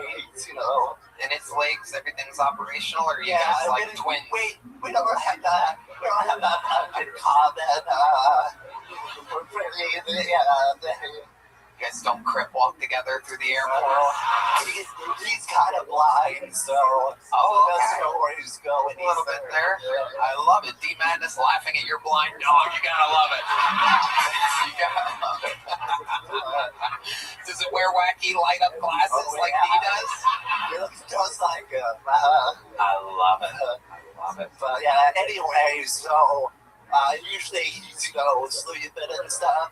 And then we were on the plane, and for some reason, he started to like freak out or something. I don't know what was happening. He was trying to get out of the carrier, but I calmed him down. The truck says that 2 minutes later, I had like a hoodie on. I looked up my sleeve. I was like, is this shit? Yeah, he took a shit. In the carrier? The carrier. During the flight. During the fight with you? The fight. Oh, okay. I thought you guys got into a fight trying to keep him in the cage. Yeah, because he was shitty. That's why we were fighting. Yeah, he did. Terrorist. I know. And no one said anything, but I'm sure they're looking at me like, I think this guy shit himself. You didn't smell it at all? So if I leaned down, I could smell it. I definitely was like, oh, but there's nothing we could do. What airline was this? Delta. Oh, okay. Normally you can pick up a scent on Delta. Southwest, it always smells like dog shit. Yeah, fair. So I thought it was a downgrade of the scent on Southwest. But Delta, that's interesting. Yeah. Were you in business class or normal? I think I was just normal. We were in the back, so. Oh, cool. Shit goes down back there. That's right. Literally. Yeah. Even up to the shipsuit Navy. Yes, indeed. Really, So that's incredible. So you had it on your hoodie? Yeah, I had you a little bit insecure after that? Was anybody sitting next to you? Luckily, there was nobody next to me. Amazing. That would have been great if it was like an Indian guy or something, and you're like, God, it's this guy over here. Did you turn it inside out? What? Good question. Shitmaster Brian Redman. The master of having poop on him, everybody. Our senior poop correspondent, Brian Redman, with the tough questions. I just rolled up the sleeve. Rolled it up. So amazing. What that is. Amazing. Jeff, is this your first time seeing Martin? I've seen Martin before, never this close. Does your dog, maybe your dog thinks you're wet all the time? I know why. So he's like shaking, like the way dogs shake when they're wet.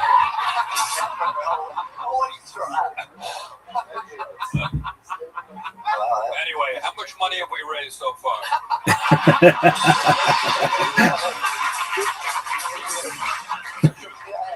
For such an important cause. You look sicker than I do.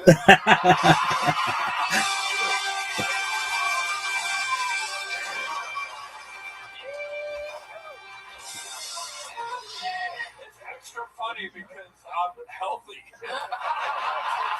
I just had my chemo port taken out a week ago. I got the scar right here. I loved it for that joke. Okay, sorry. Everyone is the healthiest I've ever been. Well, I look like Bruce Willis if his trainer also had dementia. But how's my hair? Is my hair okay? Martin Phillips, what a way to start the show. You are unbelievable. The automatic party starter. Martin Phillips has done it again, ladies and gentlemen. He is the man. Hell yeah. And out to the bucket we go. You guys know how this goes. It could be an insane person trying it for the first time. It could be the future of comedy that's been signing up for 2 years in a row and waiting to get pulled in. It hasn't happened. It could be anything in between. We're going to find out all together. Your first bucket full of the night goes by the name of Aaron Spaller, everybody. Look at the Aaron.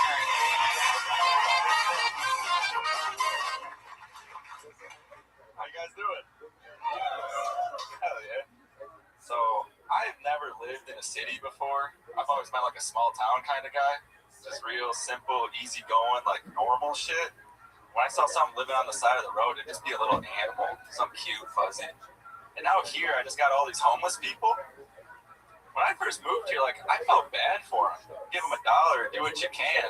But I saw this one guy that just ruined it all for everybody. He was holding his sign that said, "Cancer can't work." How are you going to use your zodiac sign as an excuse to being homeless? You're not out here because you were born in July, dude. That's insane.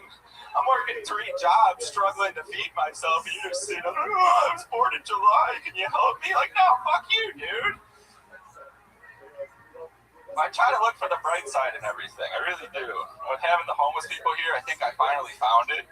It's like if you're out here on 6th Street and anybody starts like shooting, they start blasting, we got a lot of meat shields we can use. I'm grabbing the guy in the wheelchair. I'm charging straight at him. We're gonna be the heroes of the day, man. But I'm just fucking with you. All right, there it is. The complete allotted time of Aaron Faller. Welcome to the show, Aaron. How are you? I'm doing good. How are you? Is this your first time on the show? No, third. Oh, okay. All right. Well, your look's always changing. Today you look like a full-grown Chucky doll, so it's very exciting. I'll take it. How long have you been doing stand-up? May will be 3 years. Okay, all of it here in Austin, Texas. I did 9 months in Michigan to start. Okay, awesome. When exactly did you get the overalls? Christmas. Christmas? You got them for yourself? No, my mom, man. Your mom got them for you? Yeah. That's adorable. I didn't realize they made overalls for 6'4" crackheads or whatever you are. It's easier to get overalls that fit me than goddamn jeans, man. And they're cheap.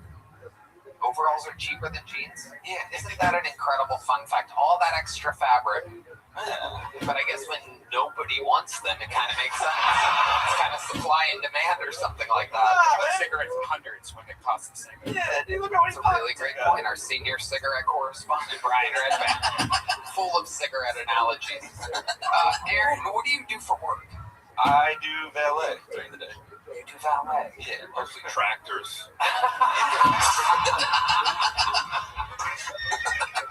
John Deere. Amazing. Aaron, how long have you been valeting for? A year and 3 or 4 months, I think. What's the craziest thing you've seen valeting? Craziest thing you think? Come on, there's got to be something wacky. I know you're trying to keep your job, buddy. Got in the car, there's something sitting on the passenger seat. Just a lot of shitty dog in a carrier, perhaps, or something like that. No, somebody has left their kid in the back seat, and I was like, oh shit, like baby. Like I started driving off, and how much did you get for it? Not enough. I'm still working there. I noticed that you called it a baby. That means like it's like an extremely young child in a carrier. Less than 6 months. Yeah, like it's not. Yeah. Wow. How far did you make it until you realized there was a baby in the back? Halfway around the block. Oh my God. Was it a dad or a mom? Both. Oh my God. It's the family, man. Holy shit. Yeah, it was weird. Wow. And how did they react? Did you realize before leaving the car, or did someone call you? Oh, yeah. So no, every now and then somebody leaves the car, something in the car, and there's the bike lane. So you gotta like watch that mirror real heavy. Look in the mirror for the bikes, and I just see parents. Oh shit! Oh, I'm like, what's going on? And then you hear the. I'm like, oh yeah. It was extra crazy because they had to hand you the keys or something, right? And you look like the last guy anyone would want to leave their little baby with. Luckily, you guys were dressed the same, so it was perfect. Absolutely incredible. Probably wear the same brand diapers too. Aaron, what do you do for fun? What do I do for fun?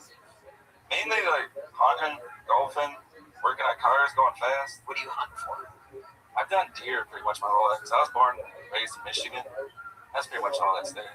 Deer, ducks, squirrels, simple shit. Do you play music or anything? Why do you look like that? I don't have an answer for that. It's just free will. Yeah. Don't like going to get haircuts. Haven't had it in like 6 years. I just go for as easy as possible. Like I hate putting. Tell us what else you do in life in which you're going for easy as possible.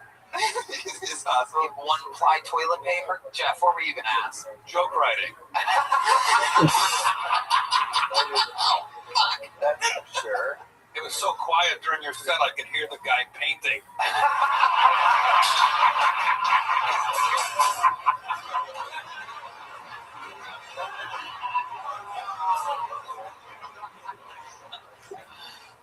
What other shortcuts in life do you take? You don't get haircuts? Come on, there must be more. How often do you do your laundry? Oh, shit. Once every other week. Okay. Yeah. I just have like all like those pack t-shirts. So they all look the exact same. You don't have to try it all. Give us another example, though. I kind of gave you that one. Give us another example of a shortcut in life. You know what it is. See, some people, they can get pulled out of the bucket during this interview part. They don't want to, You know, they don't want to give us anything good to work with. They want to look cool so they can show perhaps future girlfriends their amazing appearance on Kill Tony. You might as well get that out of the way. So, like, what is it? A shortcut? I don't wear boxers ever. Wow. So there's just nothing going on underneath there. So those are true overalls. Yeah, 6 years, yeah.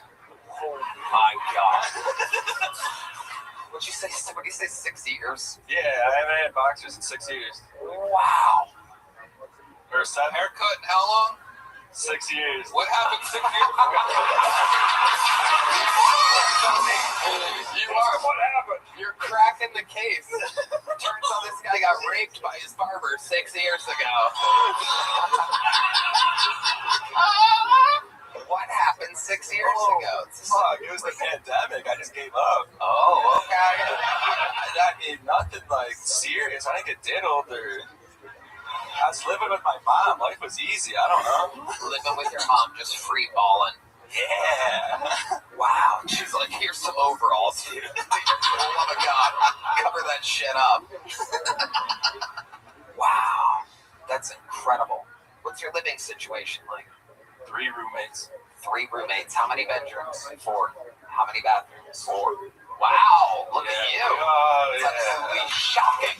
Yeah, we all got our own bathroom, own shower, own shitter. Yeah. But y'all share the same pair of. Aaron, tonight was my turn. It's my night out. Aaron Spaller, anything else absolutely crazy about your life we should know about before letting you go? I mean, I crashed a tree going 90 miles an hour. You crashed? You were driving a tree? Yeah, dude. Yeah. It's like in a car into a tree, yeah. Wow. Okay, can I take a guess that this was 6 years ago? No, that would make sense, but no, that was 2016 or 17. Wow. And where this was in Michigan? Oh, yeah. And why were you going 90 miles an hour? Because I had this job where I was an auto shop, and I was their parts bitch, so I'd have to run around and pick stuff up. And I got too high, and I missed all my turns, and they were on the phone just screaming at me, like, you got 7 minutes, if you don't pick this up, you're fired, yada, yada. I was on a dirt road and just floored it. And then there was like a cross, and this lady pulled out, stopped, and then just stayed there. So it was either kill her or the tree. Right. You decided to kill the tree. Yeah, man. Amazing. Let me ask you this. Did you end up getting fired from that job immediately? No. Wow. So they were going to fire you for being late, but running into a tree saved you. Yeah. Amazing. Yeah. It seems like the story of your life, Aaron Spaller. It's something. There you go. Well, here's a little joke, buddy. Little one. I almost made it into multiple pockets there. There goes Aaron Spaller. This is the bucket portion of the show. Very clearly. And here we go. We're going to keep it moving here. Look at my sky. Oh, shit. There she is. The lovely Heidi, everybody, has made it into the show. The one and only. Watch her show, Love on the Line. See it all. L'chaim, to your health. To Jeff Ross, ladies and gentlemen. Remember, watch Take a Banana for the Ride, out now on Netflix. Thank you, guys. Thank you for coming to opening night and everything. It was awesome. That was so cool. So cool. I found a cool picture of us backstage. Yeah, that's the best. You guys have to watch it. It's a heartfelt and hilarious one-man show. By the way, I tried it out in this room like 3 years ago. Oh, yeah. I did some run-throughs a couple years ago. Some people earlier told me they were here. So yeah. It's kind of a full circle moment. I love it. I love it. We're all doing it. Hello there. This podcast is sponsored by Prize Picks. Playoff pushes heating up. Tournament hoops are here. Every bucket, every dime, and every win means more when you're playing on Prize Picks with their brand new Team Picks markets. You can now pick game winners, spreads, and totals, so cash in. During all of the clutch buckets, slam dunks, and Cinderellas this spring with Team Picks on Prize Picks. Great value. Tony, I love Prize Picks. I always loved making player picks on Prize Picks, and now with Team Picks, there's so many more opportunities to cash in. If you make the right picks. I even won my first pick. Oh, wow. Pick the winners straight up on Prize Picks. Back your takes with real money. Prize Picks has Team Picks here. In my state, I downloaded the app and I've been picking winners, spreads, and totals ever since, whether it's battles for playoff seeding or tournament picks. All your picks right same Price Picks app. Team picks are available now in 35 states, including California, Texas, Georgia, Washington, and more. It makes it super easy to pick game winners, spreads, and totals all on Prize Picks. Download the Prize Picks app today. Pick your first game winner, spread, or total as the playoff push rolls on. You get $50 in daily fantasy lineups when you play your first $5 lineup. There's no doubt about it. When you use code TONY, that's the code. It's Tony to get $50 in daily fantasy lineups when you play your first $5 lineup. Howdy from Cal Folk. This podcast is sponsored by Talkspace. Talkspace is the #1 rated online therapy, bringing professional support from licensed therapists and psychiatrists that you can access anytime, anywhere. It's easy to get started. You can easily sign up online and get paired with a licensed provider, typically within 48 hours. You can take your appointments from the comfort and privacy of your own home, and you can even talk it up between sessions by sending text messages to your therapist. Unlike other telehealth companies, psychiatry is available through Talkspace, so you can get the medication you need to supplement your talk therapy if needed. Talkspace makes getting the help you need easy, accessible, and affordable. Plus, most insured members have a $0 copay. I'm gonna let my man Red Band tell you why he loves Talkspace. Tony, I fancy me some Talkspace. They provide some of the best mental health treatment out there, and therapy has led, for me, to some real moments of transformation. I've really noticed it ever since you started using them. It's been amazing. And as a listener of this podcast, you'll get $80 off your first month with Talkspace. You go to Talkspace.com/Tony and enter promo code SPACE80. That's SPACE80 to match with a licensed therapist today. Go to Talkspace.com/Tony and enter promo code SPACE80 right now. Do it. Support the show. Ladies and gentlemen, your next fucking poll goes by the name of Vanessa Scaduto, everybody. What is up, Austin? I'm an older broad. You know, it's kind of obvious a little bit, right? And every day, though, I'm reminded of it. The other day, I was driving down the road and I saw a car swerving. It's broad daylight. And I'm like, what the fuck is going on? All of a sudden, I see the passenger. I can't bend over too far, sorry. Pop up and do this number. And I was like, oh, fucking roadhead, dude. I used to do that, you know, before I went to therapy and realized my dad does love me. He just doesn't know how to show it. What else? Ladies, titty fucking. Are you in your 30s still doing that? It's like we're playing an accordion, right? A shake weight, right? We're opening a pickle jar. Maybe I'll use my mouth if you're lucky. What else? Getting cummed in the face. That's not a facial, guys. It's not. I know in your time probably. But what else? Why does it always smell like bleach? I'm waiting. Nobody's been able to dispel that mystery. But the one thing I know that never changes as I get older is the shame I feel after coming in the shower by myself. My name's Vanessa Scaduto. Thank you guys. Appreciate it. Vanessa Scaduto.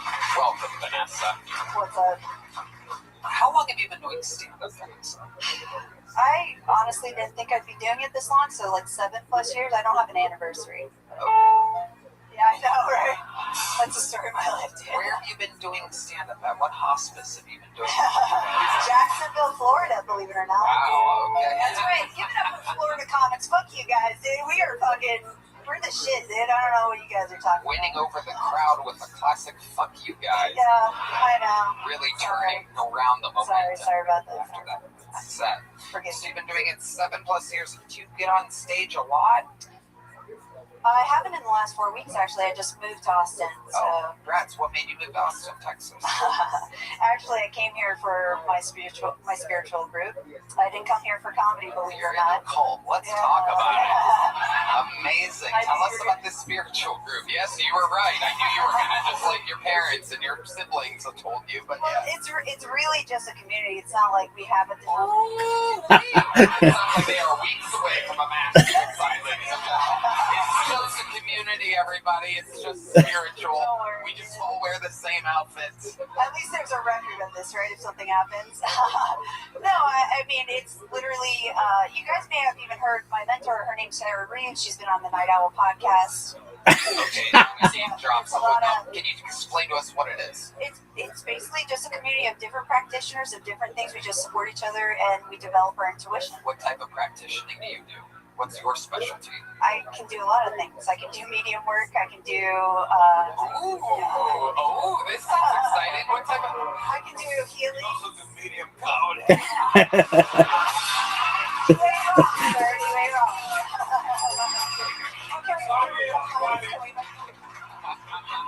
I love it. The great bumping mics. Yes. Awesome. What are you, the tennis coach for those? You know what? I honestly didn't know I was going to be here tonight. That happens. That's the risk we take And signing I up for was the show. told to just sign up. There you go. So, Who here told I am. you? Your master at the spiritual No. group? My buddy. You should have known you were getting pulled being a medium and all. Yeah, well, You I didn't did. feel it in your I told him I was going to get called. I did. Oh, amazing, amazing. And How I- you, yeah. amazing how you psychics always guess I us know. We always afterwards. know, right? Don't we always know? Amazing. I didn't know. Oh, I mean, I totally knew, but I didn't know. Oh, shit.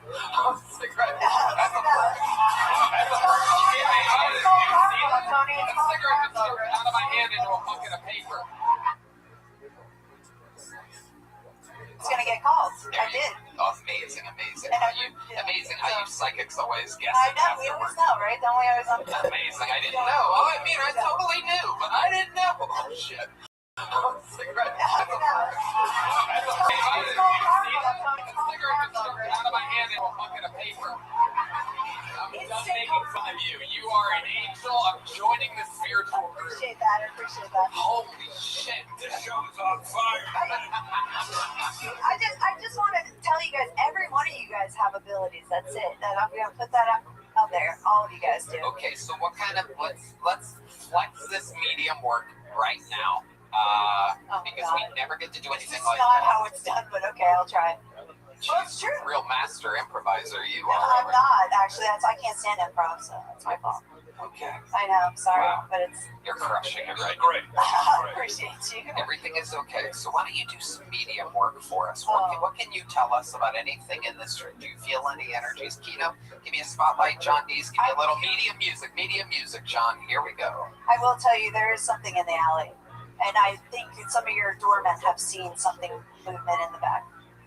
Okay. Ask him. Okay, hold on. No sound effects during this. Ask him. I would I have. mean, ask him if he's seen movement in the The alley. doormen have probably seen movement, like shadows and shit, in the back alley area. You felt a presence in the alleyway. Well, it's not necessarily a presence. It could just be residue, like energy. Absolutely, there's a lot of energies in the alleyway. Let's talk about No, I inside mean this the room. past. Kino, just sit with me again. John Dees, give me fucking medium music. Okay. What's going on here? Dees, are you awake? Did you put my keyboard player to sleep with your powers? My super stoned fucking keyboard player? You made him fall asleep? That's incredible. I'm sorry if I'm flashing my twat at any of you guys. I did not. Apology accepted. All right, here we go. Medium work with Vanessa Scaduda. Oh, God. Tell us something. Do you feel anything from the energies out here in the audience? I know they look very unhappy right now. It looks like. No, I don't really sense anything. Okay, great. Well, amazing. Can you explain to us something that you've done before, medium-wise, in which it was a breakthrough, in which everyone was like, "Wow, you're so powerful." I mean, I have a daughter. Oh my God. I mean, pushing a child out of your coochie is pretty powerful. How about the medium stuff? I mean, I saw her before she was born. I knew what she was going to look like. I don't know what else to tell you. Does she have brown hair, brown No, teeth? no, No. no, You saw a blonde child. no, she does not It want came out looking like Jeffrey Ross. Right, exactly. Her nose was a little more smushed, but yes, her nose was a little more smushed when she came out. Okay. Why was her nose smushed? Your vagina? Oh, yeah, well, I guess I had a tight womb, so Whoa. you're trying to push. See, now that is something I wouldn't have guessed. I wouldn't have guessed that medium is an extra large. Well, I had her at a very young age. Oh, okay. So my daughter's in her 20s now. Okay, cool. Yeah. All right. Other than mediuming for the spiritual group, is there anything else before I let you go, Vanessa? For the spiritual Do you group? have any special powers or anything? Well, yeah, a lot of them we can do healings and stuff. You guys. Wow, that's amazing. Thank you, Rabbi. What have you healed before exactly? Oh, like if somebody I know, this is... Dude, I knew I shouldn't have brought this shit up. No, it's good. Vanessa, this is so entertaining. The last guy's the ballet guy that wanted to look cool and gave us nothing to work with. You're killing the interview part. Yeah, I'm sorry. You can heal almost anything, so it depends. Sometimes you can see, well, I would have to go into a lesson. Like, we have auras and shit. You can see when people's auras are broken. You can clear them for them, and you can remove certain energies. I mean, yeah. I don't know. I mean, okay. Yeah. But have you ever, is there anything you can cite, something that you've done? Like, have you ever, like, was there ever, like, a person? Yeah, my friend Scarlett, I helped heal her. She's an artist here, too, in Austin, if you guys want to check Her, like, spirit was broken? You just keep No, she had a pain on her back, and I removed the pain from her back. So you can do that. I mean, but you guys can do it for yourselves, too. Wow, I love that. You all are mediums that have the power to heal. You do! You are divine beings. Remember that. Don't let this shit fucking tell you different. I love it. Absolutely. Vanessa. Love you, Tony. I love you. You're nutty as hell. I love it. There she goes. Vanessa Scuduto. Very cool. Vanessa, you're a divine being. Yeah. You're divine. Thank you. Thank you, Vanessa. We love all different shapes and sizes. And she was vulnerable. Yeah. If she was, yeah. Like I said, I love it. That's why I say it, so that the people watching the show that want to sign up at some point are good during the interview part. All right, your next bucket pool goes by the name of Michael Hines. Everybody, put your hands together for Michael.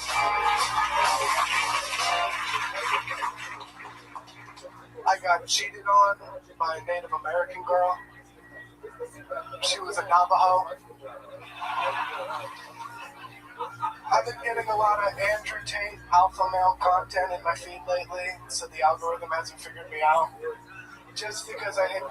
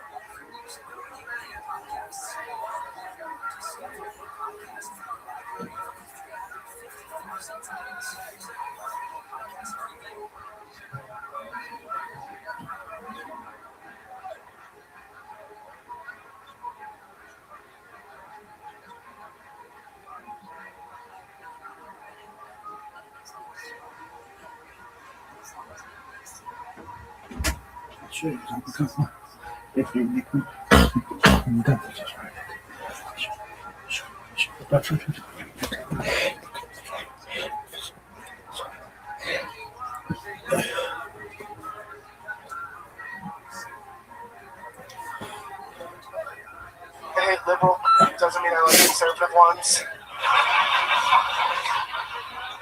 And it's because they'll make one video making fun of some dork's pronouns, but then the next one they call themselves an Omega Sigma Alpha Male. And those are just pronouns for frat dudes, which is fucking gay. AI scammers and Indian scammers have both been evolving at a breakneck pace to compete. It's a real space race to see who can act human first. And it's impressive the Indians are keeping up with the digital war because they're fighting a physical war with Pakistan, World War II. Are you familiar? Let's hope it doesn't go nuclear, you know? Every trans woman I've ever met has been mentally ill, so maybe they are women.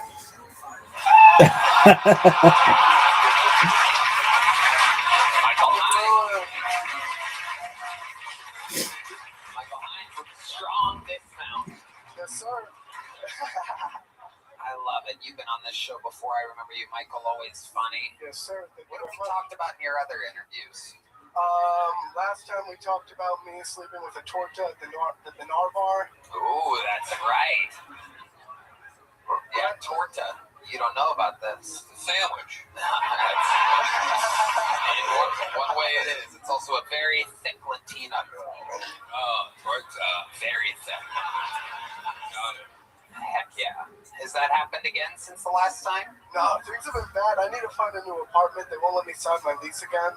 Oh, tell us about that. Well, my downstairs neighbor called the cops on me over 200 times in the last year for smoking weed. Wow. The cops came 200 times to the leasing office. Apparently weed's legal for now, so. Very interesting. But they won't let me stay. Wow. Do you ever run into this neighbor? Do you ever see them physically? Oh yeah, all the time.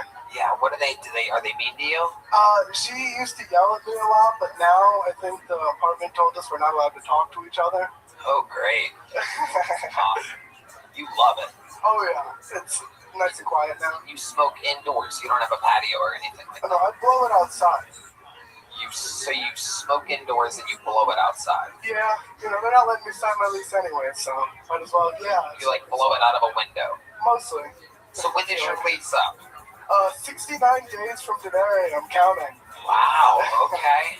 And what are you gonna do? Have you been looking? I've been looking. Well, I don't know what I'm gonna do. I'm like $18,000 in credit card debt, so maybe I'll go back to New Jersey for a little while. Wow. And how would you save up money in New Jersey exactly? What would be the plan be there? I live near a vacation spot, so in the summertime I'd work there for a little bit, grind it out, and then probably get a work job. In New Jersey? Well, nothing. I live in Texas. So the spot in New Jersey where is next to a vacation spot, that's here? Or in New Jersey? It's in New Jersey. So what, you just said you would go there, work, and grind it out? A bar or something. Oh, you have no idea. Yeah, no idea. No trying to make me look like an asshole. I was dialed in the interview. I have no idea what I'm going to do. You have no idea. How did you get exactly $18,000 in debt? You're a guy that knows that you have 69 days left on your lease. I'm guessing you're spot on $18,000 and some change. Yeah, I had a DUI. Oh, wow. Tell us about that. It was when I first came out of the Marine Corps, 3 years ago. But since the pandemic, they didn't do my trial for 2 years. And then while I was living here doing comedy, I got hit with $12,000 in bills, and now there's interest in bullshit. So it's been another 2 years. $12,000. Where was the DUI at? In Jersey? Yeah, in New Jersey. What part of New Jersey exactly? Jeffrey Ross is our senior New Jersey correspondent. Long Beach Island. Oh man, I'm going to jail. Yeah. Jersey. That's Jersey Shore, Jersey. Oh yeah. I knew the cops had arrested me, so I thought I was going to get away with it. How'd you know? I used to be an MMA instructor, and they were students in the class. I did a couple things in this interview that's boggling my mind is the fact that you were both a Marine and an MMA instructor. I used to be in good shape. I gained 35 pounds since I started doing comedy. Oh yeah, shout out. Wow. Amazing. Tell us how you gained the weight exactly. Mostly eating at night, and this is a sad thing to do, man. when you're not on the other side of the microphone, this is a sad place to be a lot of the time. I don't know if you see, but Red Band's also on the other side of the microphone. He's also put on 35 pounds in the last 3 months. It seems like all your problems actually stem from smoking weed, by the way. It was an alcohol DUI. No, I mean from the weight and your neighbors, your apartment. Yeah, that's probably true. How much did you drink the night of your DUI? Did you hit something or just? No, they just pulled me over because it was 11 o'clock on a Saturday in the summertime in Long Beach Island, and it's a beach town. Remind me again, how did the cop know you again? I was an MMA instructor in the class. And you taught him? Well, I mostly taught the kids, but I helped out during the adult classes. And I used to joke you could never arrest me if you wanted to because I could beat him up, and turns out he could arrest me. Wow. He got me. Did you say anything to him when it was going down? Yeah, you know, I tried to do my best. They put their knee on my neck, but you didn't see me complaining. But they were scumbags because they were trying to book me as fast as they can because they said we got to get out there and get more people. They were fucking pieces of shit. Well, no, you could have killed somebody. Well, it was just below the legal limit, or just above rather. It was right there, so we kind of should be allowed. Right. It's an arbitrary number. It's close to it. But you were smoking weed that night as well. No, I waited till I got home. I didn't want to get in more trouble. Right. You waited until you got home so you could blow it in the neighbor's vent. That is true, yeah. All right, Michael Hines. Anything else crazy we should know about before I get you out of here? No, not really. All right, perfect. Hell yeah. This shows what people dedicate their lives to be comedians. This fucking guy with an in-shape MMA instructor probably got tons of, chicks and had a great life, but you're like, I have to express myself on stage. Yeah, no. Come on, at least give me a big joke book. I did well. Did you get one last time? Yeah, but I wrote in it. I write all the time. You filled it up? Yeah, did you hear how much I write? All right, jeez. Here you go. This guy's gonna sell it. Find that joke book on eBay in a couple weeks. This guy's 18 grand in debt.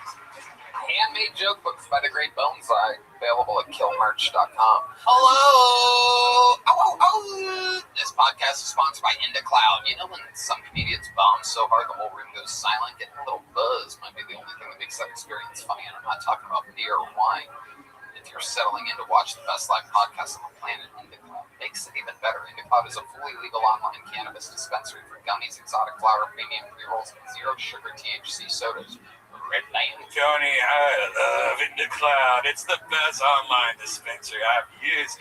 Everything is federally legal hemp THC lab tested and shipped discreetly to your door. And with 420 around the corner, new customers can get 40% off all month long with IndaCloud's biggest sale of the year. I think he's using IndaCloud right now. If you're 21 or older, go to IndaCloud.co. That's .co, not .com. And use code Tony for 40% off your first order. That's IndaCloud.co. Code Tony for 40% off all month long. Shipped discreetly to your door plus free shipping on orders over $50 and $30 and free gifts on qualifying orders. And don't forget to fill out the quick survey if you order to support the show. Please enjoy responsibly, and big thanks to IndaCloud for supporting your 420 Coded Comedy Nights. Please enjoy responsibly. All right, another bucket pull. Put your hands together for Katie Carter, everybody. Katie Carter. I got groomed when I was in high school. Groomed, not molested, because I've never been much of a closer. So I told a comic this recently. He was like, was the guy like a real pedophile, or did you just like develop early?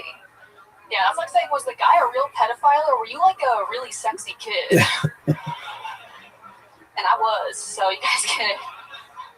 I read a statistic that 20% of pedophiles have erectile dysfunction, which is crazy to imagine being a pedophile and working so hard all day to get a kid to come into your van, and then you finally do, and you have to be like, oh my God, I'm so sorry, this never happens to me.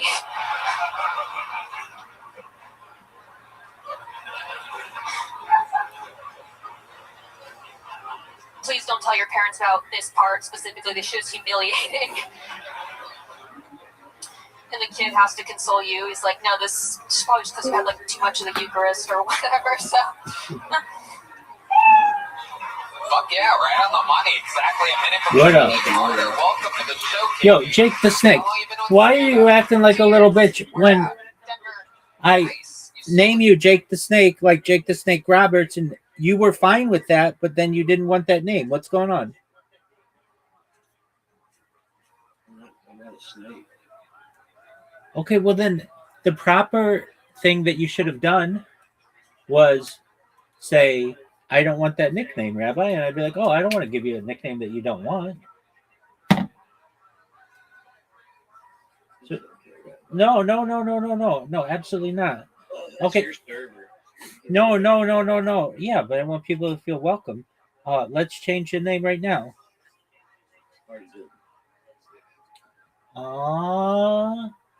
Okay. Like that new genuine leather. All right, but quit changing your fucking name in here.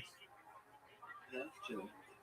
My shit keeps getting fucking reported and disabled. Okay, well, that doesn't necessarily mean that you have to change it in here, does it?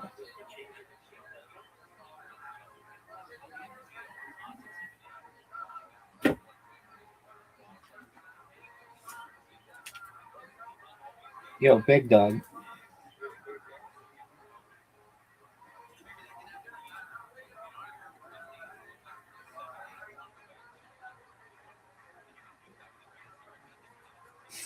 Are you going to speak or no? It's fine if you don't.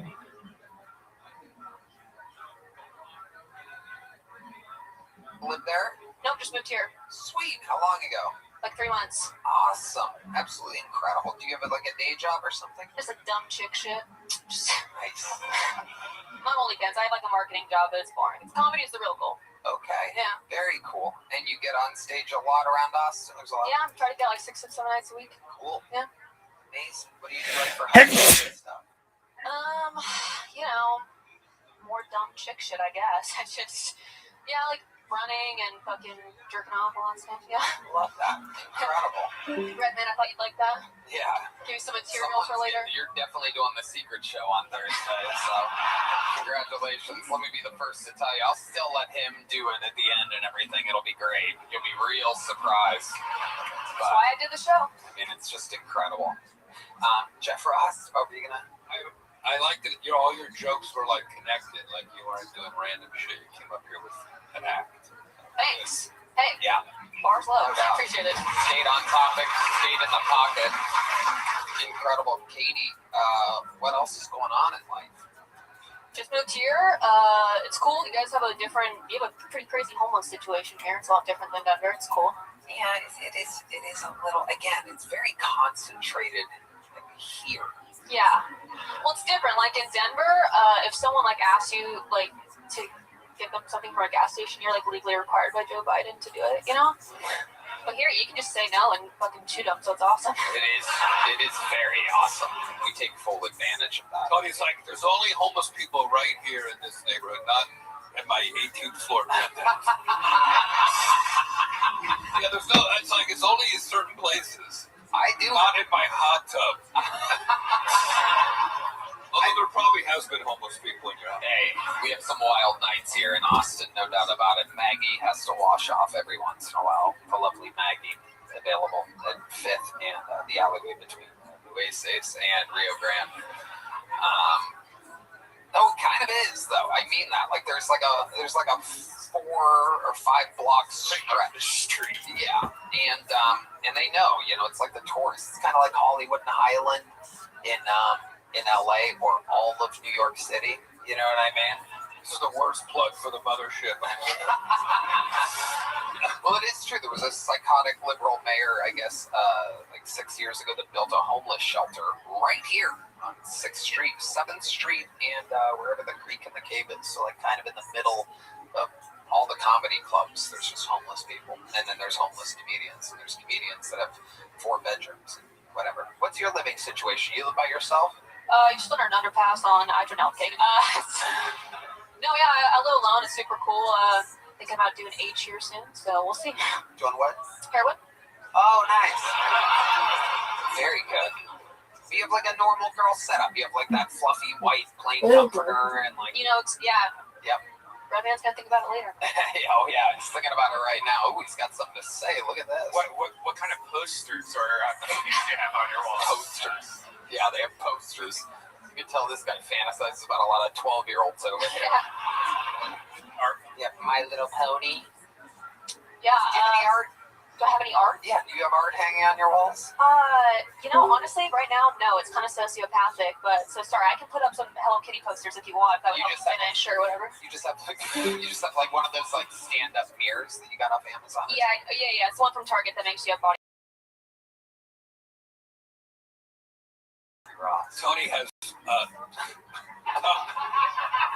like Tom Brady quotes hanging up at his house. I love that you think that Theodore Roosevelt quote is a Tom Brady quote. Because I get it, the man in the arena, but I wanted to make it funny. It's inspiring. It's very inspiring. Every few months, Tony sends me the great Theodore Roosevelt poem. It is true. It is true. It's inspiring. It really is. You ever had Tachi? Oh my God. Redman, you're not allowed to, every time there's a pretty girl on, you're not allowed to ask them disgusting questions like that. It's wrong and it doesn't represent what the show is. Do you have a Tachi?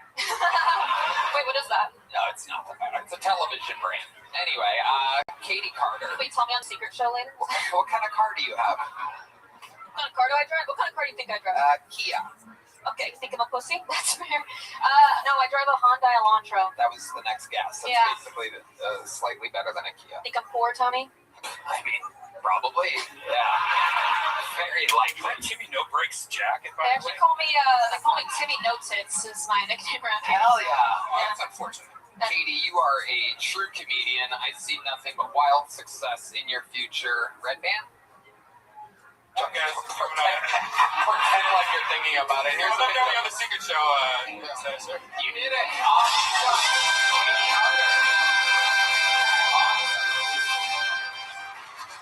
You're a dirty boy, Brian Redband. You're a naughty, naughty, dirty boy. We have another golden ticket winner, ladies and gentlemen. It is that time to bring him out. He is incredible. You're going to love him. He's blind. Put your hands together for Chris Celio, everybody. Here we go.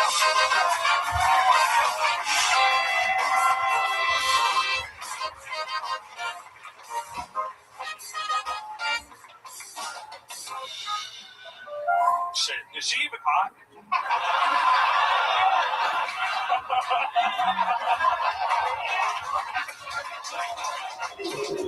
I fucking can't wait for Robot Eyes, god damn it. I miss tits so much. Elon Musk keeps telling me he's gonna put a computer chip in my brain that'll let me see again. It's fucking crazy. He calls it Neuralink. But he says the first version of it is gonna look like old school Atari video game graphics. That's not an upgrade. I finally get to see tits in their squares. I get to go to a strip club that looks like Super Mario World in there, man. I don't want Pong pussy, you know? I'll wait for Tomb Raider titties at least. Dude, people are so mad at Elon that they were breaking and vandalizing Teslas. That's so fucked up. Because the coolest part about a Tesla is that one day I'll be able to buy one and drive it home. It'll be the happiest day of my life. Somebody will immediately spray paint Nazi piece of shit on it. That's fucked up. I'm not even gonna know. I'm just gonna drive around for 2 weeks like the happiest Nazi in the world. Like, this smiling skinhead piece of shit. Blaring Kanye West out my speakers like I didn't even know there was a problem, dude. Fuck yeah. A true golden ticket winner, Chris Celio, has done it again. Another brand new minute. Amazing stuff, Chris. I notice an amazing quality of yours is you always have a great opening line that feels organic, and then you ride your own wave of momentum. Is she even hot with Heidi? I hope this is real. This is what you said, your first appearance on the show, and immediately I fell in love with you. Because obviously you could be anywhere, and there could be a bunch of people pranking you. But it's just so darn funny. for a guy that's blind, you hit it right on the nose every time. It is incredible, Chris. How's life going? It's going fucking good, man. Just did fucking mushrooms at South by Southwest and listen to bands. Wow, what were the visuals like? God, I wish, dude. Give me one color. I would love anything right now, dude.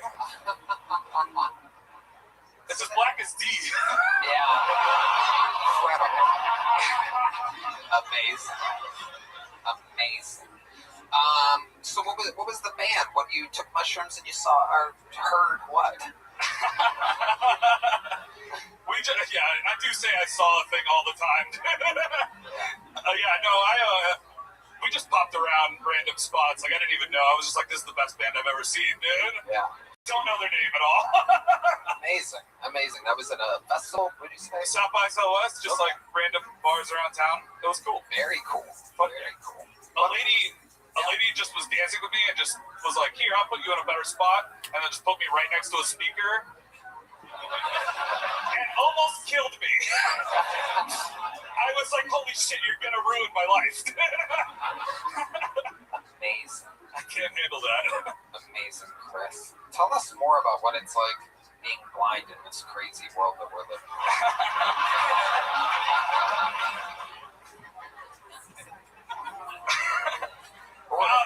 or anything at all. I mean, it doesn't have to be about being blind. No. It's good. It's like it's a lot of fun. I was dancing with this girl at this last festival that I didn't even know was there, and then she started trying to take off my sunglasses. Oh shit! And I was like, no. Right. You don't want to see those in the drugs you're on.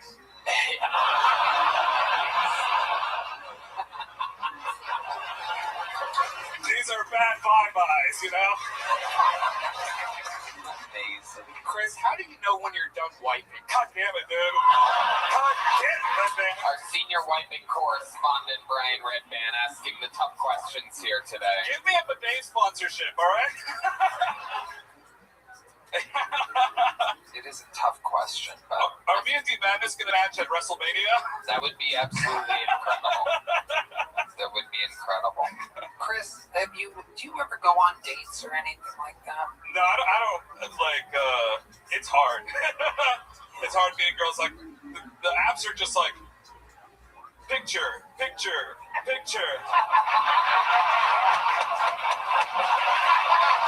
Yeah. It'll like read me their bios. Girls' bios suck.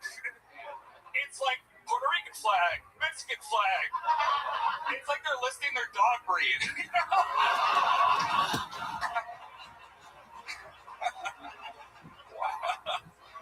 Only when I like bump into girls in the world, I'm like, oh, what's up? Amazing. And remind us, how long have you been blind?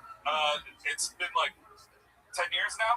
Yeah. And you had like easily detachable retinas. Super easily detachable retinas. And it kind of happened before, and then it went all the way off. Yeah. I had like one eye that like they had to remove because I just had like 4 retinal detachments and like a ton of like super painful surgeries. But you did see for a while. 18, so I was 18.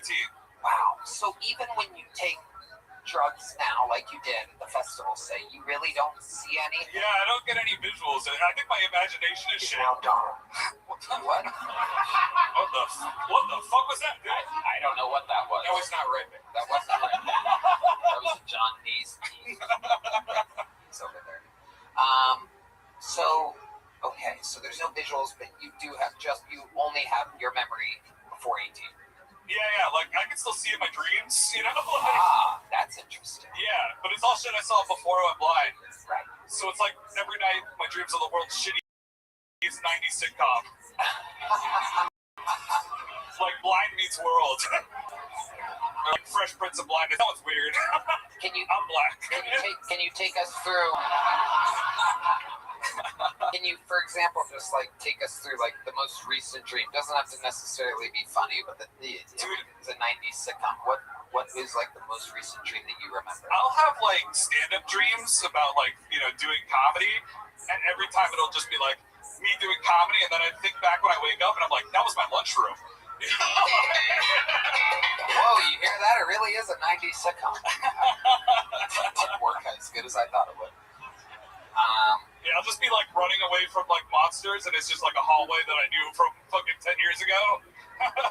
Damn, that's incredible, Chris. All right. Well, anything else crazy we should know about before we let you go, Chris? No, thank you guys so much. You guys rule, dude. Thank you so much. Hold on, Chris Celio, you are the fucking man. Chris. Yeah, hold on. Yeah, sorry. Fucking Jeff Ross is here. Hold on, dude. I didn't even get to talk to Jeff Ross. Yeah, let's talk with Jeff Ross. What's he hiding from me? Why is he hiding from me? Jeff Ross, you look like the one guy who can't roast me. I love this. No, dude, you sound like a Sesame Street Semite. I think I get it. Chris, what's your last name? Cilio. I'm going to remember you. How long have you been doing stand-up? Like 10 years. So about the time that this happened to you, you decided I need to channel it into something artistic. Yeah. I was like figuring out what I want to do. Like I was like first semester of college, and when I went blind, so obviously I dropped out of that. And then I was like, what can I do? And I was just listening to all you guys on podcasts, and I was like, I'd always wanted to be a stand-up, and I was like, this seems like something I could do with minimal effort. You know, like just being a microphone seems like a perfect amount of work for me. You know? Yeah. But you came out, and your minute was like killer. That wasn't the first time you did that minute. It was the first time you did it here. You've been working.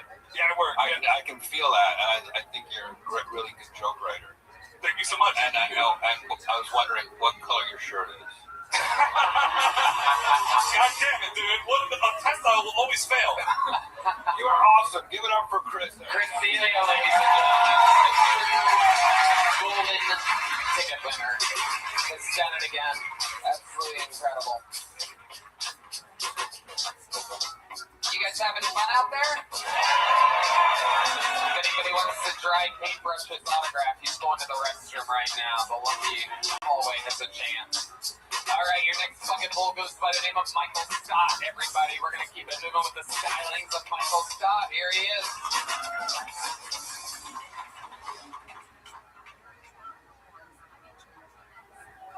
I got a Roomba recently. He's black. He cleans my house. It's a sweet deal.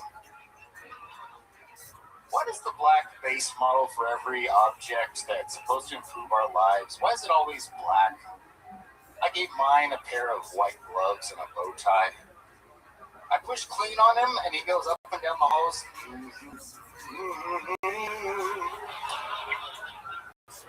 That's to keep my batteries charged.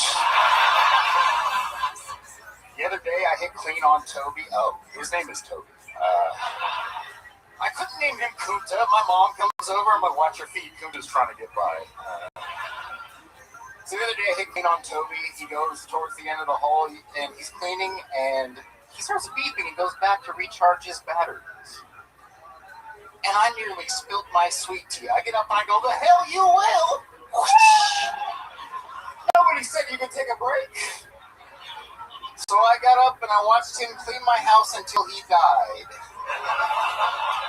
And when he died, I bought a new one at an auction for 3/5 the price of one of those flyers. Wow, Michael, stop pushing it to the limit of time with an incredibly racist set that only you could do. What do you mean? Amazing. You can get away with it. Yeah. Incredible. Remind us all, Michael, how long you been on stand-up? 9 years, 4 months. 9 years and 4 months. Amazing. And most of that here in Austin. No, Bakersfield, California, a little bit in Fresno. I moved here December 30th of 23. Okay. Awesome. What do you do for a day job? I got fired from one, but I still have a valet job. You're working valet too. This is the official show of valet drivers. I've gotten a lot of comics hired, like quite a few. Okay. You called Aaron McPherson earlier. He didn't get up here in time. I got him a job there. But I noticed you called a different Aaron right after, and I thought that was funny. You called a white Aaron. Yeah, I pulled names out of him. Yeah, no, it was like, I know it wasn't you. And I don't know what happened to them. I didn't actually call them. I hand off the piece of paper, and they're not like where they're supposed to be or whatever. Then I have to pull another name. It's not like rocket science or anything crazy. I know there's a lot of conspiracies about this bucket, but it's fair. Pieces of paper. Well, there's D-Madness, everybody. Your Roomba just came back.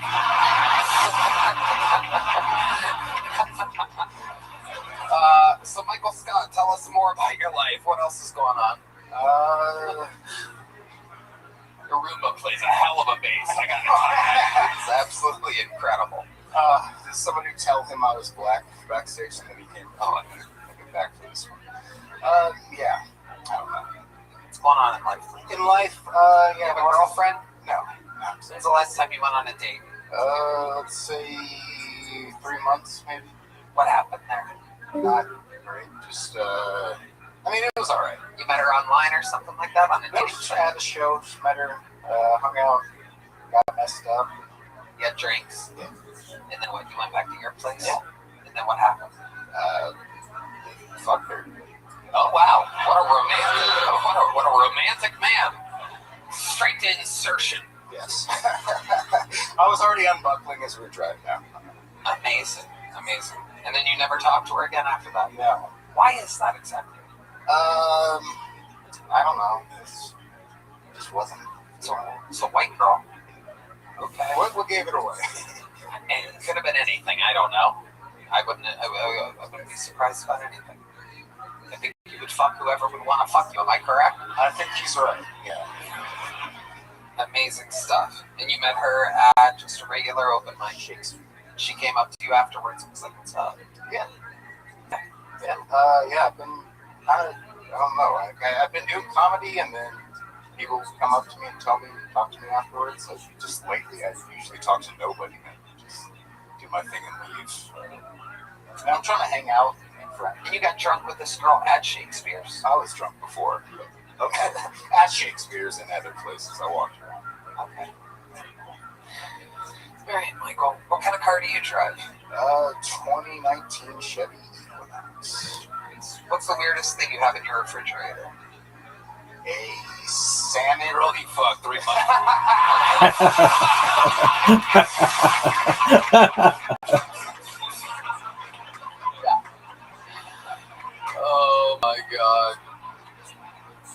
Oh my god.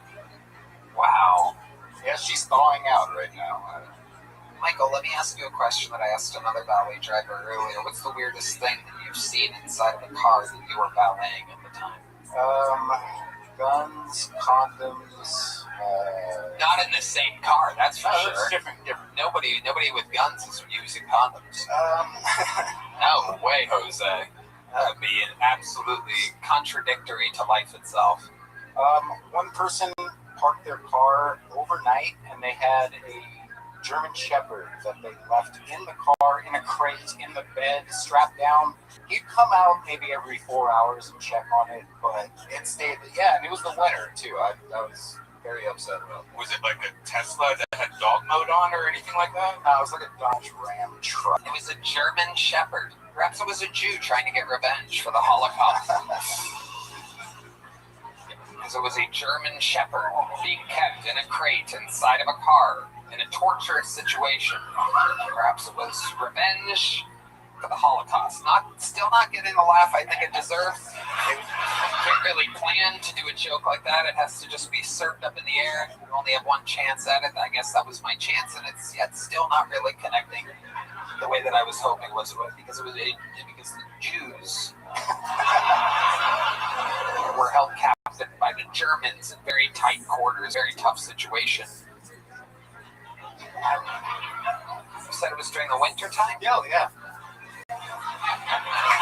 really doesn't get much more spot on than that. Thank you. There it is. There it is, everybody. Thank you. Thank you. We only get to laugh at good Holocaust jokes while Jeff's going pee, so that was our one chance. I'm kidding. Michael Scott, fun times. Tremendously racist set. That's why you're leaving here with a big joke. Michael, I'll be on the secret show, brother. Thank you. Tony.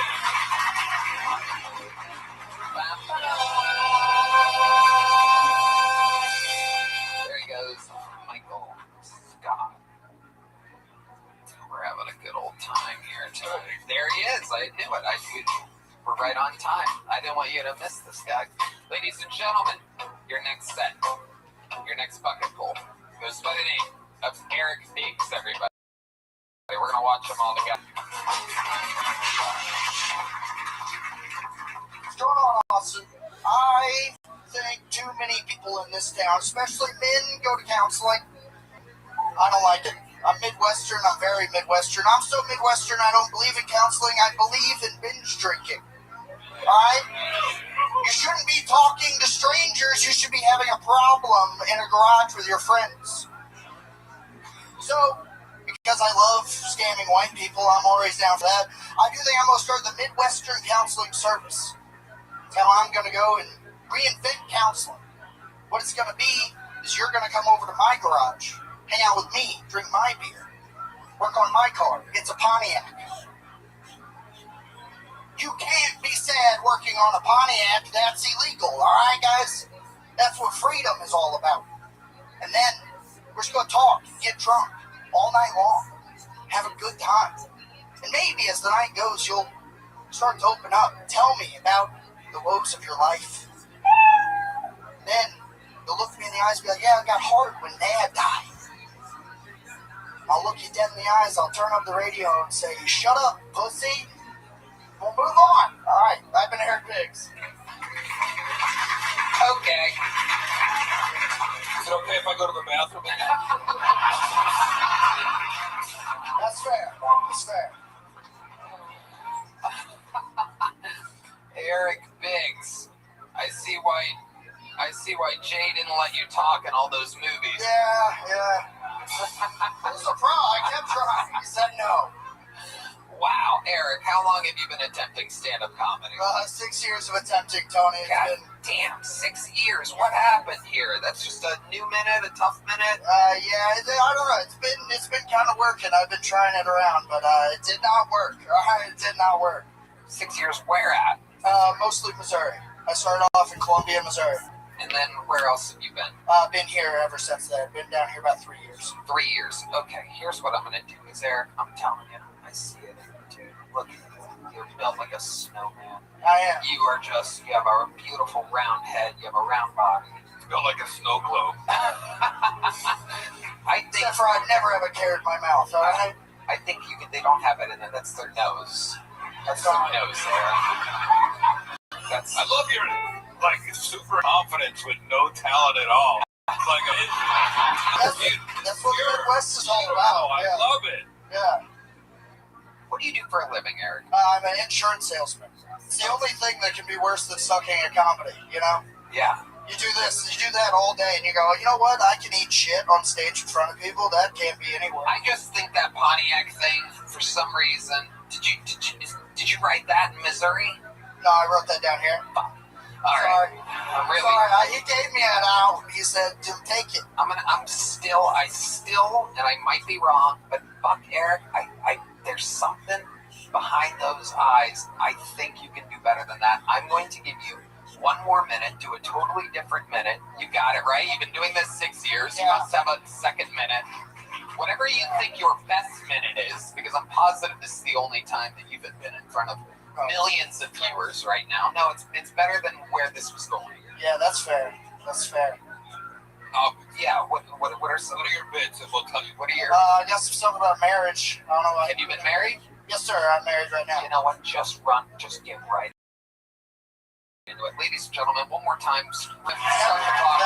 1 minute from Eric Biggs. Yeah, I just celebrated my 1 year wedding anniversary. Yes, it's very nice. It's nice knowing you can still trick white women into making bad decisions.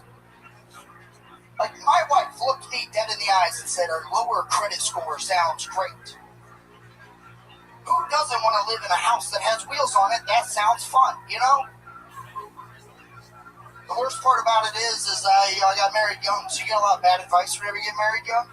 Like, have you ever just been about to black out at a bar? You just have some old guy sitting next to you and he goes, don't do it. Don't get fucking married. She'll fucking take everything.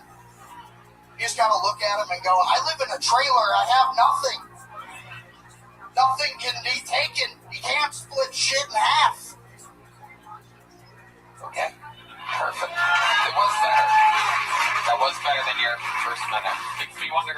another minute if that would be better. So you live in a trailer? No, sir. Did you in Missouri? No. My parents were way too successful for my life to have turned out this way. Wow, incredible. What do your parents do for work? IT and a school teacher, middle school. Amazing. What do they think about you attempting stand-up comedy? Oh, they wish I made different decisions. Did they like that you're an insurance salesman? Yeah. My mom every time goes, "It's okay, you can back out." None of them know you do this. It's okay. Hell yeah. All right. And so, what else about you, Eric? What would we find interesting about your entire life? Because you're not really white trash, but you're from Missouri. You're kind of like a American Pie kind of family. Yeah. But yet you kind of dress like Jelly Roll. Well, yeah. Yeah, this is what happens whenever you go to a Bass Pro and go, yeah, that looks classy, you know? Yeah. A $35 t-shirt will look cool on stage, you know? Yeah, you know you could buy a pair of overalls at the same price? Well, I didn't know that until tonight. What was it, giant silent blob? Yeah. So what else about your life? You ever have anything crazy happen? You good at any? You have any other special skills or talents? You seem like the kind of guy that wins at like a fame competition or something. No. I smoke cigarettes like an adult. I've never vaped. What am I, a coward pussy? No, I don't know. I think I got into comedy like it's, because usually everyone comes from like a broken home. Your dad beat the shit out of you or whatever. I didn't have that. I had a very normal family. Even had like my brother, very cool, very supportive. I think that he's Canadian, so he decided, I'm going to give this kid some trauma. So he died in a drunk driving accident to just really get me going. Party time. We all love a dead brother drunk driving story. A lot of tales of drunken driving here tonight. A reminder, we do not endorse that in the Kill Tony universe. Do not drink and drive. So, alright. You eat and drive? Yeah. Seems that it would be equally as dangerous. Yeah, it's a problem. Got blacked out a couple times. Oh, yeah. See the pizzeria lights and you're like, I gotta go. All right. I'm on my way out. All right, Eric, we're going to keep it moving. Fun times. Sign up again. Keep writing. Prove your parents wrong. And maybe take your time a little bit more. Don't try to squeeze it all in. Take your time so that people understand you and stuff. You speak perfect English, but you talk a little fast, words get together, and then you know what I mean? Like, take it a little bit. Yeah. You're right. You're absolutely right. That's good advice. And also, I like that you reset and did a whole other minute. Yeah, you did it. Good. Yep. Good. Eric Mix. All right. Oh my goodness, this is one of those special moments where someone very talented signed up for the show. Ladies and gentlemen, this guy, I grew up in comedy with him. We were door guys together at the Comedy Store. He's been a paid regular at the Comedy Store longer than I have. Ladies and gentlemen, it's a very cerebral palsy episode of Kill Tony. We already had Martin Phillips, but this is the OG from the Comedy Store, now lives in Austin. One of the funniest people out there. Make some noise for Davey Wester, everybody. Davey Wester, make some noise for my colleague. You guys have had rednecks and cerebral palsy people. You've never had it blended together, you fucking cocksuckers.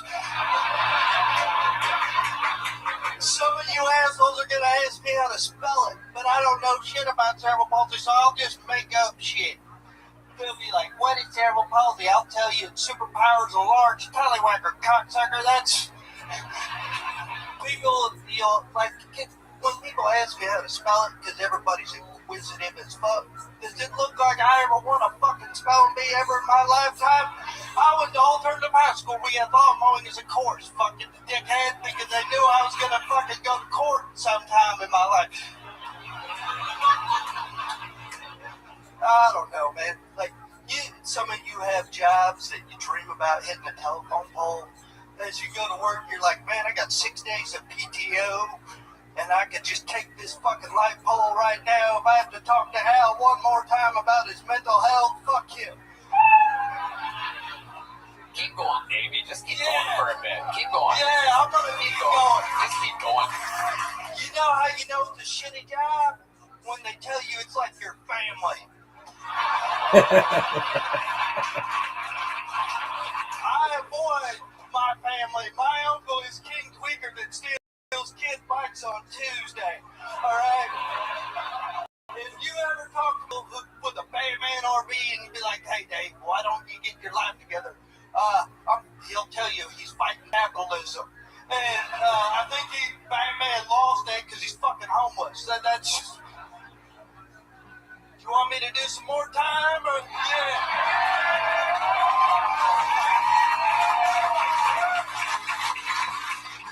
I don't know, man. Like, where I grew up, people didn't really know I had cerebral palsy because I'm from a town where people watch parallel parking.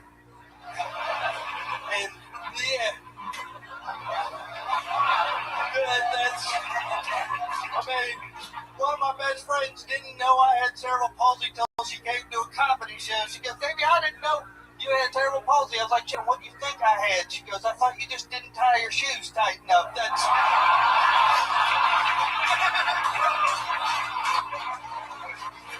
Dude, you killed tonight, man. Oh, my God.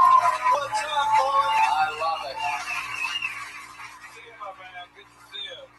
This is what I love about this show, is that sometimes you pull out someone that's a real white trash, not like the fucking asshole that fucking with the Bass Pro. I heard that little fucking... I wanted to fight him, Tony. Don't take my 77 Fleetwood away from me, you son of a bitch. Like... I feel like cerebral palsy is like number 8 on the list of shit that's fucked up about you. Like, it's not even a piece of it, right? Yeah, there's a lot of fucked up shit about me right now. That's why I'm on probation right now. You are? Yeah, well, so, I decided to get, I was up in Minnesota and I went to go sit in my car because I was a little drunk, and then I had 9 cops arrest me, and like when you're getting arrested, you don't have the bucket button in your head because I had a pocket full of mushrooms in my pocket, and I decided I was going to eat them right in front of the fucking cop. If I'm going to detox, I'm going in there high. That's...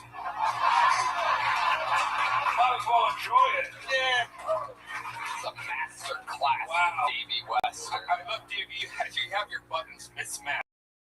You have your... Oh, yeah. That is... Your AI robot.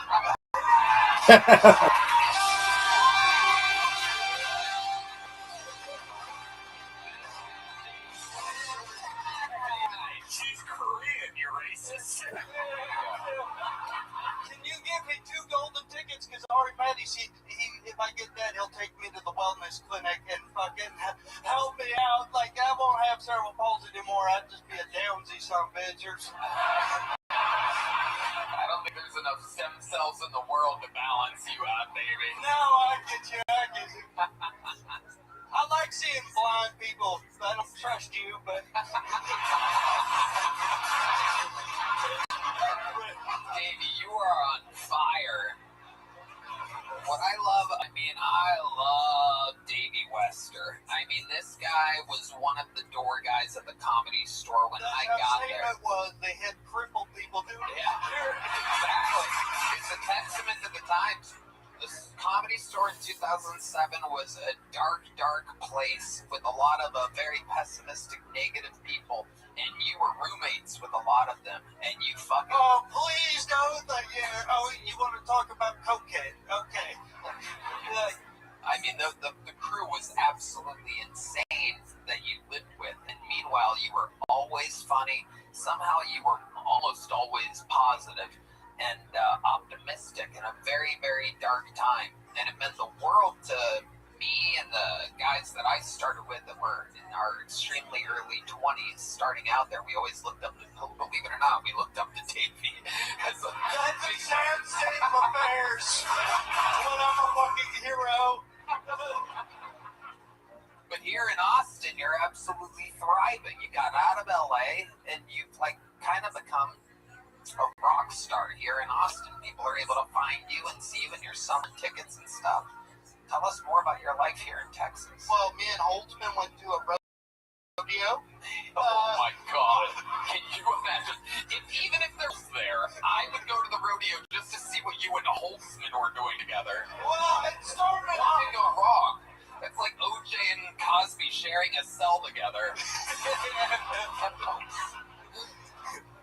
Yeah, well, he went to the wrong place. He thought my apartment was this abortion clinic. Because that's what, and then he, I don't know, it was just crazy. Holtzman bought a bunch of shit, yelled at me a bunch. He told me, he yelled at me for not having a handicap placard that I carry around. He thought he was going to get good parking. Yeah. That's why he brought you. Oh, my God. Bring it. Everywhere we went, he goes, I have a handicap. I have a handicap.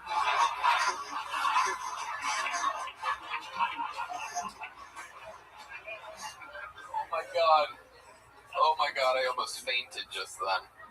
Oh God, I really think you're not. Tell these people, it's just so that you know why I'm laughing so hard. Tell them you're not kidding. I know you're not kidding. No, all these stories are true. You can look it up. Go to the Friend of Washington, and you'll be like, oh, this is what they look like. Just so you understand, Drew Mickens is from my area too. Yes, that is true. Anytime I see somebody, then I've blown a few people's minds like this. I'll be like, where are you from? They're like, the state of Washington. And if I notice that their eyes are ever not aligned, like they have one eye here and one eye there, I'll be like, you from near Euphrates? And they're like, how do you know that? It always blows their minds. They just have to keep an eye on offset eyes from Washington. Yeah, you just have to, you have to understand there's a nuclear plant, okay? Yeah. I love it, Davey. I mean, you are just one of my favorite types of stories because, you know, you're not an actor, you're not a writer, you're not a dance, you're not a sketch, you're not trying all these things. You're a fucking pure stand-up comedian, the kind of guy that I just love to drink with and hang out with and whatever, you know what I mean? So, eat mushrooms? Well, maybe. I don't think I could eat mushrooms with you, Davey. I'm highly sensitive already. The buttons thing alone would fuck me up the entire time. You know what? I'm trying. First thing I would do is I'd be like, Davey, get over here. Let me fix this for you. Take off his clothes. I got a pair of overalls. It was very cheap. No, I tried the overall thing. That didn't really work out for me. What happened? Well, yeah, when you don't button those correctly, everything comes out. Yeah, and I'm fine with that. Davey, if you're in town, I would love to have you on the Secret Show Thursday. You are the fucking man, Davey Wester, and now the world knows about it. So cool that you signed up for this show. Amazing. What an honor that you signed up for my crazy show. One more time for Davey Wester, everybody. He's been doing comedy like at least 20 years. One of the first people I ever met in LA. He's the man. He's the man. The original fucking cerebral palsy, fucking super powerful comedian. Like Cleanser Heidi. Yeah, the sage of the room. To get your penises out from inside of you after staring at Davey Wester for 10 minutes. Here's the lovely Heidi here to reset your testosterone levels, everybody. Go to HeidiRegina.com. It's all good. Oh, you got it. Okay. There's a 50-50 shot at it. How about one more time for the lovely Heidi, everybody? All right, back to the bucket we go. Ladies and gentlemen, your next bucket pool goes by the name of Victoria Lang. Victoria Lang, our third female of the night. So I'm a pole dancer, and when I say that, a lot of people think that means stripper, and I'm not. But if I was, I would have a really cool name, like Miss Honey Bun. It's because I'm sweet, I'm dense, and after a couple bites, I really taste like nickels. It's like a cup holder of loose change. Yeah.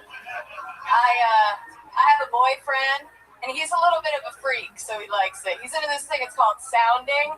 It's when you shove something in your dick. Yeah, at first I was like, ooh, too. I was like, ooh. But he makes this really cool noise. He goes like this. It's like a little kid in the fan in the summertime. You know how they go, in the fucking fan? It's so beautiful. I've been calling him Urethra Franklin, and our relationship's been great. Our relationship's been great ever since. Thank you.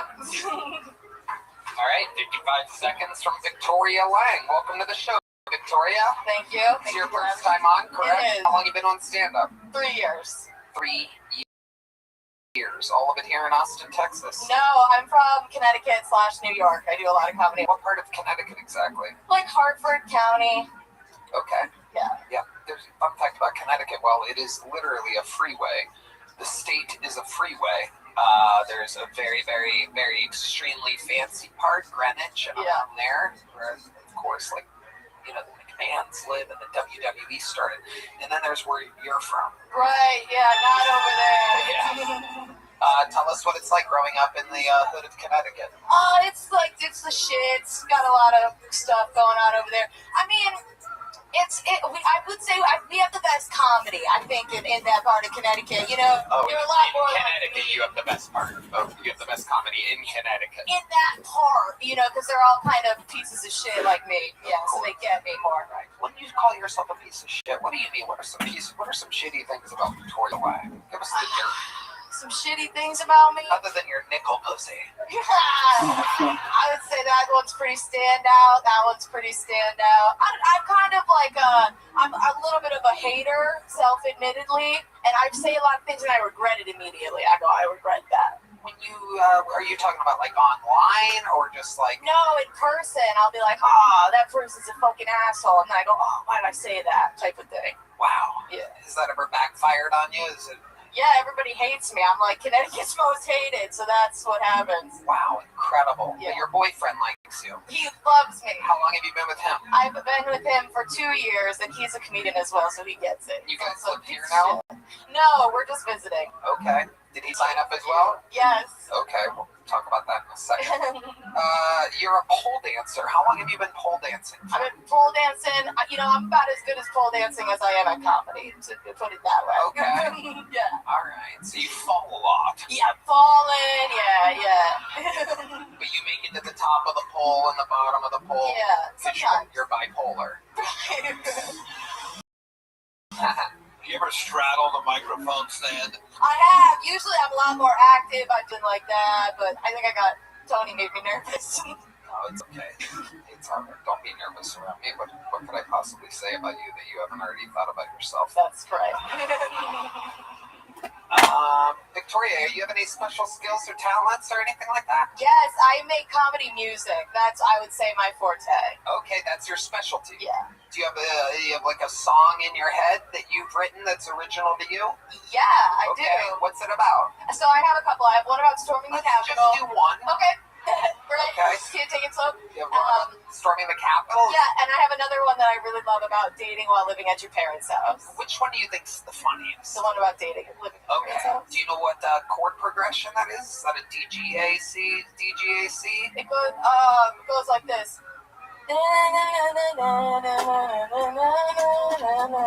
Something like that. Okay. I feel like if you play me kind of like a beat, like I can like follow it. Type. Yeah, they got you. Yeah. What's the beat that you like? Boom. It was like this. Boom. Here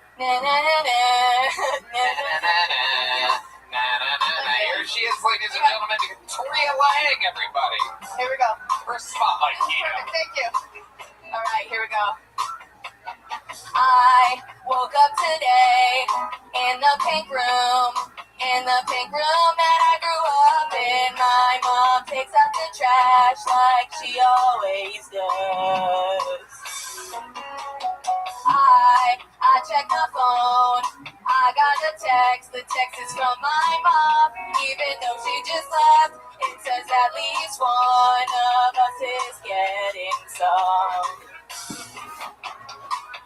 Oh my God, my mom saw the condom in the trash, but that's what happens when you're living at your mom's house. Pick it up. There is a feeling you can't hide when your mom's seen your boyfriend's right inside. But there's really nothing I can do when our economy is in the tubes. And maybe one day we'll live in a studio apartment, but till then it'll be us. And also my mom, 'cause this is her house. Oh, you want me to keep going? I woke up today in the blue room In the blue room that I grew up in, my mom wakes me up for work like she always does.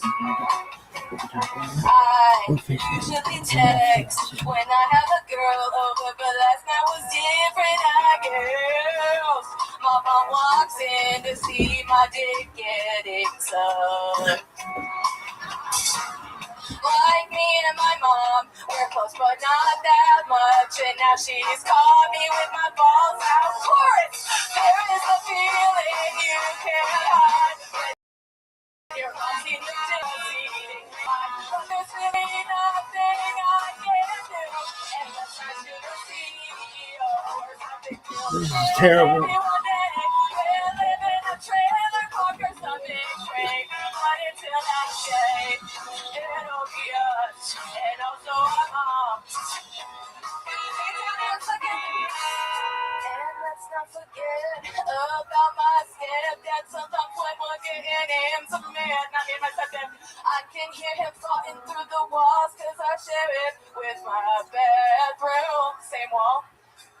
Please don't look at the stain. My 20-year-old cat died my senior year of high school. It's not that noticeable unless you look at it. Gotta walk by really fast. Ugh. There are some sounds you cannot hide, even when the TV volume's real high. My whole family hears young Sheldon and you. That's how they all know I'm getting screwed.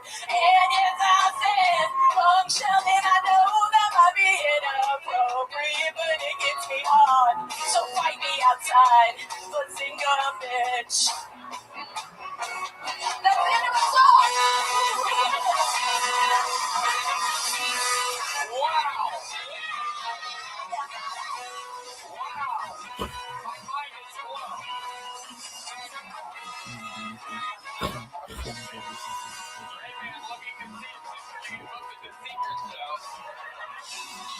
Wow, Victoria Lang. I gotta tell you. If he gives her a fucking thing, I'm gonna See be that pissed. comic. That was actually like a good song, not a comedy song. That was just a good song. Yeah, it was an actually good song. Thank you, I wrote it. That's amazing. And I love how you directed the band. I mean, this is that type of band that if you give them a thing, they are right there. They feel the energies and just roll with it. I've never actually seen anyone conduct them. Thank you. I have that later. They followed every single one of your leads. It was incredible. Thank You're you so so ADD. much. You're talking about a lighter that's on the table right now. Piece of shit. It's incredible. Absolutely amazing, Victoria. Comedy music is definitely your thing. Thank you. Yeah. Great. You have more stuff available online or something? Where can people find you at? At Victoria Does Comedy. There you go. OnlyFans also? Very funny. I used to have a Playboy account, but they took me offline because I wasn't making enough money. That happens. That happens, Victoria. When all you can do is sing, that happens.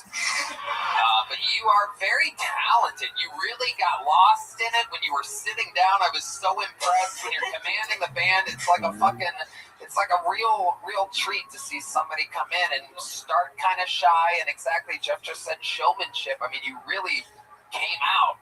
You know what I mean? And that was incredible. Congratulations, Victoria Lang. The set was okay, but after that amazing performance, you're leaving here with a big joke book. Here you go. Thank you so much. Okay. All right, there you go. Sure. Should I leave now? What? What should I say? You're gone. Oh. What the fuck? Thank you. Anything can happen here, ladies and gentlemen. This is a show filled with magic sometimes. Gentlemen, let's make it your final fucking pull of the night. Goes by the name of Eric McLaughlin, everybody.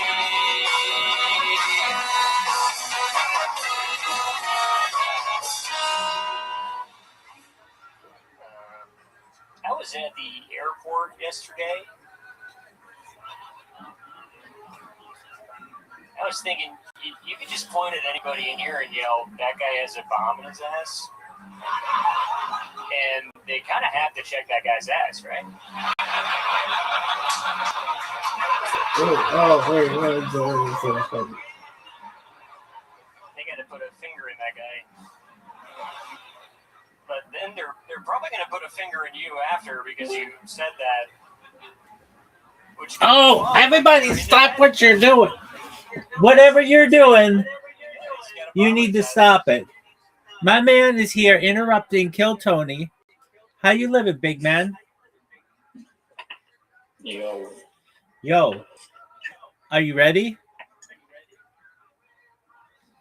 I'm ready. What's tonight's theatrical performance? Sorry, what? What are we watching tonight, big man? It's a Pixar documentary featuring Steve Jobs. Okay, excellent. I'm ready when you are. Sounds good. Hey, I was on a Just so you know, I was on a podcast today. did you do as amazing as Zook did on his podcast? Give me serious expectations. That's impossible. How am I supposed to compete? Did you live up to the James Dean of comedy himself? I did what I could. I was more like the Elvis Presley of futurology.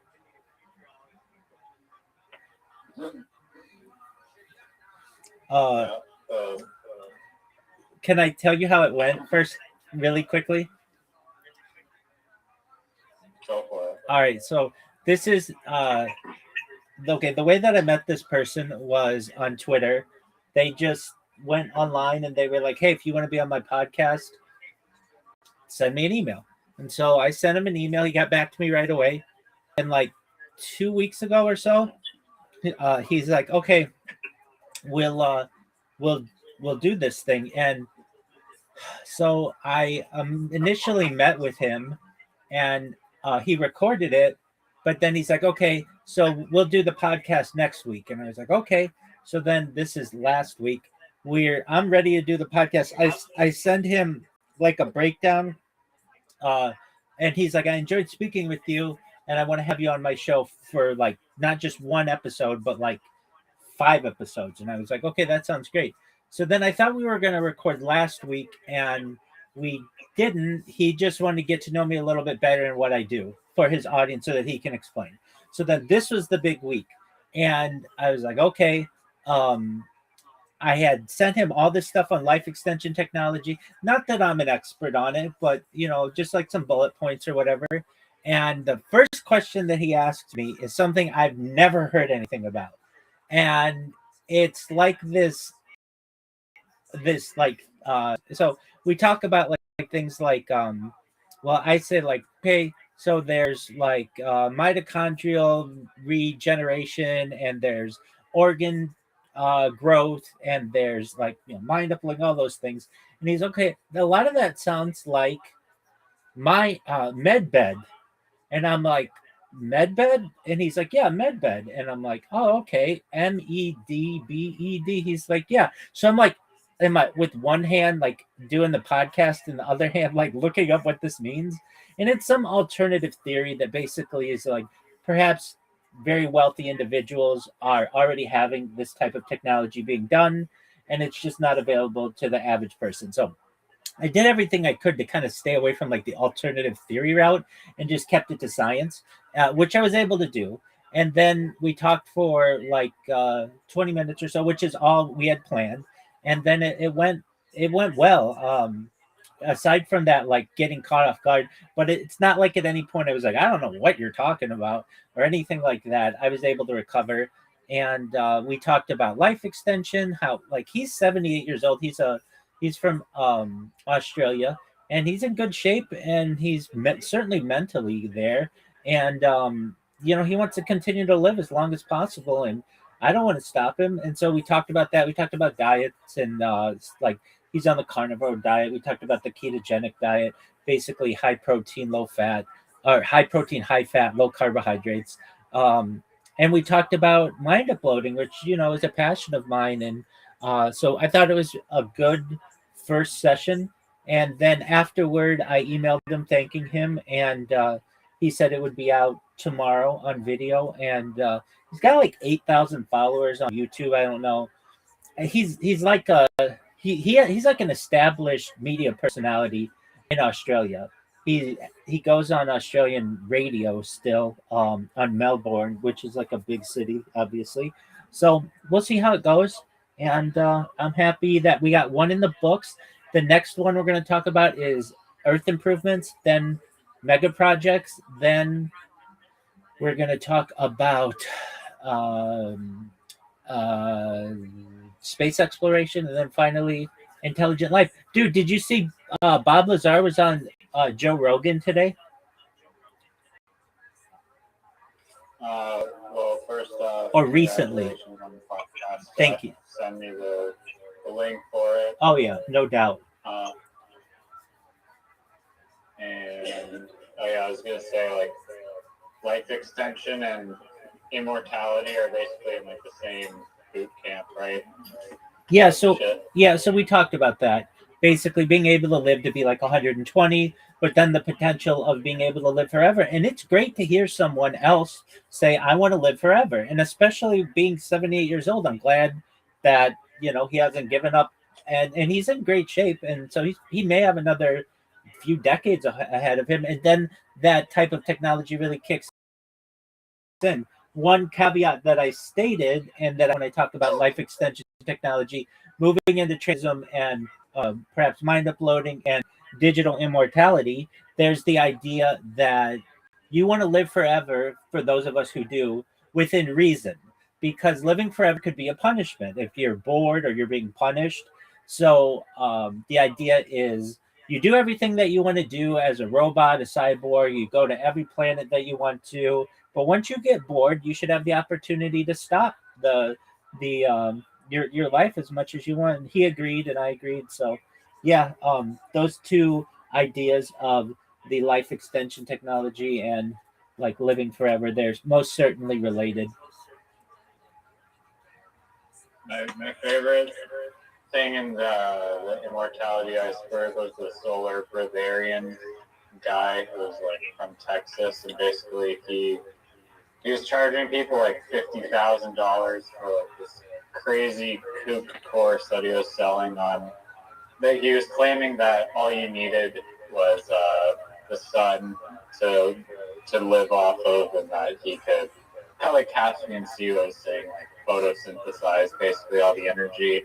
And then he had like fake videos of him in like the gym with like marshmallow weights, lifting up like 500 pounds and stuff. Apparently, actually, scam like billionaires were buying his course for like $50,000 in hopes of like achieving immortality and stuff. And then the cookie crumbled when he was like spotted outside of McDonald's and stuff, and at like 3 a.m, not trying to be seen. And then he went on some like tried to justify it by saying that Coca-Cola is like somehow acceptable on occasion in the solar breatharian world or something, but did not look good. Very well. Yeah, I mean, I will start the. Wait, what did you say after the interview thing? Sorry. What did I say after it? Yeah, Bob Lazar. Oh yeah. So there was on today. There's a movie on Bob Lazar, apparently. Right, on Amazon. I'm very excited about it. It's about S4. I talk about it all the time. It's fascinating to me. It's one of my favorite subjects in the entire world. Like, if we were sitting around a campfire, that would be a story that I would just keep telling, because I think it's so important to humanity. Yeah, no, I'll watch the Bob Lazar thing with you. She's not in the UFO. That's okay. She doesn't have to be. But I'm going to start the Pixar documentary. Excellent. All right. One moment. Sure.